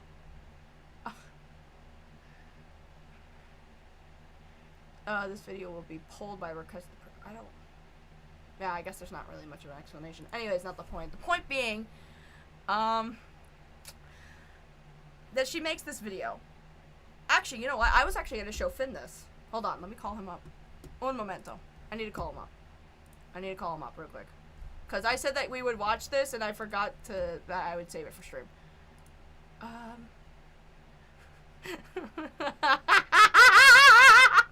Wait.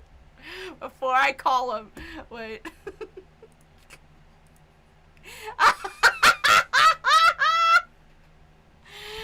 Oh, fuck. This is Lord Rush, by the way. You should follow him on his socials. He also made the bonk, the hyena, in one of my thumbnails for my streams. His art is so fucking funny. It's so amazing. Okay, that's not the case. He wanted me to post it. Okay, so it did get posted. He wanted to cover it after it was leaked. I see. Okay. Well, problem is that, Falgi literally contacted, him and,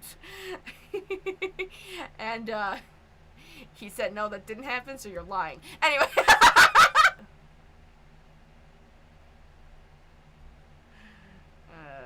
Hold on, check the thing I sent you. What did you send me? Hold on.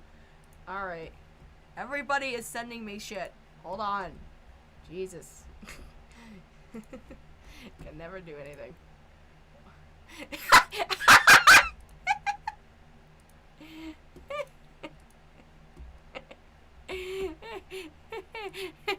Word. Me. Me. Me. Oh, goodness gracious. Me. Alright, let's watch the thing. Now. That got arrested over a confrontation he had with Tina. The reason he told me this is because he said to me while laughing that no one would believe me. The problem is that he didn't account for the fact that this is all public record and I was easily able to find evidence of this occurring. That's not all that I have, but before we proceed, I need to give you some context. So if you're wondering what Vine is, it allows survivors, victims of crime, and other concerned citizens to access timely and reliable information about offenders or criminal cases in U.S. jails and prisons. After Brad got arrested... Okay, wait, I have a question. How accurate is that, though? How accurate is Vine? I've never heard of it before, so I actually don't really know. Anyway. Tina secretly recorded the confrontation that they had and leaked that recording to HiveMind. That is the reason she moved to Detroit. That is the reason she's working with HiveMind. And when I told Brad about the tweet that Tina made, he said it was lame and she has no respect for him. They unfollowed each other, but they want to keep all of this private and just pretend. Oh, I wonder why. Falgi, do you have the tweet thread from Tina so I can read that real quick? Jesus Christ.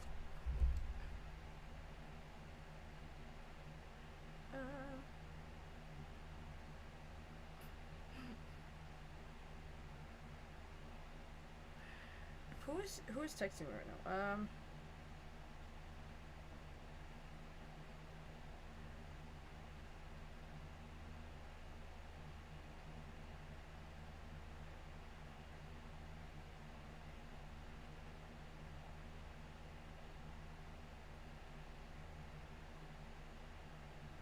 Sorry.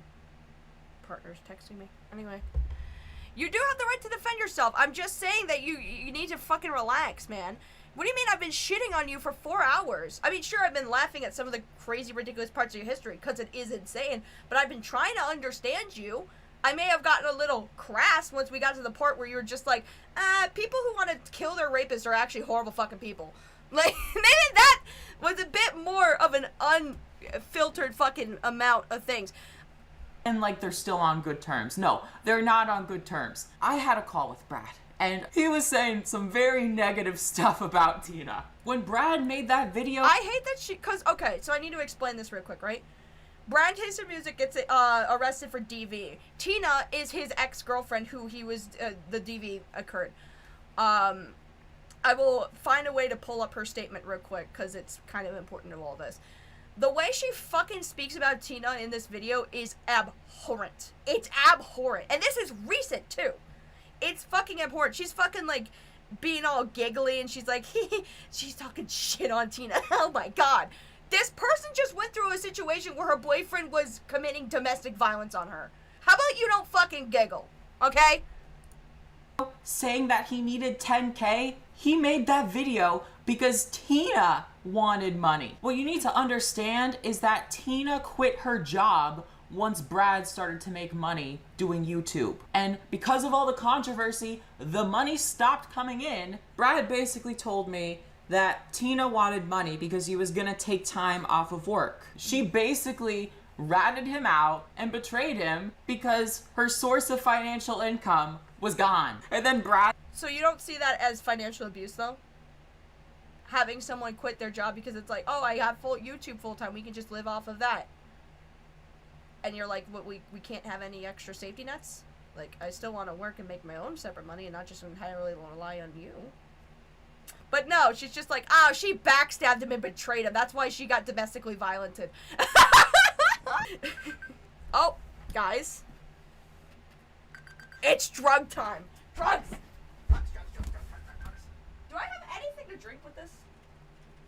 I did, and now I don't. Drugs!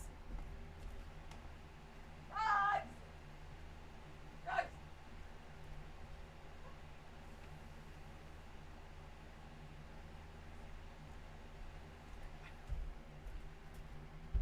Time to take the drugs. Also, future reference for anybody that wants to send me anything on stream, can you please send it to me censored? Please, for the love of God.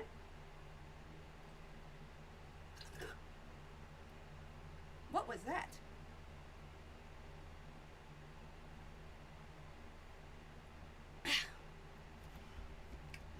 Ugh. I don't know, for some reason the water tasted like fucking paint thinner. Not that it actually was, it's just the water here is probably not great. Jesus Christ. Anyway, let's talk about the Brad stuff. We want to hear the Brad stuff. Says, I'm not gonna post about her or any breakup. Let her waste Hive Mind's money instead of mine. Also, when I had a call with him, he was saying the R slur straight up goes along with the point I was making that, like, the person he is offline is very different from how he portrays himself. Apparently, Tina was controlling his life for 5 years and turning his friends against him. But honestly, that's not even the craziest part of this all. That came when Brad sent me an audio message of him basically telling me that he met up with his old friend who's a sex offender. What's up, Rose? I don't think you needed to do anything different. Rose, you are someone who is self-aware about their own actions and the consequences of which those actions brought. As far as I'm concerned, you're not crazy, you're not horrible, and if it means anything, one of the people I came home to and met, the dude is now a registered sex offender who faced life in prison, and my other friend... So this is what I find really interesting. I'm gonna play this one more time real quick. The dude is now a registered consequences of which those actions brought. As far as I'm concerned, you're not crazy, you're not horrible, and if it means anything, one of the people I came home to and met, the dude is now a registered sex offender who faced life in prison, and my experiment bedroom. Thank you, Lord Rush. We're at 6 now, chat. Or 7. Where are we at? I'm playing Rush Ram at the end. Fuck all of you.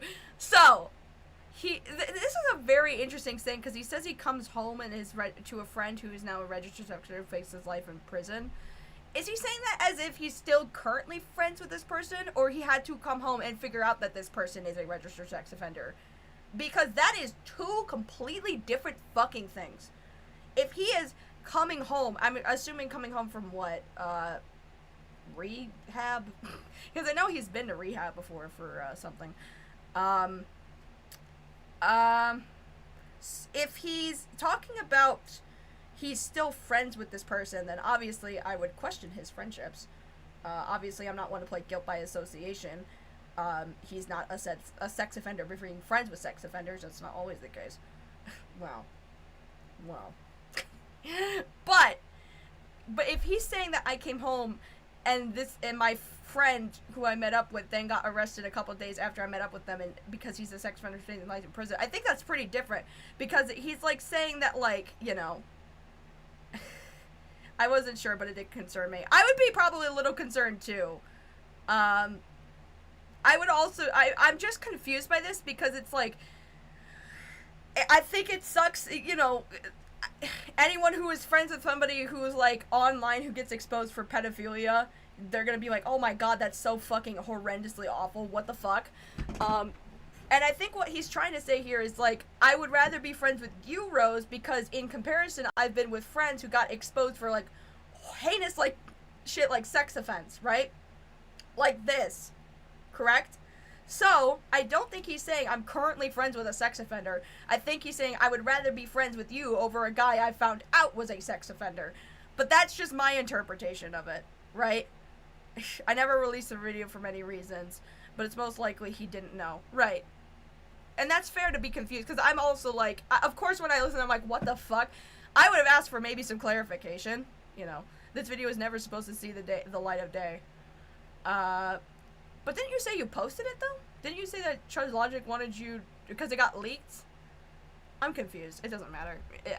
Anyway. My other friend got in a drunk driving accident and was under house arrest and just got his ankle monitor off. So if you think you have it rough, the people I know in real life are far more dangerous than you can ever be. Brad really told everybody that he was going offline, and the first thing he fucking does is goes and meets up with his old buddy who's a registered sex offender. You can't make this shit up! And to all of you who said, oh, Rose doesn't have anything. Wait, hold on.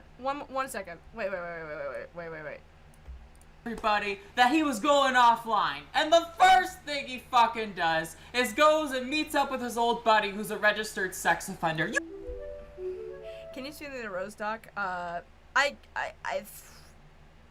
can slug. I think Falgi can do it, because I think Falgi's in contact. Thank you for the 2, by the way. Meets up with his old buddy who's already a registered sex offender. I can see why this video never made it to the light of day, because this basically is you saying he meets up with a friend that he knows is a sex offender. Like, the wording of this is pretty, you know, the wordage of this is pretty bad, right? Because if you're saying that, like, you're concerned for his behavior and whatever the fuck else, I wouldn't be saying with absolute certainty that he is absolutely, like, meeting up with his friends that he knows for a fact is a sex offender. I can see why this video didn't make the light of day, because that's a bad, that verbiage of that is fucking bad. You can't make this shit up! And to all of you who said, oh, Rose doesn't have anything, do you still think that now? Do you? Do you really? And the people are mad at fucking me! I mean, they're probably mad at you because of your ongoing history with Brad, with you two constantly, like, falling out and then throwing each other under the bus and then bringing all that shit to the internet. Because this is not even the first video he's made on Brad. She's made, like, 2 before this. So maybe people are mad at you because you keep making videos on Brad every time you guys have a falling out, instead of just, oh, I don't know, handling it in private. Or, I don't know, just accepting he doesn't want to be friends with you. Or, I don't know, like, you know, logical shit. And here's the thing. I think when it comes to the whole Brad thing, I think him having a relationship where he was admitted to domestic violence is shitty. I think that makes him shitty. And I think him making all these response videos explaining why he domestically violenced somebody is shitty. However, Rose is not making this video because she genuinely cares for Tina. You'll see in a minute she fucking doesn't. She's making this video because she's scorned that Brad doesn't want to be her fucking friend. And I know that because every other time she has made videos talking about her friendship or her falling outs with Brad, she's just really upset that those two aren't friends anymore. It's every single fucking time. Mad at me! What the fuck? The context of this is obviously that I felt bad considering how much of a big deal was made out of him being friends with me. And it's like, okay, that message did its job, right? Because obviously there's people out there who are a lot worse than me. But at the same time, I'm just left here thinking like, okay, why is the whole internet mad at me when there's other people to get mad at, you know? Like, I've made a lot of mistakes, but I'm not a sex offender. And if you're gonna get mad at... Yeah, and... I mean, you're not a sex offender, but you justify sex offenders. I think most people would think that that's worse. You know? This was a draft. It was never meant to see the public, which you can see. Yeah, I could clearly see this because this is insane. But we are friends. I was just concerned by what he told me, and I didn't know if people deserved to know. Dude, I don't know. Like, oh my god. Yeah, you decided not to release the video, though. Oplock has been claiming that you sent it to Chud and your stalker, though? Oplock, can you send me that? Like, because if this... Here's the thing. If this video was never meant to see the light of day, right? Why were you sending it to other YouTubers? What was that for? Was that in preparation to post it and then they told you, no, this is not a good idea? Because I can understand it from that perspective. If maybe you're like, hey, I made this video... Send it to a couple other YouTubers, be like, I'm thinking about releasing it, what do you think? If you were sending it for the sake of, like, getting a secondary opinion if it's a good idea, I can see it from that perspective, but the problem is he's also, you know, I don't know if Rose doesn't have a stalker. I'm not gonna decide whether she does or doesn't. Shut up. The point of the matter is that, like, you know, if you're sending it to other YouTubers with the intent, like, I'm gonna probably make this public, and they're like telling you, no, don't, you know, then by all means, I can understand why you would send it to other YouTubers. Other YouTubers have done that before. It's like, I need a secondary opinion, here's a video, I'm gonna send it to you in private, tell me what you think. If that were the case, sure, I can totally see that. The issue is with that is that I'm confused why you decided to make the video at all. Because on Falgy's stream, you were claiming that it was because Chud Logic said this is something that you should talk about. But again, he talked to Chud, and he's like, I don't know what the fuck this bitch is talking about. So, you know. Yeah, I wanted to know if it was a good idea. Fair enough. I could see that, you know. Anyway. Brad for being friends with anybody. You should probably be that guy, you know? All I'm saying, get off my shoulders, okay? I've had enough of this shit. And so I know you're probably thinking, Rose, why are you releasing this? So after I made my exposed video on Brad, me and Brad genuinely rekindled. Like, we actually became friends again. And I have proof of this too. On Brad's most recent video on his channel, where he's sharing a DJ mix that he made, you can hear my voice. It's the cops, where they wanna see me and talk to me. I sent him an unreleased song that I was working on, and he got really excited over us making a collab song together. You smell that, Rose? There's the undeniable scent of amazing music. In addition to that, you can go on Brad's publicchess.com profile, go to his recent games, and hey, look, there I am. So yeah, now I know what you're thinking. Oh. Rose, if you rekindled your friendship with Brad, why the fuck are you posting this video then? Lord Rush of the 10, thank you. Donating this because this needs to be hammered home. Sending this video to anyone counts as releasing it. It doesn't matter if it was meant to be published. If someone has access to it, you lose ownership. I don't know if I necessarily agree to that, but like, I do see what you're trying to say. Like, if other people are going to have access to this video, you know, you have to send it to people you're going to trust. Right? Like, if I were to send a video that I don't want to get published yet and I don't want people to know about, I would send it to, say, Phineas and be like, hey, keep this on the download, there's a video I'm working on, I need your opinion. I would not send it to Chud Logic, because Chud Logic has made so many streams talking shit on you that I just don't really understand, you know. Whatever. I don't think I agree with that screenshot. There's a lot, yeah, exactly. I don't know if I necessarily agree with losing ownership as soon as you share it privately. I don't, especially if it is, like, a video that is set to private. You know what I mean? I appreciate the $10, but I just don't think I necessarily agree with that assessment. Yeah, other sides, concept like doxing, revenge porn, etc. would be obsolete. Yeah. Chud did talk to me about those. I can send the screenshots if you want. You admitted on stream, like, you told that, right? You said, Chud talked to me about this, video. Fucking Falgi reached out to Chud and said that he had no idea what you were talking about. So, I don't know. I mean, send it to fucking Falgi then. Maybe he's fucking bullshitting me. But I highly doubt it, because it's Falgi. You know, and we're pretty cool. But, I mean, you know. The answer is because I'm impulsive and I posted a little clip of the audio that he sent me. So, oops. Oopsies. And at that point, I'm like, all right, well, I don't want people to speculate any further. Here's everything. Now, Brad is in rehab right now, so he is not watching this video. He is not watching your response videos where you rip off everything that I'm saying here. I see you, Turkey Tom. New Brad situation is crazy. Nah, I see you, fuckers. Yeah, so, basically what happened is we fully made up and, you know, we became friends. And then I would, like, message him and he would, like, respond very weirdly. Like, this does not sound like something a real person says. And so I'm like, okay, what the fuck's going on? Because it was like days before, we were having conversations, we were playing chess, things were going great. And then as soon as he checks into rehab, it's like those people got to him. They started whispering in his ear, like, Rose Malay's bad news, you gotta drop her. What? I can totally see why you didn't post this. Because, what the fuck are you talking about? How do the people at his rehab know who the fuck you are? Huh? Huh. Weird. Very strange. Huh. Alright.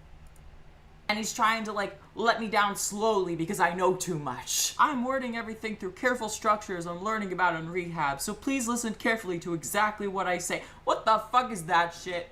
What the fuck is that? Thank you for clarifying, Rose. I cannot help you with that, unfortunately.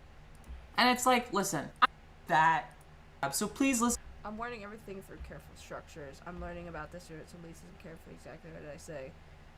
And not what I don't say. I wish I knew the context of that, because this just seems like a random thing to say. It seems like he's trying to tell you to don't put words in his mouth? What kind of words are you putting in his mouth? I don't know. This is weird. Listen carefully to exactly what I say. What the fuck is that shit? What the fuck is that? Thank you for I'm just always anxious about people hating me and not wanting to talk to me. I mean, I feel that to some extent. That's that imposter syndrome thing. I know what that is. When I'm paranoid and sober, I feel more comfortable confronting you about... Thanks for clarifying, Rose. I can't help you with that, though, unfortunately. Clarifying, Rose. I cannot help you with that, unfortunately. And it's like, listen, I'm sympathetic that Brad is dealing with his own shit, right? And the thing is, Brad can say what he wants. He knows that I'm fucking right about everything I'm saying. So I basically respond to Brad, and I'm like, hey, you know, you're being very unclear. Are we still friends, or are we not? I basically say to him, like, listen...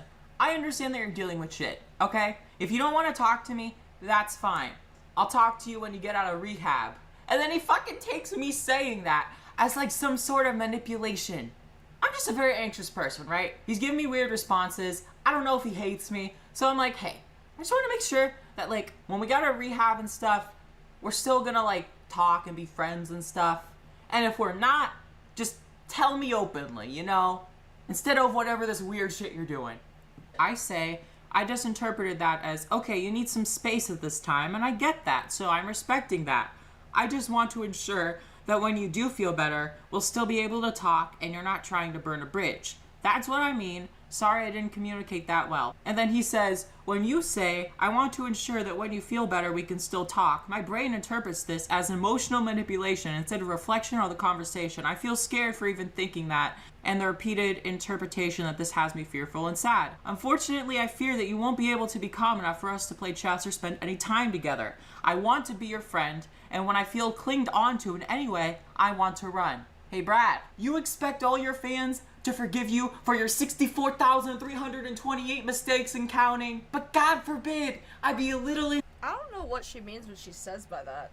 Because, I mean, the only thing that most people know about Brad as in, like, a big controversy at this point, or a quote-unquote mistake, was being friends with you. Like, and then maybe, I think it was also the Ethan Klein thing, where he, like, I don't know, shouldn't have been, like, talking to him for reasons, because I think he sucked at the time. Other than that, I can't recall any other time. My back is, like, fucking killing me. Ah, my God. I hate this chair. It's so bad. I can't remember any other time, any other mistakes were publicly made well known other than this and being, I guess, talking to Ethan Klein and I don't really care. I don't think most people care. insecure considering the fact that we've had a falling out like 3-4 times and we managed to be friends again because I understand you in a way that nobody else fucking does and you know it too. And then I reasonably get worried like, you know, I wonder if this guy's gonna hate me again. But you can't take that. You can't handle that. And then you basically tell me, it's over. Dude goes to rehab for 1 fucking day and thinks he's pretentious and above everyone else's mental illness. Like, no. And let's be honest, I'm a piece of shit for making this video. I feel like a horrible fucking person. But it's a huge weight lifted off of my fucking shoulders, okay? I suck with keeping things secret. I suck. Clearly, because you sent this to other people. I mean, at least she acknowledges. At least she fucking acknowledges that this was a bad idea. So, I mean, good for self-reflecting, I suppose? I don't know. With personal information. And you know what? All this shit made me realize something. Brad was never a true friend. Whenever I reached out to him about my own mental health issues, he was never there or receptive, and he never reciprocated the support that I showed him when he was dealing with shit. And the reason I fucking tolerated that is because of the power and influence that he holds. If you're not gonna be there for me... What does that mean? You only tolerated being his friend because of the power and influence he held. So you were only friends with him because he had subscribers and because he had influence? That's it? You stayed friends...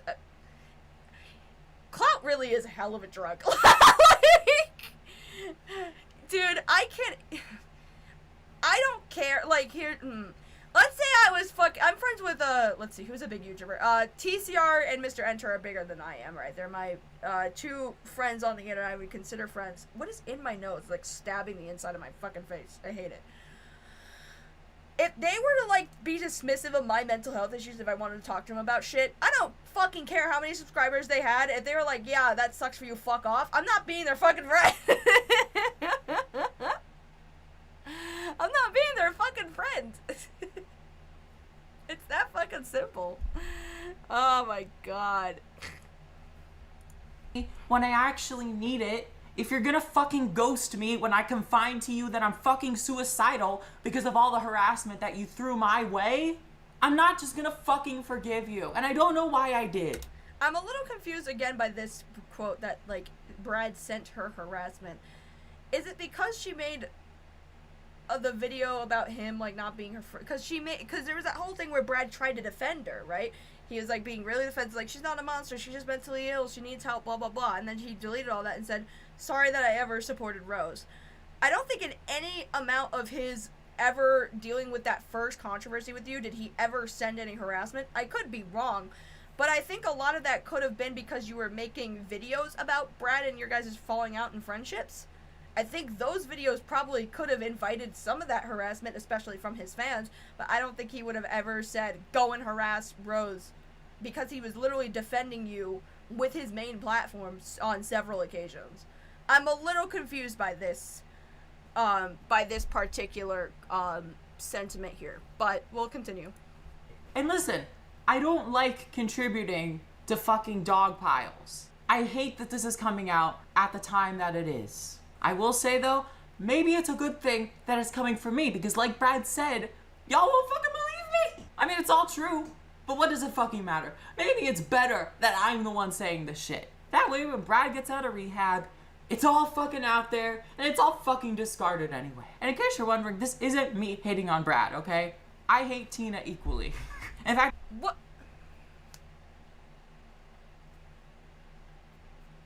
We'll get there. Hold on. They probably hate Tina more. Tina fucking hates my guts and I never spoke to her. I'm not gonna drag this out any longer. I'm just gonna give you the information and y'all can do with it whatever you will. All I'll say is, if you're friends with Brad, if you care about him, make sure he's doing okay. The last thing that I fucking want is for anything bad to happen. This. If anyone was in Falgi Street, Falgi's the Opera House, you guys know that this particular part made me fucking lose my mind. What the fuck you mean you don't want anything bad to happen to Brad, despite the fact that you literally went on a 12-minute rant where you said, he's friends with sex offenders, he dismissed my suicidal tendency, he sent me harassment. All of that is cancelable offenses. But you don't want anything bad happening to him?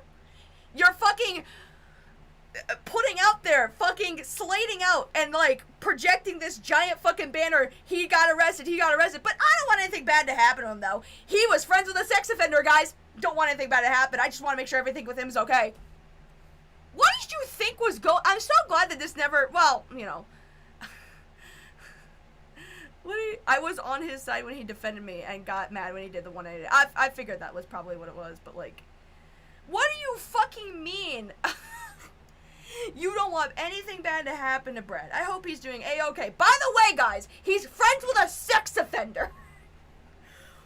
Did you not think that telling a bunch of people that he has a friend, he self-admitted that he was friends with somebody who ended up being on the sex offender registry and getting arrested and jailed for life, did you not think maybe that would get him canceled, or maybe that would not look good for his career, or maybe that might send him harassment from a bunch of people being like, oh, Brad excuses sex offenses, he's friends with pedophiles, wow, or whatever the fuck. Oh my god!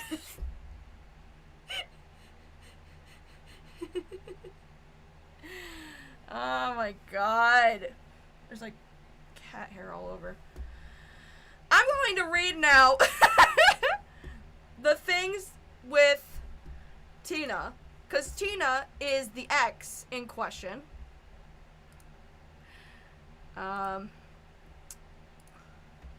And I would like to read to you what she has to say. Thank you, Falgi, for sending this to me. Oops, that was incorrect. My bad. We're gonna go to... No. There we go. I'm shifting through the many notes, audio recordings, and screenshots I have dated back to 2019. I'm not sure how much I want to share, if any. Please understand I spent 5 years with this person, and he was paying me to work with / for him for less than 2 years of that. I do not want to hurt myself, and I do not want to get into legal trouble. I have been silent the past year because I wanted to see him get better, and I desperately wanted to move forward with my life after spending half of my 20s being abused. It's clear that he still wants to punish me for the consequences of his own actions. This is not a new thing for me, as he did that the entire length of our relationship. After almost 6 years of trying my hardest to protect him despite the abuse, I just don't have it in me anymore. I'm not a public person, never have been. I am trying to handle things in the best way I can. Right now, I just need time to figure out the best way to move forward. I don't have anything compiled or prepped because revisiting it is incredibly triggering. Thanks to anyone who has reached out to the words of support, I have no doubts about what I went through, as I have undeniable evidence of it, and I've discussed it extensively in therapy and with close friends. I don't really need strangers to believe me. I am in a much better spot in my life now, surrounded by wonderful people who do not mistreat me. At this point, I am more interested in spreading awareness and validating the experiences of people who have gone through similar things without the support that I am so lucky to have. If anyone reading this can relate to anything that has been discussed or shared so far, please know that you are not alone. There are ways out, even if it feels impossible right now. Reach out to a friend or call the DV hotline. This person did not want Brad to hurt himself, didn't want to get herself in legal trouble, remained silent on his behalf because she, desperately wanted to move forward, clear, blah, blah, blah, blah. I just don't have it in me anymore. I'm not a public person. Trying to handle things the best way I can. Where did she say that? Hold on. Where was it? Hold on. Sorry. Yeah, I didn't want to share any of this, if any. He does. Yeah. So basically, she really didn't. Basically, what she's trying to say is, she didn't want to come out about any of this because she just really wanted to desperately move on, right? She was hoping that Brad could get better. She didn't want this to be a public thing that ruined his life. But because Rose was considering making this a public thing, again, this video got leaked, so it doesn't, you know, she decided that she was going to project Tina's trauma. Let me put this in the perspective of if this was actually followed through with, right? If Rose decided to make this whole thing public, she would have not only projected Tina's trauma that she is wanting to keep private, that she didn't want there to be a public expose on any of this shit. She is willingly putting out Tina's trauma of domestic violence out there for everyone to see, and the final conclusion that this bitch comes to is, I fucking hate Tina. She won't fucking talk to me. I wonder fucking why. It's because you considered at one point and decided to send this little video off to other content creators exploiting this person's trauma. I can see why this video never made it in a public setting, because holy fucking shit.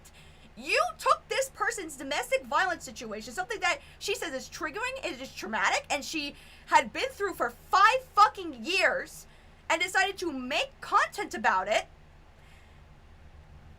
For what? And your final conclusion is that she fucking sucks? What the fuck? What are you talking about?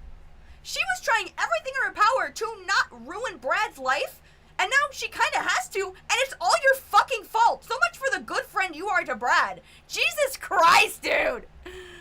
Oh my god. I mean, I'm glad that you felt like you didn't need to post this at any point, right? This is my reaction. This background is fucking my reaction. Jesus Christ. Like, I can totally understand why this never became public. This right here never should have become public, never should have been shared in private, to be honest. Never should have been made. Because what? Jesus. Oh, fuck. Dude. I just cannot believe that she came, after exposing all this, being like, hey, my friend is a domestic abuser, and coming to the conclusion of, well, the girlfriend that suffered that domestic abuse, she's fucking shit. How? How does that happen? Oh my god, how do you come to that conclusion? That's crazy. Yeah, you went out of your way to have people prevent talking about it, then why did you share it? Whatever, I don't even fucking care. Look, I at least can be like, hey, at least you acknowledge this was a bad idea. But not only was this a bad idea, this thought process, whatever thought process that you had in making this, the words that were coming out of your mouth, the words that you either scripted and put down and decided to record, are bad. It's, wow. Oh my god.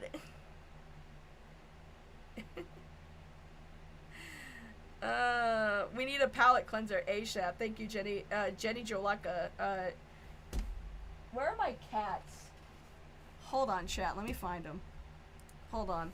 You're absolutely right. Hold on.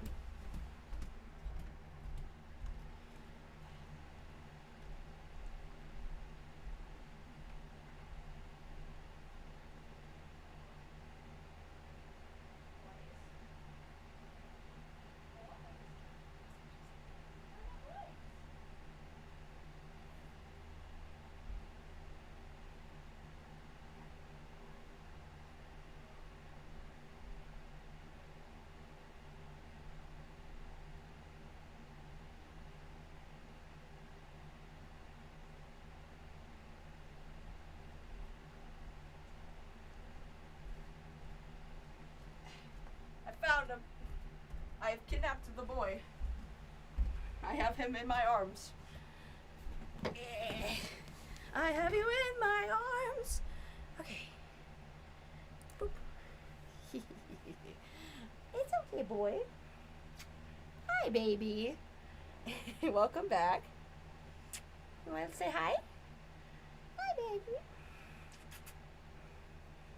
baby. We love the boy. We love the boy. Oh. Oh, I love you. You're a good boy. Say hello. Say hello. Oh, goodness gracious. Look at that baby. Look at how cool the fucking green screen effect is on his eyeballs. Hold on. Look at that. That's so neat. Oh, there's the other boy. Kitty. Kitty. I love you. Oh, baby. Oh, baby.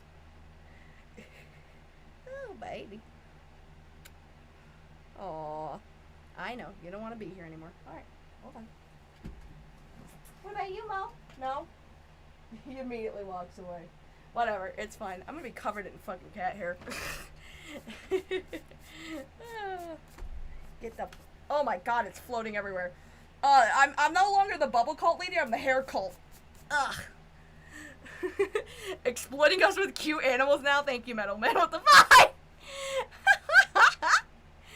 Oh my god, that's so funny.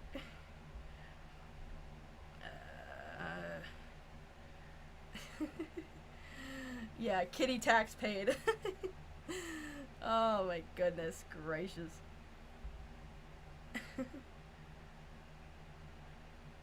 Yeah, I think... Jesus Christ, man. There is one last thing I would like to talk about, but I have to get Finn on the line first. Because he would know more about this more than I do. Finn! Come on! Answer! Ah! Oh my lord. Oh! Is he here? Has he arrived?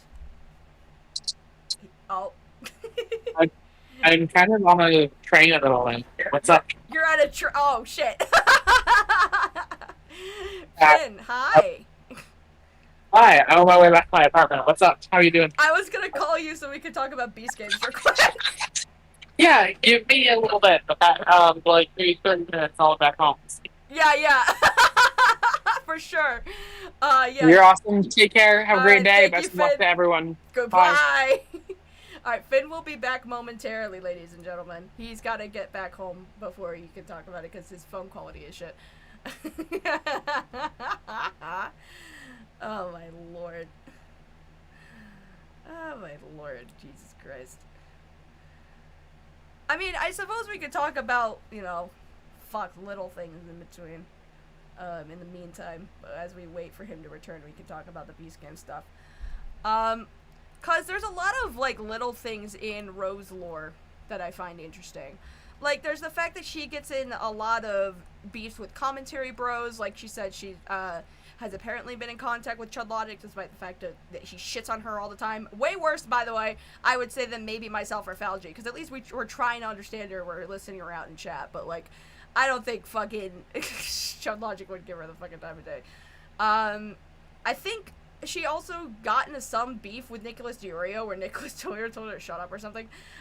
She's just kind of, that's the thing with Rose, I like to equate her not to Phineas, but, like, in the same category of kind of being everywhere, but for different reasons. Like, Finn is everywhere and knows everybody. She's, like, on Beast Games and, like, knows all these other content creators that he gets to be in touch with, because he's friendly and he's really good at networking. Rose is the same way, where she's everywhere, but for different reasons. But for different reasons, as in she's been either trolling or she's been, like, really insistent on getting involved in these communities or whatever it may be. Whatever it may be. Why not give an overview of the Beast Games thing and then give Finn... Okay, so... Rose was on Beast Games, and she made an entire video about exposing the abuses that were happening behind the scenes, because apparently there was a lot of production issues, such as people not having access to medications, not having access to proper food, and all this other, like, you know, behind the scenes abuses for a show putting on a first season for the first time, right? Now, that's not to excuse those things, but that's to say that, like, I believe that a lot of that could be attributed to, like, just improper management kind of thing. Could it be malicious? Sure. I don't really know too much about the drama behind Beast Games, other than Rose made a video exposing the whole thing, as well as she was apparently on a video with Oompaville, which I find very interesting. I could try to find that video. I don't know if it's still up, though. Let me see. I don't think I need any more of this stuff because it's not really all that important, I don't think. I think in the meantime, I could show you that, but also there's the new Brad Taste video too as well. Well, there's actually the re-upload of it. That's actually 30 minutes. I don't want to fucking watch this. Oh my god, Andrew Ditch has big problems. There's a new Kiwi tapes out. Oh fuck. Everybody knows I'm like, I'm really big into Andy Ditch lore.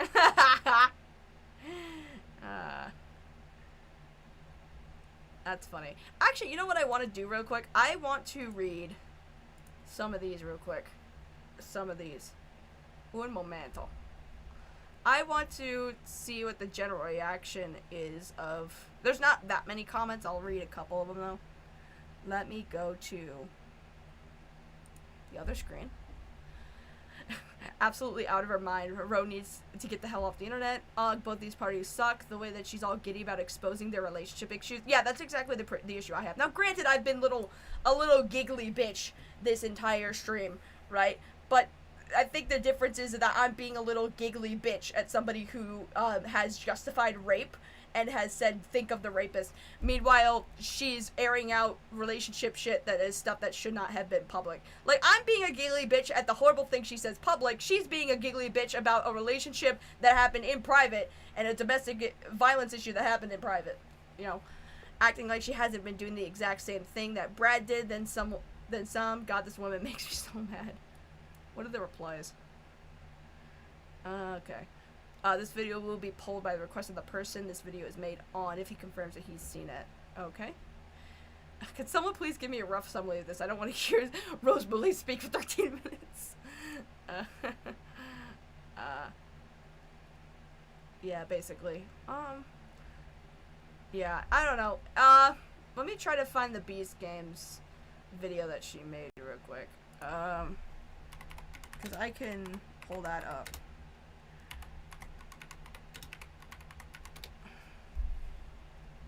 Yeah, this is her on Beast Games. This was the Here's the Truth video. That's an hour long. Oh, man.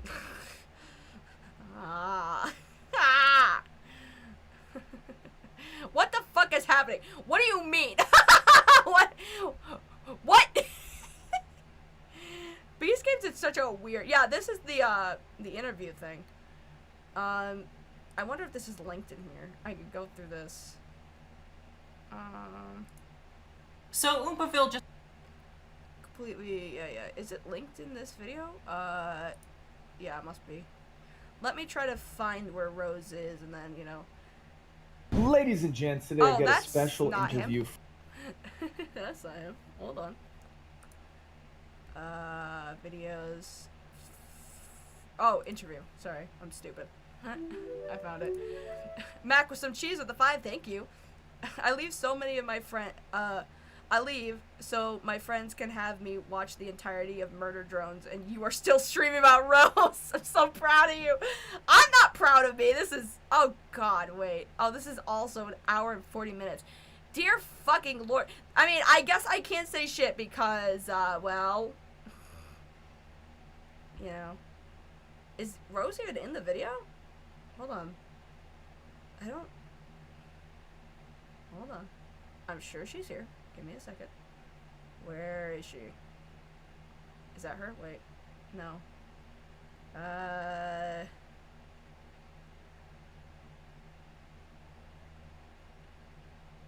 Oh my god, can I... Oh, there she is. Okay. Alright. No one had ever done this sort of thing before with 2,000 contestants, and there was a... Did you feel safe? I mean, you weren't there for a terribly long time. Did you, for the time you were there, did you feel safe? See, the thing about that is, like, the moment that I got there, like, even before the game even started, I wouldn't say that I felt in danger, but I felt it was disorganization, right? It seemed clear to me that no one had ever done this sort of thing before with 2,000 contestants, And there was a reason that no one had ever done it before, right? I don't know if I'm just noticing this, and I'm saying this because I'm petty. Is her desk like a fold-out table? Is that sturdy? I imagine this isn't very sturdy. But this setup is very interesting because I can imagine me poor as shit having this same fucking shit. Fortunately, I have like a desk, so it's fine. But like, I just think that that's pretty funny. If anyone told you this, what I heard is that the rope tied around somebody's neck. Did anyone say that? No, I didn't hear any. I didn't hear any. Okay, so this is gonna be new to you. So Okay. I am on the red team, right? We're pulling this rope. And granted, the reason I'm on the red team is because, you know, I'm an obese woman, and the challenge is essentially, you know, everybody's rushing to get jerseys, right? And they were saying, oh, all the men go to the front, all the women go to the back. And so obviously, when that is the challenge to run to get a jersey, I'm not going to be able to do that, which is whatever, right? But the problem is when we pull this rope, right? We're pulling on the rope, and then all of a sudden, in the middle of the challenge, it goes from this pulling motion to everybody's just stuck, not knowing what they're doing. And so when I stop, I asked this girl next to me, like, hey, what's going on? Like, why did we do so badly? Why did everyone stop pulling? And she says to me that the rope went around somebody's neck. And I was like, what? And so I go home and I look it up online and I see a news article saying the same thing. And I'm like, huh? And in the news article, they say like crazy things, like that production was telling them to keep pulling even though people were falling and the rope went around somebody's neck. Like, I didn't see this myself, right? It's a large stadium. There's 400 people pulling this rope. And the people at the front of the line don't have communication with the people in the back of the line. Right. But even though there's no communication, I can't confirm it. But I just remember hearing that and just like being so confused. Like, I don't know. Like, I would just like to see the footage. Yeah, I heard about a seizure, but I have yet to hear the rope around the neck. That's a new one. Apparently, what I'm being told is like people stopped pulling the rope because they were trying to help people who fell, or because they were helping the girl who the rope tied around her neck. And it's like, that's why we lost the challenge. I mean, like I said, I would need to see the footage because I can't know for sure. Mm-hmm. But if this is true at all, and I'm just like, why didn't they just stop and then refilm the challenge once everything was sorted out? It just doesn't make sense to me. Right. So then the rope was around the neck, and that's what prevented that. That's why you guys. So this is supposed to be a tug of war thing? Like, this is supposed to be a tug of war challenge? She's saying it's a Jersey tug of war challenge thing? Because they're pulling on the rope, right? Or whatever. Somebody get the rope tied around the neck. Am I hearing that correctly? Or is it like a Jersey thing? They're hanging from a rope and they have to pull on the thing that... I guess I would actually have to watch the show. I guess we could go to her video thing. There's a video talking about this specific interview on that. So Oompaville just decided to release this interview with me and many other contestants. The reason I'm even in that video in the first place is because I was in a group chat with people who admitted to lying about the interview and admitted that Mr. Beast sent Oompa their way. Basically, the Beast team was telling Oompaville to interview specific contestants. I want to talk about some of the people he interviewed. That would be Anthony. By the way, I sent him these screenshots, and the dude is still in the video. But I witnessed it. None of them really got hurt. And in a sense, they were really mad that they lost. They were cussing at us as they were walking out. Yeah. And they were calling us little bitches or all this other stuff. And yeah. They were, they were really angry. But I think it was because they lost. So this is what I'm kind of confused about in terms of this, right? So it was a rope pull challenge. Okay, that's what I figured it was. I was a little confused by her wording in that. I'm like, is this a tug of war thing? I was a little bit confused. There were weights attached to 5 lines. We had to assemble our own teams. The challenge was to get the weights to a specific height. Oh, I see. Okay, gotcha. All right, so here's the thing that I'm a little confused by this, because I can see where this is going, right? It's like, hey, I did an interview with Oompaville, right? Oompaville did this interview, and the interviews were meant to gas up, like, basically be in defense of Beast Games, I think. But the problem is that the Beast Games, like, here's the thing.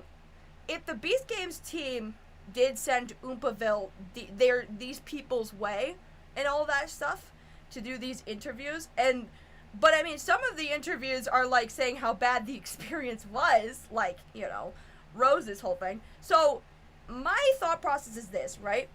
If Oompaville is being sent by the Beast Games team to do interviews with the contestants, obviously they're not going to want bad publicity. They're going to want interviews with contestants that are saying good things about the show, hence why, you know, that person is saying that I would fib some of the stuff, right?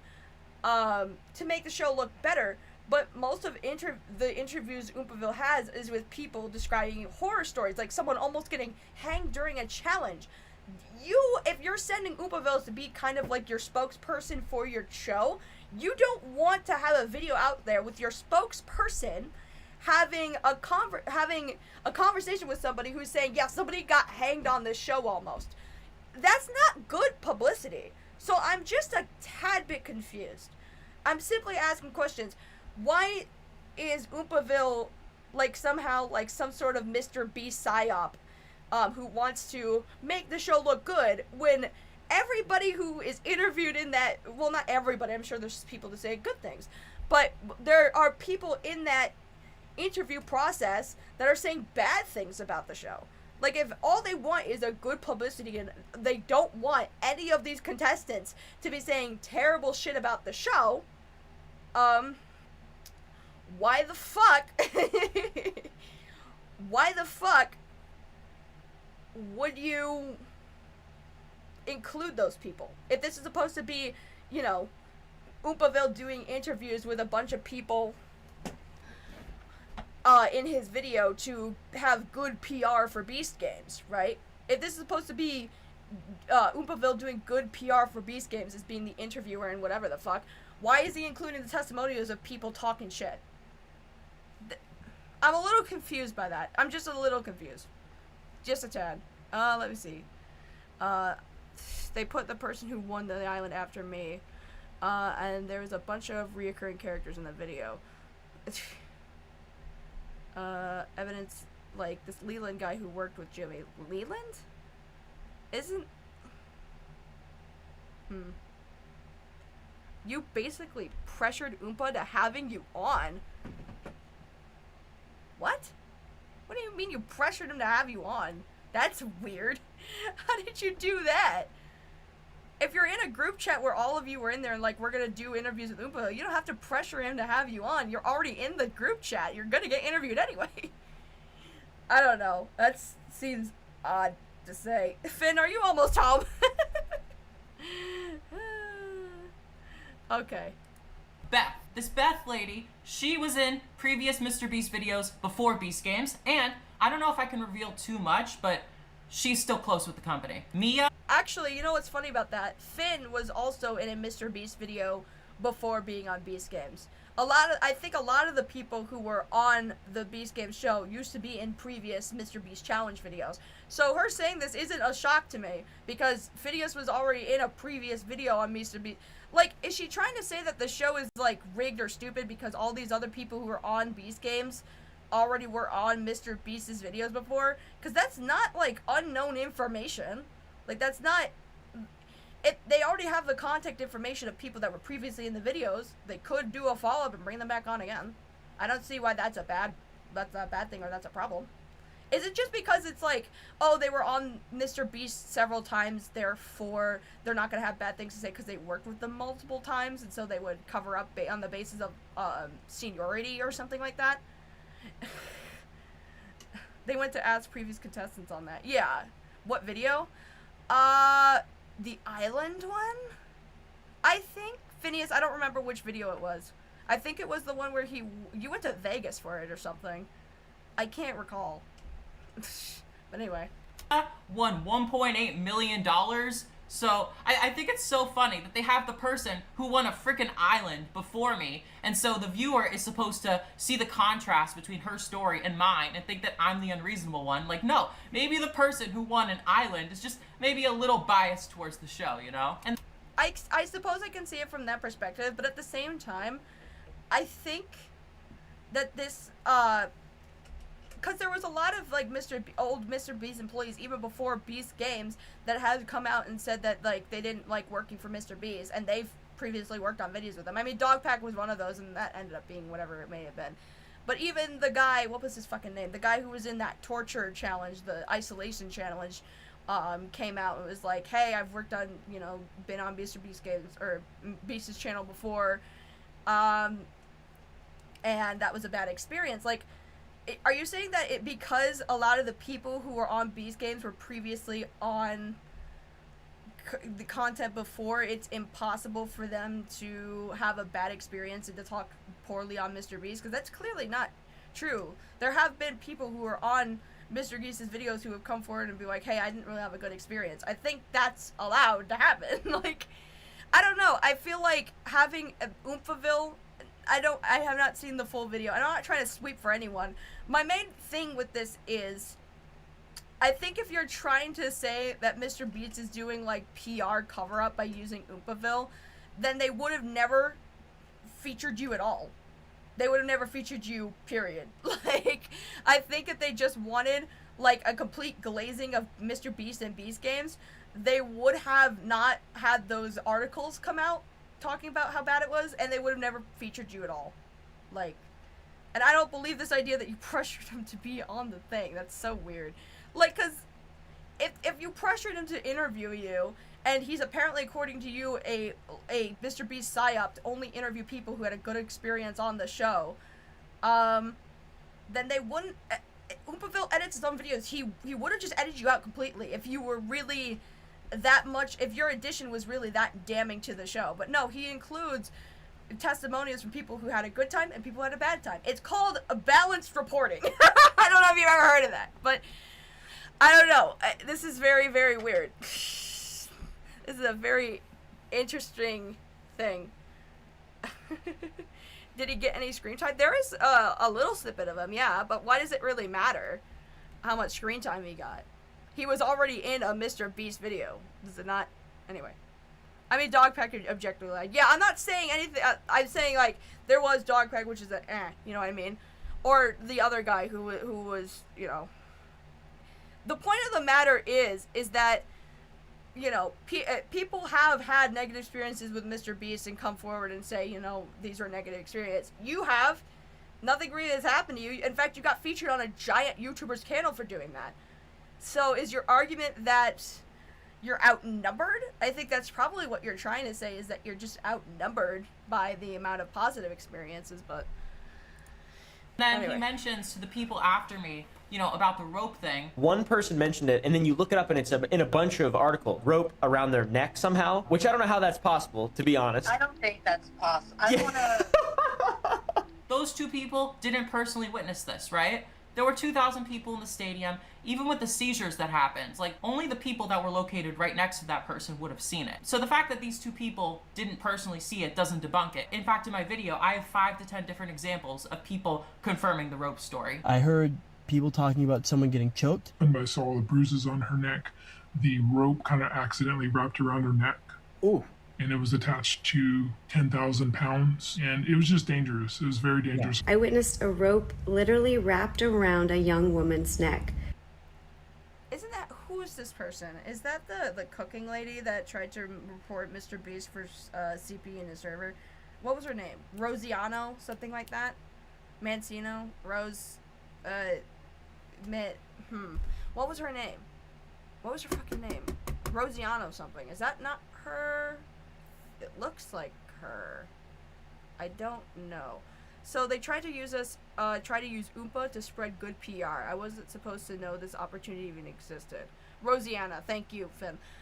But that's the problem with this idea. Like, if Oompaville was supposed to be... I can agree that maybe in his interviews he didn't push hard enough or push back. I mean, he's asking somebody else to verify that information, blah, blah, blah. If that were the case, if he wanted to have only spread good PR, why would he have you on at all? Why would he interview you saying all this horrible shit about Beast Games, being like, it was awful, somebody almost got choked out, blah, blah, blah, blah. Why would he feature you talking shit? Why would he feature other people from Beast Games talking shit? Why would he do that if he's playing PR for Beast Games? That doesn't really make sense. if you're gonna be talking that much, if, let's say hypothetically he was, Oompaville would have to share this video over to Beast Game and be like, hey, does this video look good to you? Do all these interviews make your show look good? And they're gonna see your fucking thing where you're having this story about a rope being pulled and how it was dangerous and blah blah blah and all that other shit. And they're gonna be like, yeah, no, cut that out. It makes us look like we almost choked somebody to death. They would have removed you if this whole video was supposed to glaze them and supposed to be good PR for the show. They would have never featured you at all if this is supposed to be for their benefit to make the show look better than, because there was a lot of reports even before you came forward and even before a ton of people came forward about how the experience of the show was, you know, not super professional or whatever it may have been. All those articles came out, and if Mr. Beast really wanted to be like, we need a good coverage on the show so that it's not, you know, completely fucking bullshit, whatever, or not completely fucking, like, bad bullshit happened, we're gonna need something that has all the contestants saying positive things, but then for some reason randomly include you to say nothing but negative shit. It's just a little weird, I think. Also, yeah, Finn has also been critical of Mr. Beast. Very much so. So, what, it just seems very odd that if, you know, TBF, Oompaville is an attention economy goblin. As long as he downplayed what she said or threw doubt on her, he'd get engagement via comments. Very true. I mean, I'm not trying to sweep for Oompaville. I'm just saying that the conspiracy that he could have been trying to do good PR for Mr. Beast doesn't really make a lot of sense for me, especially since I'm pretty sure Mr. Beast has made negative videos about, here, hold on. I'm pretty sure he's made negative videos about Mr. Beast. I'm pretty sure. I mean, there's this interview he does with them that was 8 months ago. The Truth About Mr. Beast, which was about the game show. We need to talk about Mr. Beast.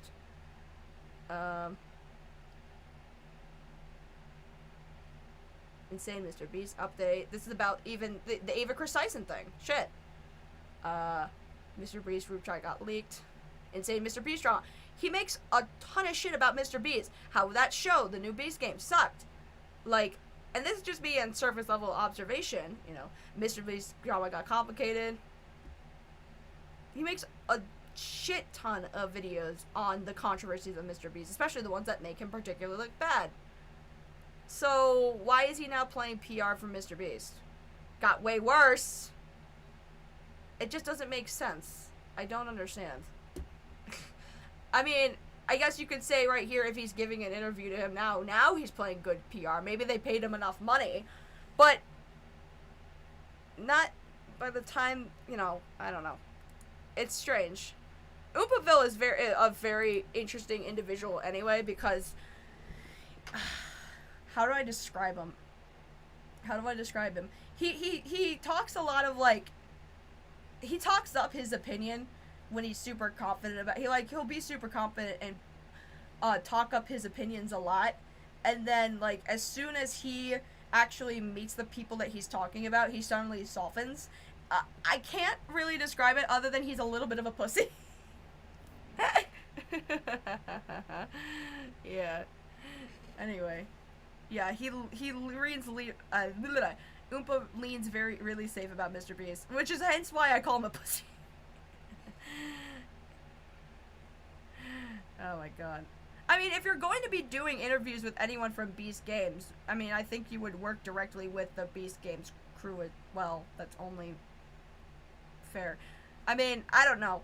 I'm not trying to sweep for Oompaville. I think that he's kind of a pussy because, again, he says things with such conviction and such a harsh manner when he has a strong opinion on something, but as soon as he, like, actually talks to Mr. Beast, it's like, oh, actually, Jimmy might not be all that bad. Like, you know, he softens up so fucking quickly, so it's like, you know.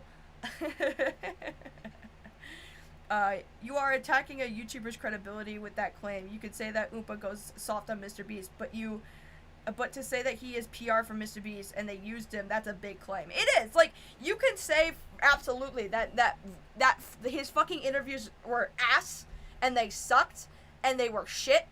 All of that is probably true if anyone's watched the video, if it was universally panned. However, if you're making the claim directly that he is a Mr. Beast psyop, that he is their PR, you got it. I mean, it's a really fucking big claim to be like, this whole video is absolute PR, you know, because Mr. Beast, whatever. I mean, it's pretty, you know, it's a pretty big claim to make, you know what I'm saying?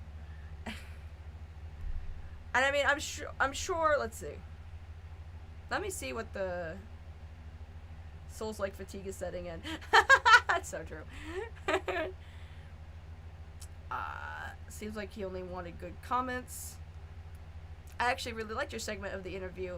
As you stated multiple times, hey, if I see anything that provides evidence against this, I am more than happy to change my stance on it.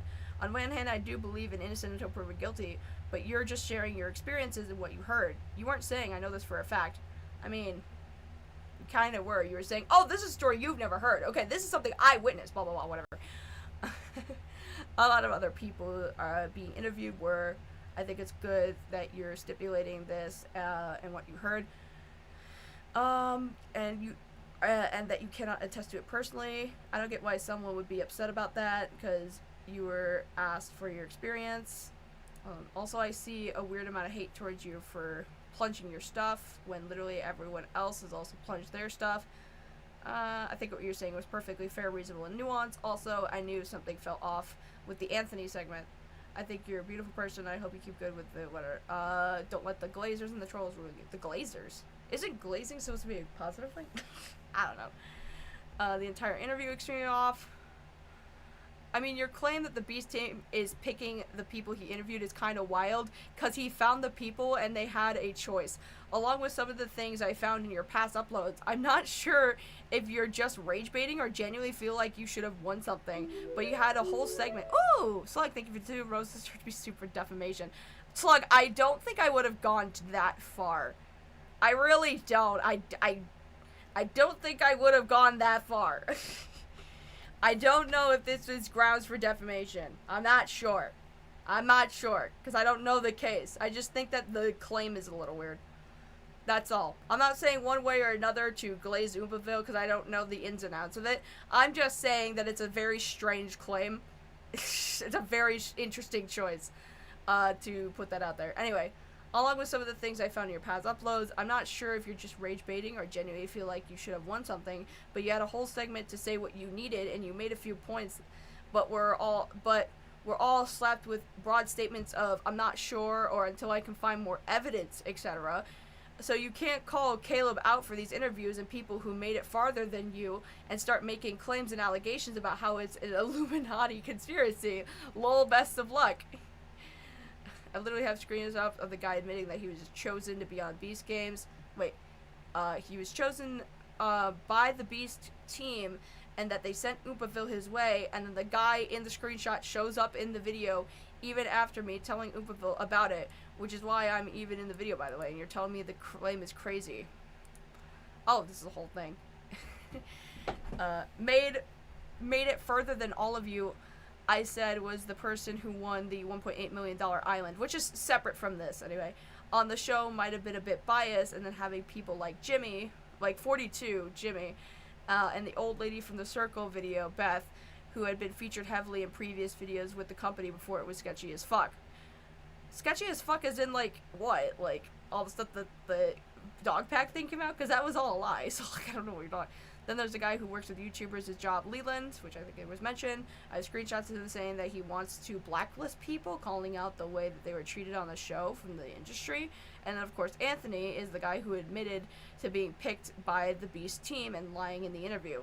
That's nearly half of the 12 people chosen when there's 2,000 of us, and it's not a coincidence. The fact that you would look at all of this and then get mad at me for pointing it out on a video that's supposed to be unbiased, an unbiased look at what the contestants really think about the show, shows your bias in all of this. Your rage is very sus. Like, what even happened? Jesus Christ. Oh my god. That's funny. That was really funny. I'm sorry, I didn't mean to laugh. That was really funny. Sorry, this video feels out of context and those screenshots need to show more as they don't explain anything about the conversation. Context is key. How so? What about it feels out of context? I can look back and I can see the full convos, but they kicked me out of the group chat shortly after, so I don't have everything. The context is really just that this guy brought up that he was going to interview Oompa, and I found the messages weird. He got an interview with Oompa, and there's nothing wrong with that. They probably are content creators that got sought out by producers, and they got recommended these YouTubers who wanted them. But these screenshots don't show enough of the conversation. It just feels like you portrayed it out of context. My issue is that it's not a fair sample, and they're picking these people on purpose to provide a false narrative about the show and how we were treated. The video is framed as Beast Games contestants speaking out about the truth of what happened, but due to the Beast team choosing who to interview, the result is heavily biased. I don't know if I necessarily agree, because most of the people that they probably picked were probably people that had a lot of, I would imagine, right, this is my thought process. If you want to talk about the truth about the Beast Games thing, you would probably choose contestants that had significant amount of screen time, so that when they do the interviews, like, afterwards about their experience on the show, you could be like, yeah, I'm on the show, I was here for this, this, and this, and this, and people can actively see that they were on screen for that, you know what I'm saying? So, like, saying that, oh, that Mr. Beast's team chose who Oompaville talks to and goes to, I don't know if that's necessarily an unfair thing to do, because, I mean, you still ended up in the video anyways, for one, and for two, I think the people they decided and they chose to be, participating in this video were people with just enough significant screen time so that they would have enough significant time on the show to tell you how the show worked, right? Like, and this is, like, another thing, I think, because you said that, like, oh, they feature me, but then they featured somebody who was in the games longer and was, like, almost lasted till the very end of the show, right? Or at least was in a Mr. Beast video and won something, right? So if obviously it's biased, I think the reason maybe she was chosen, say if that whole thing is true and he's just a Mr. Beast PR, I think the reason they were chosen specifically is because she's just had more experience on the show and she has more to tell. Like, do you not think it's because she has a lot more experience being there that she can, like,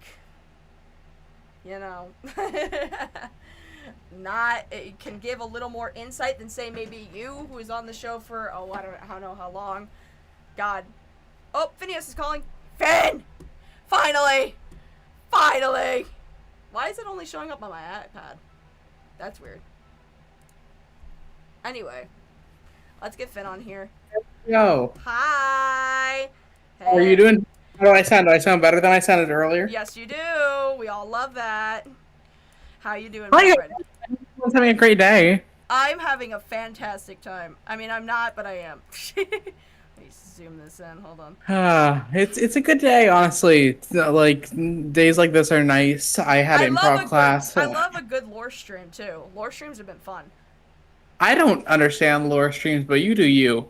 That's how it goes, you know? Yeah. I'm less so I'm less so someone who's interested in seeing, like, the lore of someone and stuff. I'm much more having conversation personally. But, like, I respect it. It's a different game. I mean, I haven't decided whether or not I would. Oh, I said Diara Wisteria, lovely name, says that I'm significantly louder. Let me. Yeah, one sec. Maybe it's the desktop audio. Hold on, I'll turn on the desktop audio. Let's give Lazy a chance to reframe her audio values. You might sound better because I all I did was turn down the desktop audio decibel. I mean, I could turn you down in here too. I could also turn myself down on my end if you're like at 200%. That's probably why. Yeah, no, you made me shouting. My bad. Well, I don't know what you would have been, It's all good. You're doing great. Don't worry. Yeah. Anyway, tell me, my friend, how exactly did you encounter this person? Because I remember. Hold on. Rose, so I didn't want to talk to you when that was happening because the way you did it stressed me the heck out initially. I feel the same way, man. I feel the same fucking way. I'm open to talking to you now, and this kind of if Razy Bedhead, that's your name now. If Razy Bedhead decides to pull you on, I'm down to talk with you and clear things up then. But the way that it happened, so I'm gonna say what I can say. I'm sorry that I handled things in a very in a mishandled way. I probably should not have handled it that way. Mm-hmm. Or no, I definitely shouldn't have handled that way, and I am sorry for doing that.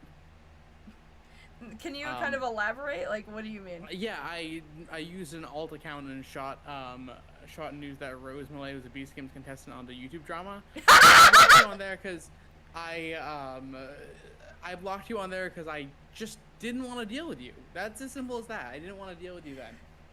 I mean, I don't necessarily blame you. You came into my DMs loudly shouting, I'm someone who's not. I'm better at this now, but especially back then, I'm not a very confrontational person. I didn't want to deal with you. It was a bad choice to make in the situation. I am sorry, but yeah. Look, man, it's why does it really matter if because she's gonna post on her Instagram, I'm in Beast Games anyway. So why does it matter if you leak that early? I don't know. Well, I mean, it's out. My whole thing, right, is the mistake that happened, right, was that my Instagram, when I shared it on there, was silly and left a bug that said that I shared it, which was also silly of me. How dare I?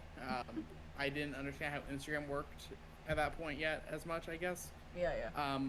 But the entire thing for me, right, was I have seen some of your bits of history, and as someone who's been networking and friends with a lot of people within the Beast Games community, I think that a lot of the whole things about your past made it seem like something that would be uncomfortable, and then when things eventually hit the fan, because they did in the group chat, people figured everything out about you and kicked you out.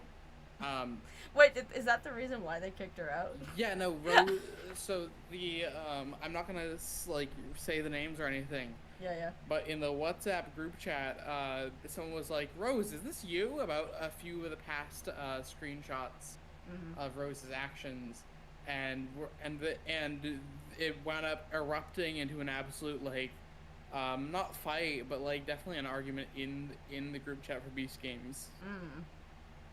And eventually, the person who was running the group put it to a vote. They were like, "Guys, let's put it to a vote. Do we remove Rose?" And it was overwhelmingly, very overwhelmingly, yes, remove Rose. Right. Hold on. Okay. Signed NDAs? for the group chat? No, we didn't. Bro. So wait, is this group chat she's talking about for the Oopaville thing? Was that the same? No, or I don't know necessarily if it's the same one. Yeah. We signed NDAs for being on the show. This happened, I think, a little bit after the show came out. I don't think it was either that or it was around when the whole thing is, and you made it public before I did. Yeah. So. I don't know. I mean, there's still the opportunity to have her on and talk to her, but at the same time, she stresses me the fuck out. Well, look, within the whole thing, I was the thing within it, and we talked once in the past, oddly enough, another friend of mine or another former friend of mine put the whole video about Tom and stuff into contention, and my history with Tom. Wait, when was this? A long time ago. Oh, okay. But the whole thing that happened from there is I had reached out and stuff. But this was I think this was 2019, so it was 4 or 5 years ago at the point. Or maybe 3 years ago. I don't remember exactly. I see. Okay, because I didn't know that I was leaked you being in the show? I'm forgetting what the post was. Hang on. Let me... You think you can pull it up? That'd be funny. I can't pull it up on my computer, but I can definitely check through my... Do your thing, yeah.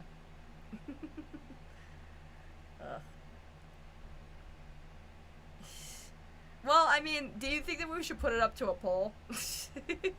Not right now. Maybe later. No, I mean, if we should have her on at all. Later, definitely. Oh, later. Because I don't want to be on forever. So this was January 11th when stuff hit the fan for that. Because that's the whole thing is it was an account that says official Beast Games Beast Strong, because at the point Rose was taking part in a lot of the Beast Game contestant media. Mm-hmm. We talked barely, Rose. Mm. We were friendly then, but that was many years ago, and also the more stuff that I found out about you post that point made me uncomfortable around you, and I forgot that I was following you. You were following her? For what? Well, with the whole Tom thing. Long story, don't worry about that for now. Okay, I'm not. But, I'm not even gonna worry about it. So, like, I suppose when she was when you revealed that she was going to be on Beast Games, did she already post her Instagram about being on it, like with the jersey? Yeah, no, it was posted to official Beastlings and this was like, this was a post that was once the show was actually out. It was the earlier parts of this year. Okay, so she's already posting that she's going to be on Beast Games, and then you made an alt Reddit account saying, "Hey, this person's going to be on Beast Games." Yeah, I threw it up to on one of my alts. I threw it up to YouTube Drama, which was cowardly and stupid. Yeah, but if she's already making it public, and she's already kind of known to be a public figure that's in the drama sphere a lot, especially with the Brad stuff that already happened, which ended up on YouTube Drama, why is she mad at you? Right? No, the whole thing Like, when the Brad stuff happened as something, but a few other things. I'm pretty friendly with a lot of other creators that haven't been on like good terms with you. With a few other ones, and from what I've heard about that, my thoughts on you had changed as far. Oh, are you talking about her or are you talking about me? Oh, about her. Sorry. Oh, I was gonna say, who hates me? I want to know. We need to make fake beef on the internet. No, I'm just kidding. I'm connected with a few other people in like the whole commentary sphere that she's had a little bit of beef with. Oh. And then the more that I found out about the situation, I was like, oh. That's very fun to see with me. Slug. Oh my god. I'm friends with Tro. That's someone. Oh my god! Where I saw Dude, that whole like. I remember Fauci telling me about that, and I lost my collective mind. I'm like, when the fuck did she edit for Tro? That's crazy. Well, like when I heard, it's like again, you hear enough stories, and it's like I think the whole thing is I think we could have talked. I think I was a coward for not wanting to talk to you. But I didn't want to talk to you because of how you act in conversations most of the time. The hardest thing is so oftentimes here, when you go out guns blazing into a conversation that's supposed to be resolution and stuff, it makes it much harder for other people to want to resolve things handling that. Well, no, it wasn't him talking things actively about you, Rose. It was hearing or seeing the whole past video about what happened, and then just casually asking him about it. I think maybe once. I don't know. Yeah, I don't know the full story as far as not in the current. This is speaking out of it, not in the current context, like not in the current state of where we're at right now. We're talking about like in past when that drama happened, he was friends with Tro and asked about it. Not in the current day, he's still talking about you. You know. Well, so we had a friendly interaction back when you had made that initial video. Yeah, I barely talked with you past then. Heard things about your past. Was kind of sus of it, and yeah. I think people can silently stop associating with you if you have things that make them uncomfortable. You can't be like, but I was nice to you. It's like, well, if you have things that have made them uncomfortable, they don't have to associate with you anymore. Like, you know what I mean? I don't have the screenshots, no. Collective mind, how many people are in there lazy? So many. So Rose, so many. it doesn't matter. It's literally not even the biggest thing. That was just one of the things on the whole thing. And then when the Brad stuff happened, I was like, even from what I had seen from the background, I was like, oh, I'm good. Don't need to talk with this person again. Yeah, like, you could silently remove yourself. I mean, what did you want Finn to do? Be like, hey, I heard all this, like, shit about you, and I'm not going to be friends with you? Or, you guys weren't even friends. You had one friendly conversation, and now that makes you entitled to, like, friendliness going forward? Like, if he finds out about your, and he didn't even, like, go and guns blame me, like, hey, fuck you, like, fuck you, you know. He just went, I'm just going to silently remove myself from you. I was wrong as far as the whole shot. Again, I've apologized for that. I think that I handled things pretty poorly there, and I should have talked to you, and that's my bad. I'm sorry. But honestly, yeah. I don't think there's much. Maybe it's just because we're close friends, and I'm biased. I will say this entirely. If she's already, I just stubbed my toe on my desk. Are you okay? I'm good. That hurt. Are you going to survive this? I'll be fine. Okay. If she's already posting, right, that she's gonna be on Beast Games publicly, right? You making like a snarky little, you know, Reddit post of YouTube drama shouldn't be shocking when she has been in the circles of YouTube drama, especially since the Beast Game thing happened after the Brad expose. That's how I knew about her. I knew about her from the Brad stuff, and then you went, hey, did you know she was on Beast Games? I'm like, oh yeah, I fucking remember her. So the fact that she's like shocked that her posting publicly, hey, I'm gonna be on Beast Games, ends up in YouTube drama, regardless if it was coming from you or not on an alt account, regardless of that, I mean, she's a person that is literally within the drama circuit as like a character that people talk about as a public figure. That it shouldn't be shocked that she ends up in YouTube drama if she's posting about it publicly. When you are a public figure, people will talk about you. That is one of the things that you said. It was, and I'm sorry for doing it. You're getting a lot more apologies from me than you would probably from most people, Rose, okay? I feel bad about the action. I'm sorry, okay? I don't know if you should... Death by toe. Yeah. Whatever. Jesus Christ. I don't know. I think this is a very interesting observation. A very fascinating character. Because I can almost kind of see how she comes to who she is today, right? Given past internet traumas and given the fact of how grown-ass men treated her on the internet when she was little, it would make sense for her to develop the thought processes she did, especially in regards to sexual abuse. There was also the fact that she was engaged in a little bit of trolling, which, you know, everybody does that every once in a while. Just her trolling attempts are kind of lame and weird, especially with the Onision stuff, which was weird. You know, and having the whole fake shootout thing with the cops on Twitter. I can see that this person is somebody who was raised in a very internet-wise, I'm not claiming you about your personal life because I don't know your parents, internet-wise in a toxic environment full of people who did not have her best interest in mind, so therefore she developed really bad, not interested things, you know, in terms of a belief system. And then, you know, being on the internet and being told that virtually the internet doesn't really have much consequence, she thought, let me just do a little bit of trolling, let me say things that are, like, inflammatory to get myself attention.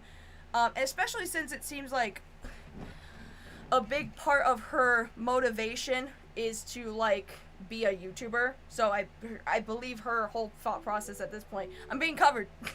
It's like entertainment with a 5. When you're a public figure, you gotta accept that people will shit talk you. I had to accept that, and Rose refuses to accept that fact. I mean, she's definitely not taking this stream very well. I will say that. Well, I mean, like, the whole thing about it too is it was a post that didn't do well on YouTube drama at all. By the way, like, it barely mattered.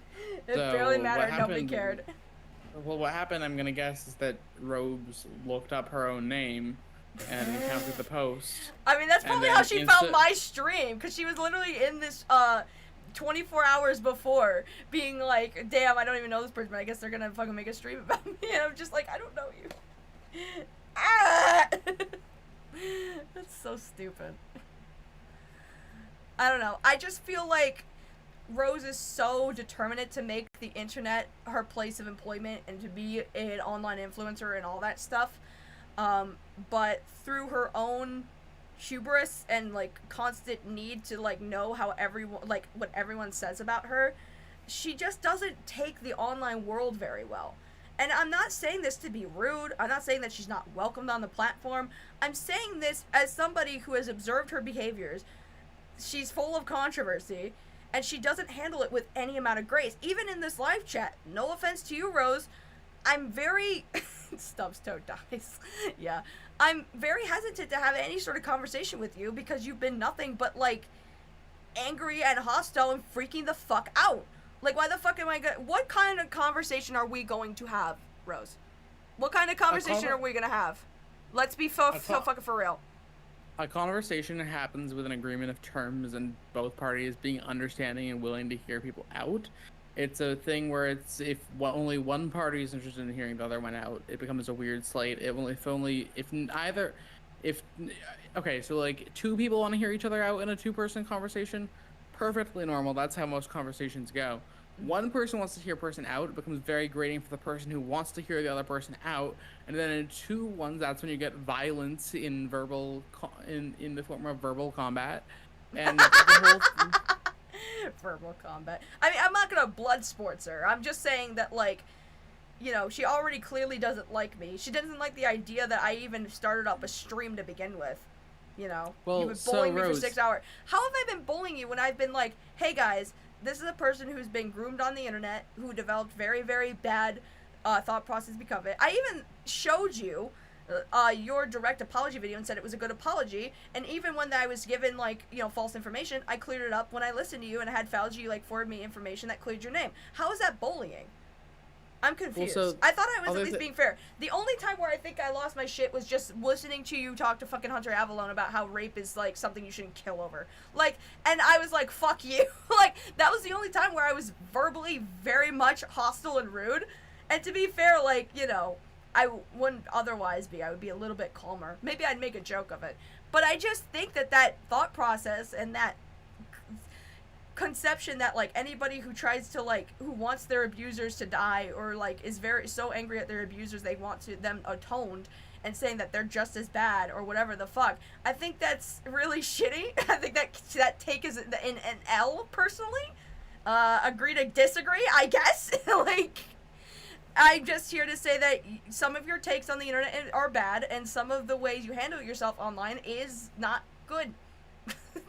How is that bullying? I don't understand how that's bullying. Maybe people in the chat haven't been particularly nice, but, you know, I can't control what the chat does. I have to focus here and focus with this. Chat. Anyway. Like, Jesus Christ, man. Hearing her out equals bullying!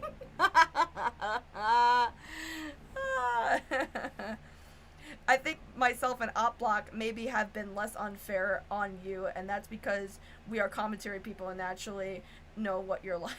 Maybe. I mean, shit, I'm just somebody who, like, has heard of this person's name for a long time and wanted to understand, like, because when you hear about this whole thing with Rose, and you're like, oh, this girl is notoriously known as the person who defends rape, and then also says that, you know, rapist people who are, like, so mad at their rapist that they want to kill them, or is like, I want bad things to happen to my rapist, and you're like, you're bad, you should go to prison. Like, you hear all this stuff and you're like, that sounds kind of fucking nutty. How do you come to that conclusion? Blah, blah, blah. And so that's what I dedicate my time, is understanding why people are like this. I'm like, why are you like this? What's that about? You know what I'm saying? And I mean, maybe I've been a little bit of a dickhead about it. Maybe I've thrown in a couple jokes. Maybe we've been not exactly, you know. Well, but I just think that in some aspects, the only way that I can cope with how angry this makes me feel is by laughing about it. So sorry, I suppose, for laughing at your expense, I guess. Maybe. But I don't know. I find this person's stances on especially sexual assault and rape to be particularly abhorrent, and I don't blame anyone for feeling particularly uncomfortable. I especially don't think that it is anyone's responsibility to give you a platform. In fact, I'm hesitant to even do so because I find your defense of rapists to be absolutely abhorrent, and I would never want to platform that ever. So, I blame I blame Rose for lazy stubbing her toe. That's funny. No, I stubbed my toe because I'm a moron. Like, you know. And honestly, Rose, I mean, you're not willing to hear me out? I did! I literally was just like, ugh, forget it. You know what? To be fair, right, I was the person who earlier was like, I honestly thought that it would be good to bring you on or something earlier. Yeah. But with everything, Yeah. I don't know. Falgi, what do you think? Falgi, what do you think? Should we even consider it? I've been on live for 7 hours. I'm very tired. Yeah, Rose, you joined the stream and you acted like a complete asshole the entire time. You are not allowed a conversation with Lazy. I mean, true. I mean, yeah. You've been especially obnoxious. So that's why we're a little hesitant. I mean, I would have been willing to, like, after I went through the entire document and, you know, went through the entire Rose lore, and then, like, after lore, and after watching all the videos and catching everybody up, maybe we can have her on. But you've been so fucking irritating that I don't even know if I want to give it a time of day. I know I've been saying that I've been more willing to do interviews. Like I said, I'm not particularly good at them. But I just don't... You just seem super hostile. There doesn't seem to be very much of a point. I don't think. I don't know what kind of productive conversation we can have. I suppose I could ask, like, questions in terms of, like, the Brad video, why you thought that Tina was apparently the bad guy in that situation. Because I don't know how you fucking get to that. I don't know how you get to that. I'm not sure. What do you think, Phineas? What do you think, Mr. Finnegan? About what? About having her on. Where have you been? Up to you. Oh, I just got a piece of pizza as you were monologuing. Yo, pizza sounds good. You know what I made? I made some garlic twists. You know, like the Domino's garlic twist? Yeah, I saw. They look really good. Oh my god, I haven't gotten to eating those. I put those away earlier, but I want to eat those right now. Oh, Lord. If you smell burning toast, call a hospital. What is that? Okay, guys. What does that mean? What does that mean? We're trying to say that she's having a stroke. Guys, I'm not. She's not having a stroke. I'm having a stroke. Oh. Oh my god, it's crazy. Those would be good questions, Lazy. I suppose so. I suppose so. Most of my questions would just be, how the fuck did you get to the conclusion that Tina was the bad guy in the fucking domestic violence situation? I need to know what that thought process is like. I need to know. Is it just because you didn't like her? I need to know.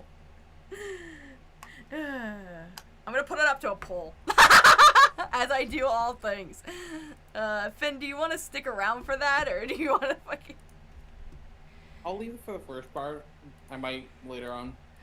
Alright, fine. Let's start a poll. Wait until it goes up to the poll officially, but yeah. Yeah. Start a poll. Let's see. Kitty cat Rose. Like me! You saw my cats. They're lovely. They're lovely. Anyways, other than that, Finn, what have you been doing today? Had improv, went out for that basically. When I was moderating the chat earlier, I accidentally missed my stop on the bus, which was funny. Mm-hmm. So I had to get back on and go in the reverse direction. I also wound up encountering people from a summer camp that I worked at. Oh, really? One of the students, yeah, it's weird because it was a Vermont summer camp, but a Vermont family from there was in Chicago. Huh. So I visited there, so I said hi to them and chatted with them for a few stops on the bus. How before interesting. I headed back to improv. What a small world, right? It's, yeah. Yeah, it's been an interesting. Holy shit, you're still alive, yeah. Which by the way, I saw earlier in the chat that you were saying you were more successful than me. On YouTube, you absolutely are. Congrats, Rose. Really proud of you. I think your YouTube channel is gonna have some great growth. So yeah, don't worry. God. Maybe we are being dicks. I don't know. Look. Oh my god. It's fine. It's fine. Everything's fine. I find. Objectively speaking, Rose is more successful on YouTube than me. She has more views. She has more subscribers. Okay, but none of that means shit. You know that, right? None of that means jack shit. No, it means a lot, actually. She's won on there, honestly.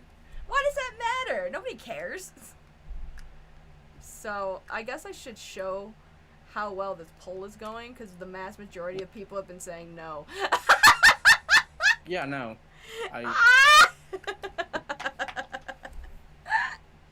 Oh my god, that's so fucking funny. Oh shit. Oh my lord. Oh Jesus.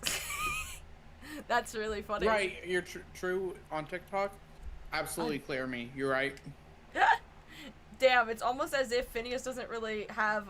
Well, not that you don't have a platform, you do, but it's almost as if Phineas like doesn't dedicate their entire life to YouTube. That's probably yeah, funny. no.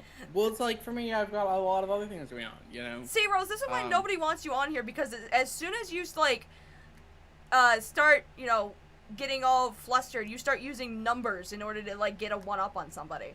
You start using numbers? Are you kidding me? Come on now. Look, and not to throw shade, okay? Not to throw shade with this.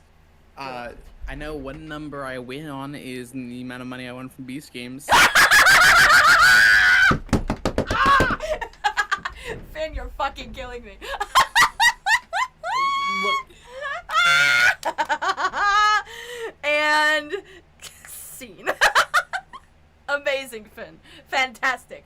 I will turn you chaotic evil. No, absolutely not. Nah, I'm kidding. He's a good little lad. Hold on, wait. Hold on. I have an idea. Wait. Where's my webcam? Hold on. I'm gonna pet you, Finn. Just. What? What? What? Just good. I need to do the meme. Hold on. Wait. All right. Hold on. I got this. Hold on. Okay. Wait. This is too far away. There you go. I'm staring at your screen.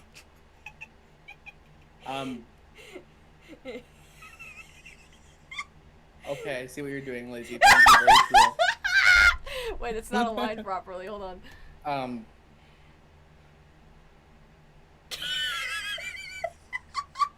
I love this fucking webcam. This is so amazing. Good, Finn. Awesome. Good for you. Good, Finn. I'm sorry.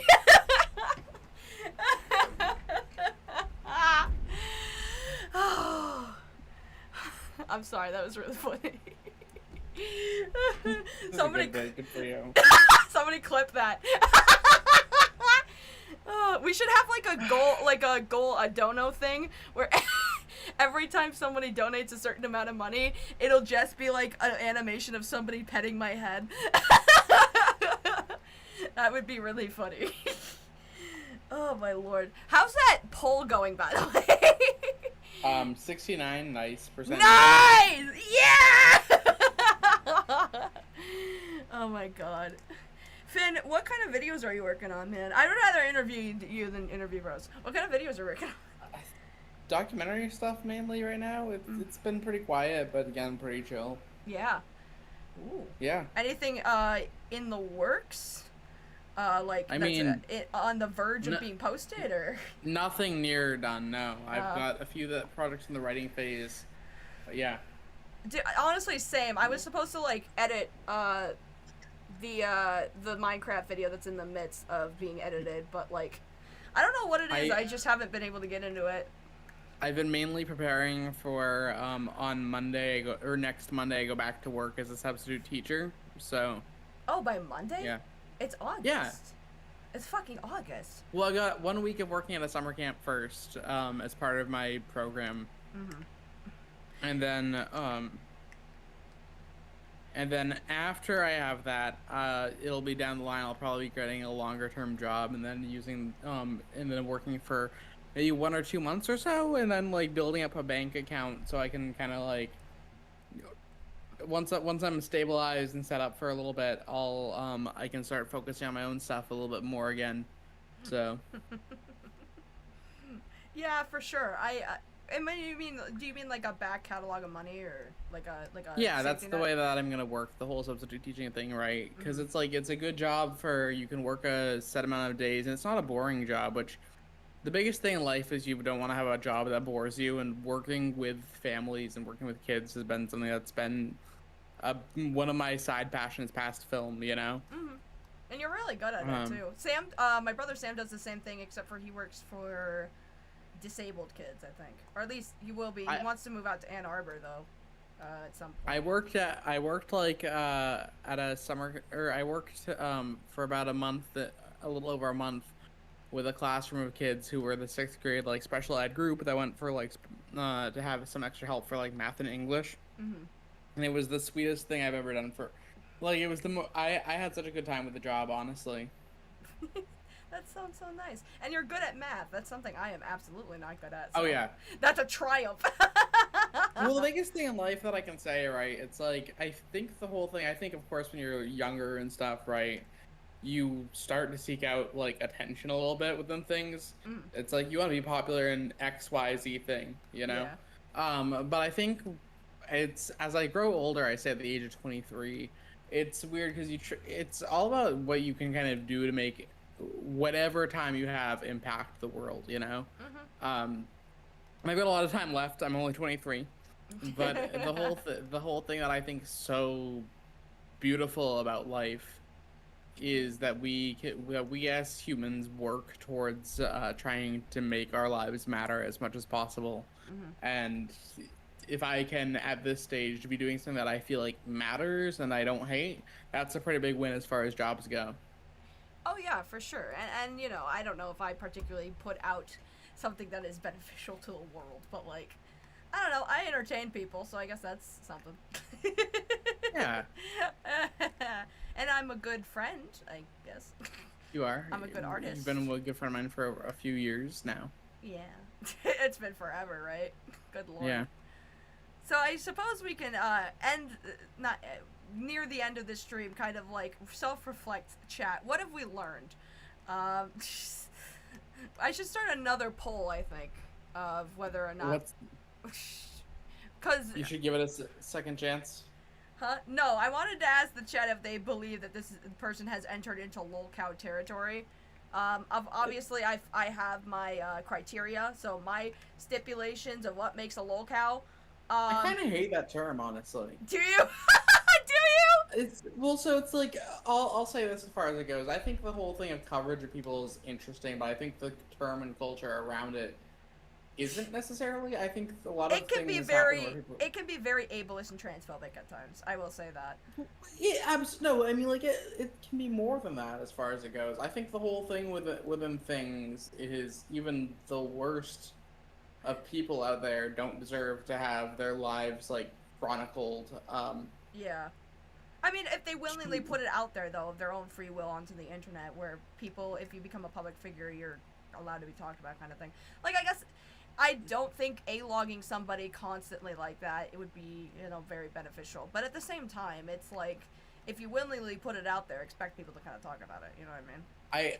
I think the whole thing, I think one of the big things about life, right, is when you bring other people's lives that are like actively going on into an obsession, for positive or negative, it never goes well for your mental headspace, right? Because it's one of those things where it's like the whole thing of either codependency or like devoted parasocial tendencies always result in worse interactions, and then things of course spiral, and it's a messy culture that exists. And it's like, the thing for me why I'm friends with you regardless of you covering these kinds of things as you put your McDonald's thing up to the screen. Yeah, I saw that, Lacey. I'm decorating the boo basket. It's cute. Look at it. Look at it. Look at how small it is.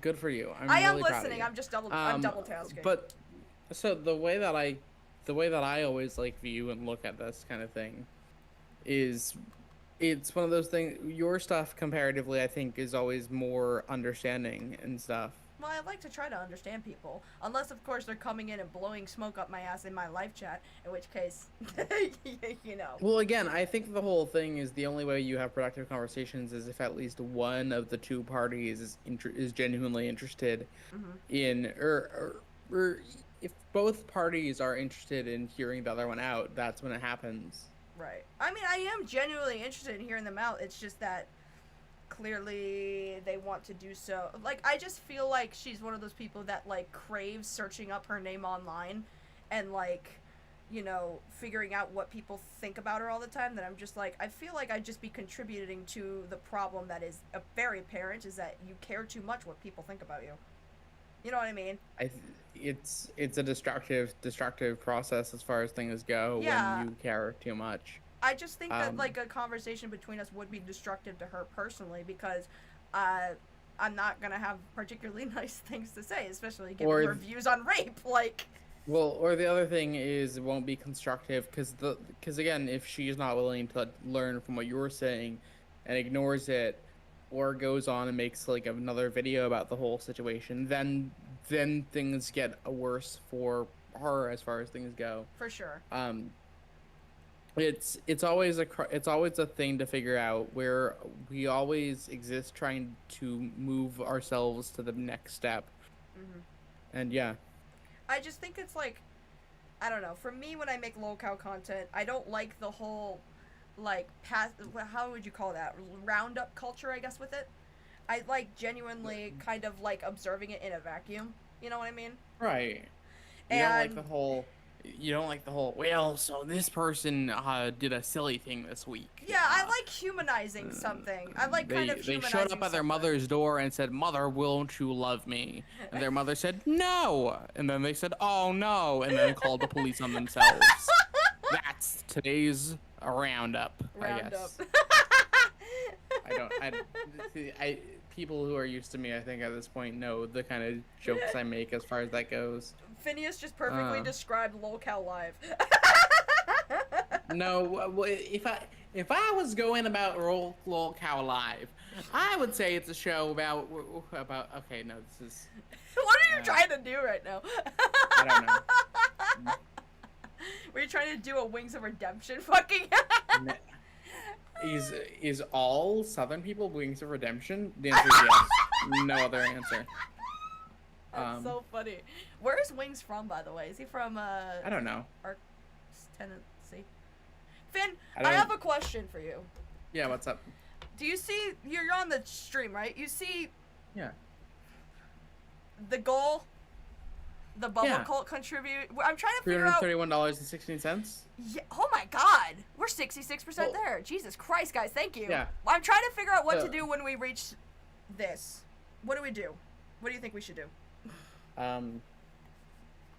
Up to you. How long has this been going on for? Is this from today? Just today, or has it been culminated? No, it's.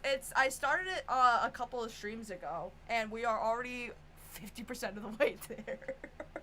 That's crazy. I'm trying to figure out what I should do for this goal, because like at the beginning of the stream I dressed up as Ozzy, but I feel like I should do more more dress up streams or something like that. I don't know.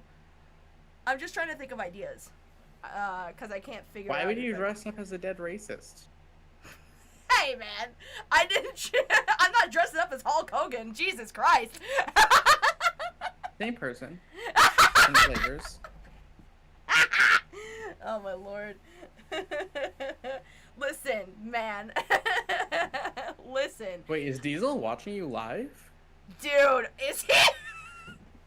I think Diesel's watching your stream live. I think it would be really funny if you plot twisted him by putting his screen on your screen, and then you could create wait. a screenception. No, you're so right. Wait.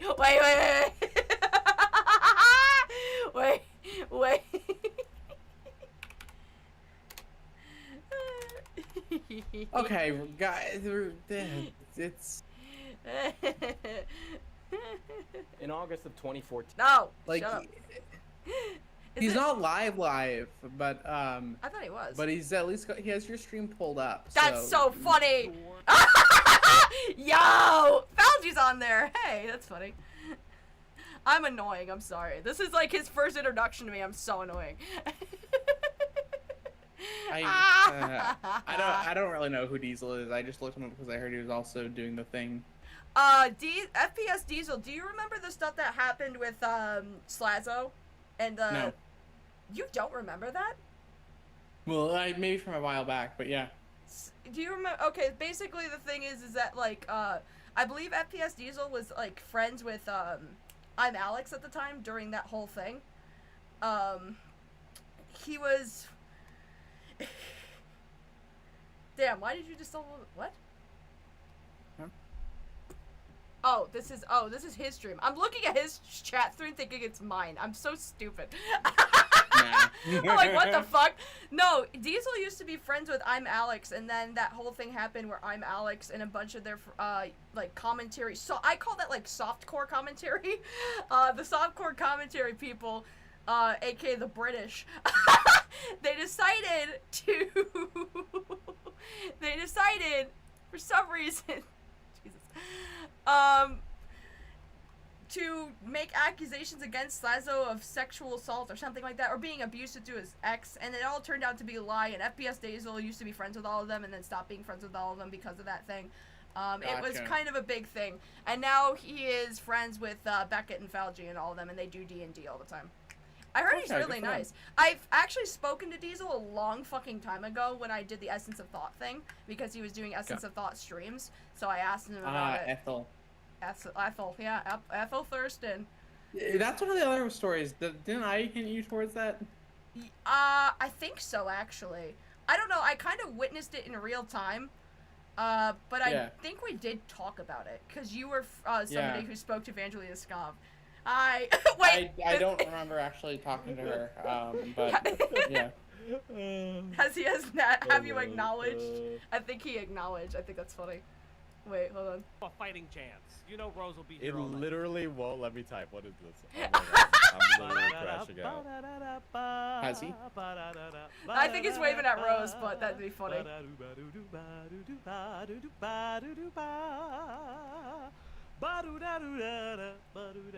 Well, your screen's no longer featuring his screen, so... Whatever. Like, I was jamming out to fucking... Oh, just saying hi, ladies, in the chat. Aw, that's sweet. Good for them. Hi. Hello. Hey. I'm sorry that I'm loud and annoying. Anyway. Fun stream, guys. Oh. Finn, what have we learned today? Nothing. No. We lost, all of us. You're right. You're right. I've learned absolutely nothing. I'm a terrible person who just harasses people online. I am the worst ever, and I suck. That's what we learned today, chat. Alright. Is she gonna beg Diesel to go on VC? She might. That'd be kind of funny. Well, thank you for our great stream. It's been great talking with you. Thank you, Finn. Have a good night. I will. Take care. Bye. Bye-bye. Fun times for everybody involved. Alright, chat. Alright, I guess we can chill out for a little bit. Let's make it to the 7-hour mark, chat. We have 5 minutes. Oh, shit! I agreed we would do Rush Ram. Hold on.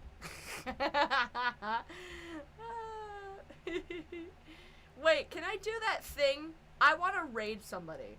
How do I do that? I want to raid the stream. Rose, you can't. You can't think this is music, girl, right? Oh my god, are they reacting to his music? Oh shit. Oh god. I don't see her in there though. That's the thing. I can't react to the music because I think I'll get copyright struck. So I won't. I want to raid the stream. How do I do that? Anyway, nah, I'm good. Maybe I can't do it because they're not like neutrals or whatever. I don't know. I've seen people do that before, but I thought that was kind of cool to raid stream. By the way, chat, how's the poll going? The poll is existing. Are you still here? Where did you come from? I'm Where did you come from? Call, so I knew I could jump scare you. Because you caused this to happen. That scared the shit out of me. Good. It was meant to. Okay, well, I'm gonna end this fucking poll because it's 66% no. So that yo, he also was a part of the Reddit crew a bit with Wild Spartans. Wild Spartans, that's crazy. Chill in the call. I'll probably hop in a little bit again. So yeah. Okay, bye. It was like the inner voices in my head was coming back. Oh my god, that was so funny. The inner machinations on my mind are an enigma. Chat, let's run another poll. Because you guys know that my stipulations about what makes a lolcow are very, very high. I have a bunch of criteria. Would Rose be a lolcow, yes or no? I'm gonna start the poll.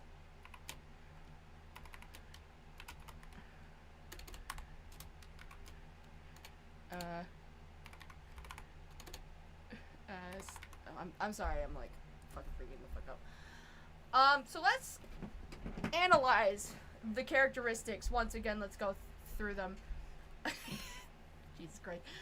God, I wish I had them written down. I will re-educate myself real quick. No, you know where the list is? I know where the list is. I keep forgetting, but I'm terrible. Hold on. I know where the list is. It's in this video.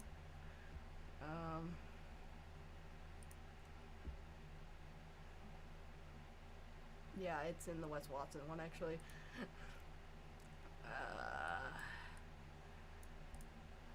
Hold on. Okay. Found them. So, let's talk about this, right? We played it in the beginning, my criteria of what makes a lolcow. And those 5 are attention-seeking behavior, oversharing personal information, lack of self-awareness, eccentric or unusual behavior, controversial opinions. We know where Rose falls in a lot of these. Controversial opinions, obviously all of her opinions on rape and sexual assault. Attention-seeking behavior, she's in this stream chat, so begging me to bring her on, so obviously, you know. Oversharing personal information, I think expressing having a rape fetish in a live chat is pretty extreme. I think that would be pretty oversharing a little bit. She did definitely do a little bit of oversharing even in this stream call where she's like, I decided to troll Onision because I too myself was groomed, so I thought I could handle it, you know, kind of thing. I don't know if that's oversharing, but like, she's definitely overshared some things. She's overshared not her personal information, but Brad's like personal information in regards to his fucking life over here. His, you know, lack of self-awareness. I mean, I can't say there's not a complete unawareness to that because, like, she has made apologies that I think are fine, and, you know, she has at least self-reflected on some of her behavior, so I'm not sure 100% if that loyally verifies, but, like, eccentric or unusual behavior, I think A-logging your friends as soon as they turn their backs on you and making content and then sharing that around is a bit eccentric and unusual. I don't know, I think we would need to get into very much specifics. We need a Bedhead's Bizarre Lolcow Adventure for this shit. But, yeah, chat, what are we thinking? What are we thinking? You need to write them down, huh? Look, it's a lot to remember. There's a lot of big words, okay? My memory is shit. I hope you guys know that. I think she still thinks she's gonna get a VC from you. Look. I think it really comes down to this. I think her opinions on sexual assault and rape and, like, how she condemns how people grieve, especially with their abuse, even if their grieving process is particularly volatile, like saying, I want my abuser, I want my rapist fucking dead, kind of thing, blah, blah, blah, and saying that makes you just as bad and you should go to prison. I think that's absolutely abhorrent and vile. I think that she's been given enough platforms to explain her position. I think her position is fucking dog shit. And I think that airing out somebody's domestic Kitty. Kitty! Kitty! Oh! Kitty. Kitty. Kitty. Kitty. Kitty. Oh my goodness. Oh my goodness. He's so baby. Oh my goodness. I love you, boy. Kitty. He just walked in here. I want to say hello. How are you, sweet boy? All right. Thank you. Hello. Oh, sweet baby. He's a bit of a shy baby. Anyway, where was I? Oh, yeah. Yeah, so, I don't know.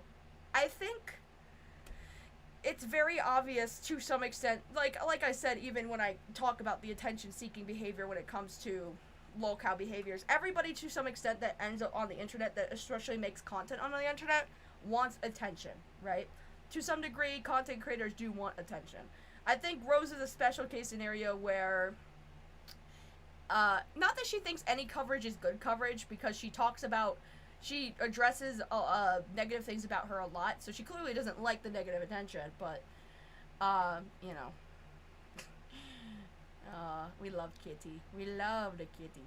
I don't know. I think she's a running contender. She does, I don't know if anybody's known this. I won't, you know what? No, I won't forward people to it. It's probably not worth it anyway. Anyway, according to the final poll of our chat, which I should pull up. Hold on. Sorry. According to our final poll, 88% say yes, 12% say no. The cat is like, mother, why must you do this? A baby. Lazy, she doesn't want help. I mean, even if she doesn't want it, I hope one day she realizes she needs it and does get it. Like, by all things, we've had our fun, we've had our little, you know, our shit show here. But in all honesty, right, when it comes to this person, I find her, her ideas, let's call her ideas abhorrent. I do not want to give it a platform. I think that she's been given enough platforms to explain her position, and she does it very poorly. I think she needs a lot of self-reflection and mental help. I don't think that even people with the most abhorrent ideas, I believe, need, they need, I don't think, what am I trying to say? I think that she deserves, anybody, even irregardless of the horrible behavior they've had online, or irregardless of their horrible behavior outright or their horrible ideas, everyone should be entitled to mental health care and mental health. I think that's only fair. My final perception of her is she seems incredibly addicted to drama, which is why she's even here. I'm a fucking nobody streamer. I don't know why you would even bother being here. You are just here purely on the fact that I have your names in the title alone, so, you know. And I find your little tidbits, because you're all over in the YouTube landscape. You're all over the place. You are fascinating. Your integration within YouTube spaces is so fucking interesting. Which is why this stream even really exists, right? I find you quite an interesting character, you know what I mean? I find you a character, though, that I don't think is incapable of change. I mean, you've made apology videos before that I think are relatively fine, that do explain and give a lot of very important context to who you are, and I think that people should watch that content and should come to understand you as a human being. However, I just believe that your behavior is pretty abhorrent. I think that you coming on here and yelling and screaming, be like, let me on, oh my god, you're just fucking bullying me, when I've been actively trying to tell chat this is why she acts like this, because of this, and this, means that you're not willing to have a conversation. You just want to scream at me until you're on top. You want blood sports. I'm not fucking interested in that. I am willing to have a conversation where we kind of come to an understanding of each other, but I just don't think that you're interested in those conversations. I think you're interested in the drama. I think that, you know, you're interested, I mean, that's why you make drama content anyways. That's why you shifted from music to, and look, I don't know anything about your music, right? Because I'm not going to react to it in the case scenario that becomes a copyright issue, right? I'm not going to do that just because, you know, Metal Man with the 5 having another super for being base. Thank you so much, Metal Man. You are like one of the best donos in here. You're #1 in our chart. Do we have that, by the way? We do! Oh my god, there's a fucking top fan system. That's crazy. My lord. Wonderful. That's crazy. That's cool. But yeah, for me, sorry, like, there's cat hair all over the place. I think it's cat hair going up my nose. It's making my nose fucking flare the fuck out. Shut it! Anyway. Yeah. Her admitting that she wouldn't defend herself against an attacker is all I need to know. If she's willing to eat someone, possibly kill her because of some weird pacifist thing, she needs help. Yeah, and here's my thing, right? I think, because, what was it? It was the video we just watched where she says she feels like she deserves to be raped, right?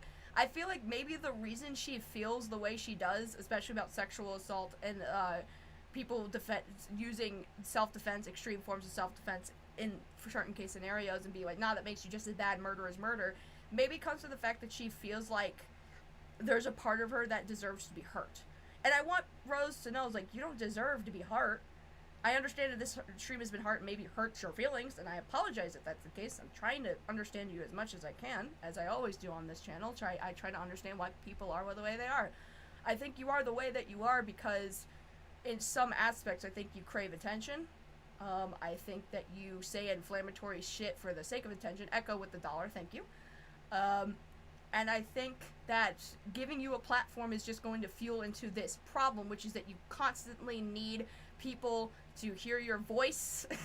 You need people to constantly hear your voice and hear you speak, because you think that that's somehow important and that will fuel whatever attention crave that you have. And I think that's a problem. I think you care way too much about what people think of you online, and if you would just focus on, I would just focus on music.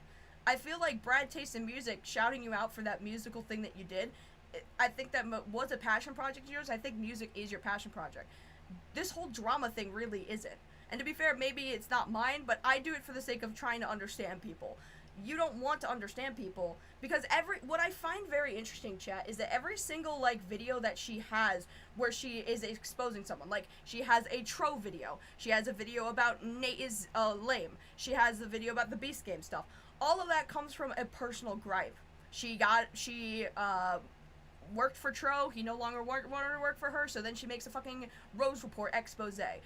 She worked on Beast Games, didn't think she was treated fairly on Beast Games, made a fucking expose about Beast Games. Same thing with Nate is lame. They got into a fucking beef on Twitter, and even with the Brad stuff, the only reason she made the Brad stuff is because they had a falling out. Half of her fucking Rose Reports, where she's trying to do this whole commentary thing and make commentary videos about other content creators, is out of spite because she had a falling out with somebody. It is not because she genuinely wants to understand other human beings online or document or, like, observe what their online presence is like I do or like some other people. It's because she had a falling out and she's fucking mad. That's really it. I'm sorry. That's really fucking it. And that's what it is, you know?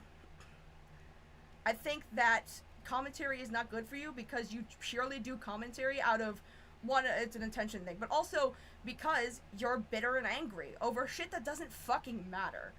You may be really mad at this stream, and that's fine. You have every right to be very upset about this stream. I'm not telling you how you should and shouldn't feel. I'm just telling you what I am trying to convey and what I'm trying to do with this platform. And if you come out of it with a different interpretation, that's just your interpretation. My thing with you is, I think you are putting all your eggs in a basket that is not a stable basket. Granted, maybe I might be doing the same thing. Maybe I might fuck up as bad as you one day. I don't know. I'm not in preview, whatever you say, to criticism. I just think that if you're somebody who's broiled in controversy, and what you need to do is handle it in grace. That one apology video, I think, is a good apology that handles it in pretty good grace and has a lot of self-reflection. I don't know why you're continually trying to defend yourself constantly now. I think you just kind of need to move on. Like, you know? If music is your passion, I think you should go back to doing music. This whole, like, commentary bro thing, like, trying to, like, do exposés on people that you're bitter and angry about, I just don't think it's good for you. I'm not doing this because I'm bitter and angry at you. Sure, some of your fucking takes piss me off, but I don't really know anything about you. I just made this stream because I'm like, I keep hearing this name, I might as well do a deep dive. And now I've learned a lot about you that I think is quite interesting and strange. But if you don't want to be known as the interesting and strange person anymore, maybe just focus on doing something else. I don't blame you for wanting to make this your career. I really don't. I've made it relatively a good standing point career kind of thing. And it's been really, really cool. And so I don't blame you for wanting this, but if you want to have this, you have to conduct yourself with some grace. And coming on my fucking stream, yelling and screaming, let me on, let me on, let me on, oh my god, everyone's bullying me, is not how you handle that in grace. People are not going to look at you as somebody who can handle their own shit in grace. They're on Diesel's arguing with Falgi. No fucking way. Oh my god. I'm trying to end this stream, Cloudy. Don't give me any more reasons to go another hour. I'll hop on in a second. But yeah, I think going forward, if you are to take any advice from me, not that you will, you're angry at me, I get that. Handle your controversies with grace. Talk about things that you're passionate about, like your music, even if people think it's like bad music or whatever. I don't know, I didn't listen to it. And if you have falling outs in the future, either work that shit out in private and don't make it public knowledge for the internet, or just kind of, you know, move on kind of thing. You'll be in a lot better of a standing if you just let fallouts happen in private and then just don't bring that shit to the internet, because then people are going to want to pick sides, and if they don't pick yours, you can't really be shocked. Metalman with the 5, she said in the op block chat that she makes expose documentaries on people when she becomes friends with them. That's fucking wow. Yeah. Oh my god. Yeah, Rose, you're only doing this whole, like, expose thing not because you want to understand characters online or anything. You're doing it because you're bitter and angry. And that's not going to make you a very likable person on the internet if you do everything out of spite. So, how about instead, you just focus on what you're good at.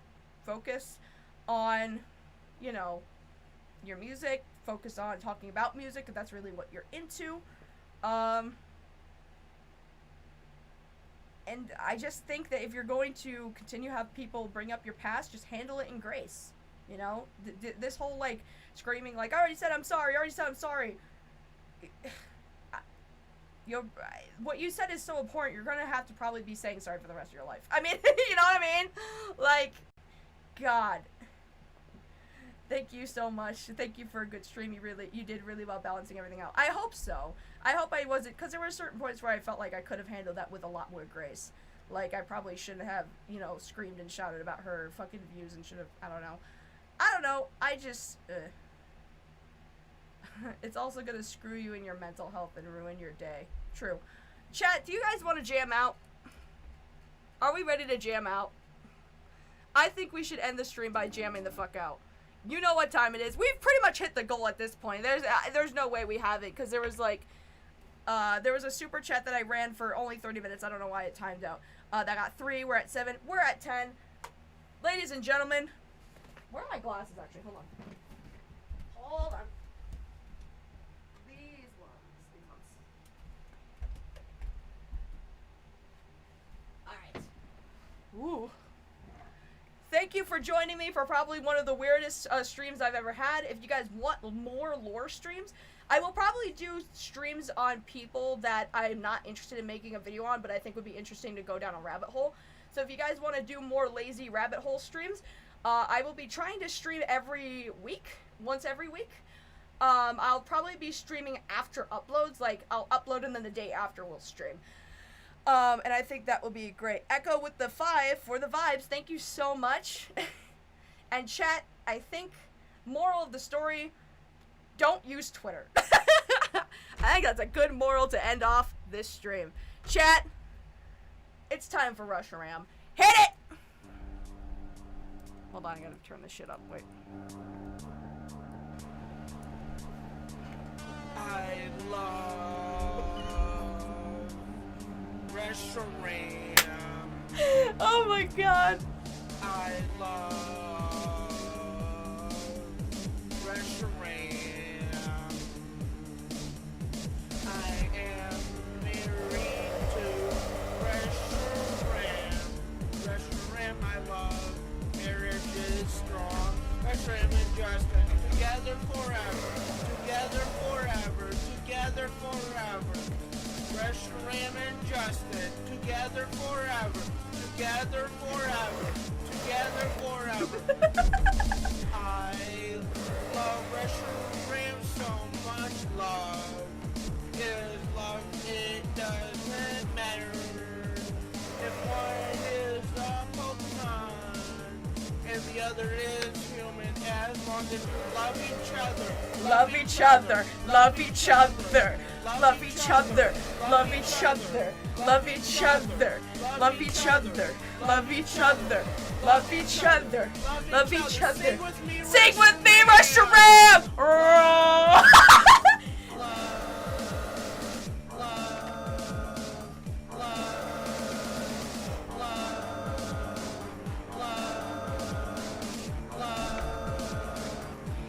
Have a good night, chat!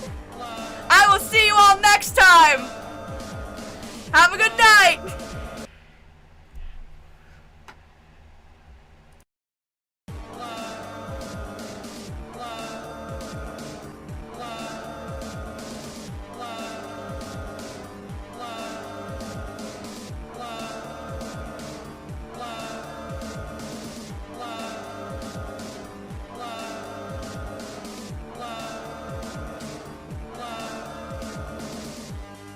Freshman and I got married at Dragon Sparrow's house back in March. It was love at first sight.